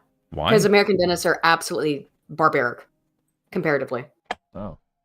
Yeah, I won't Wow. see a dentist outside of the UK ever again in my life if I can help it. Because the only time I've not been in extraordinary pain was at I now like seeing the dentist because like, oh, can you clean my teeth? Cool, thank you. That was easy and not painful. Whereas in the US, it was just, oh my god. And do you know why? I had my teeth done in Is South Africa and I was numb to the fucking gills. Yeah, Man, well, it they was didn't. great. Well, the reason why it was terrible in the United States is because my dad had government insurance, which meant that they could charge him absolutely anything they wanted and do whatever they wanted. Okay. Uh-oh. You seeing the problem with the predatory nature here? Yeah. They could do anything they wanted and charge anything they wanted to the government. My dad had Blue Cross, Blue Shield, government dentistry insurance. I was covered under it. They pulled my teeth out without Novocaine as a child. Didn't even put That's it. Didn't even. cruel. Why? Because why would they? Yes, it was cruel. Because they didn't give a shit. Why? They can bill whatever the fuck they want. That's cruel and unusual punishment. Sure is. But my point is that neither system is good. Neither system right here is good and complete. It's the same thing as our support for monarchy, though, too, is that it's not that just because we support monarchy doesn't mean that we can't not just admit, but very much recognize that there are abuses of government power that happen under monarchic systems. Of course there are. Yeah, that's all governments, but you want one that can limit it or give an incentive structure for it to behave well. Whereas Right. there is no incentive structure in democracy to behave well ever, which is why there is no accountability in the fucking system. Hmm. Because So, all the all gunk of gets life- outsourced. All of life is a series of compromises, right? Oh god, that's democracy. No. What I mean by that is anyone who believes that a system of government or any kind of system is infallible is living in a fantasy world. Okay. Oh yeah, sure. Okay. That's whether it's democracy, whether it's monarchy, whatever it is, whether it's communism, anyone who believes that their system of government or their system of social welfare or their system of this, that, or the other is infallible and not prone to corruption, which, considering that every system involving humans involves humans and therefore is prone towards corruption and destruction, is being a very silly person. So that's, you know what, I think maybe on that note, maybe we should end here and we'll finish it tomorrow. How about that? Yeah, okay, we can go with that. Yeah, because I know I can tell you're becoming a sleepy spoon. Anywho, thanks for watching, for how long you've stuck around for tonight, guys. I hope you've enjoyed. Have you enjoyed this? Leave comments down below if you enjoyed this. I think we're going to finish it up tomorrow anyway because we've got like halfway through, and we'll try to see if we can get through also Trump's speech tomorrow. I wasn't super entertained by it. I did think, as you said in the beginning, I think, Spoon, I don't know if you said it to me in public or private, that it was very presidential. Yes. Like more so than shit he did while president. Yes. Yeah, he was actually pretty calm for that. He was quite statesmanlike. That's me right there, right now. Yeah. It was on last night. I didn't respond to it. I was watching. I mean, like when I remember I turned on the TV or my laptop, and it was like every single channel had it live. It was Timcast. It was Adam and Sitch. It was. I mean, everybody that I watch it all was covering it live. I'm like, that's not what we do here. We move at a slow pace. We're monarchists. We're stuck in the past, obviously. You know what I mean? Even though we want a CEO. Oh, let me make sure I got the time code here. So we're at 1 hour 14. So that I can get that for tomorrow. 1 hour 14:35. 1 hour 14. Not 24. 14. That's going to become a meme, isn't it? What is mean? That sleepy spoon thing. Oh, sleepy spoon? You're always Yeah. a sleepy spoon. It's because it is past midnight. I know it's past midnight. Anywho, we'll see you guys tomorrow. And sorry I forgot to mention it here towards near the end, but after that, the day after, I will be on with Tim Pool, I think. So provided everything, like things don't go totally tits up. But yeah, that'll be fun. Tim's invited me on his show for the last like 3 years, and I haven't been able to because I've been in the UK. But yep, Anywho, we'll see you all tomorrow to finish this. You get the Sleepy Spoon image up, and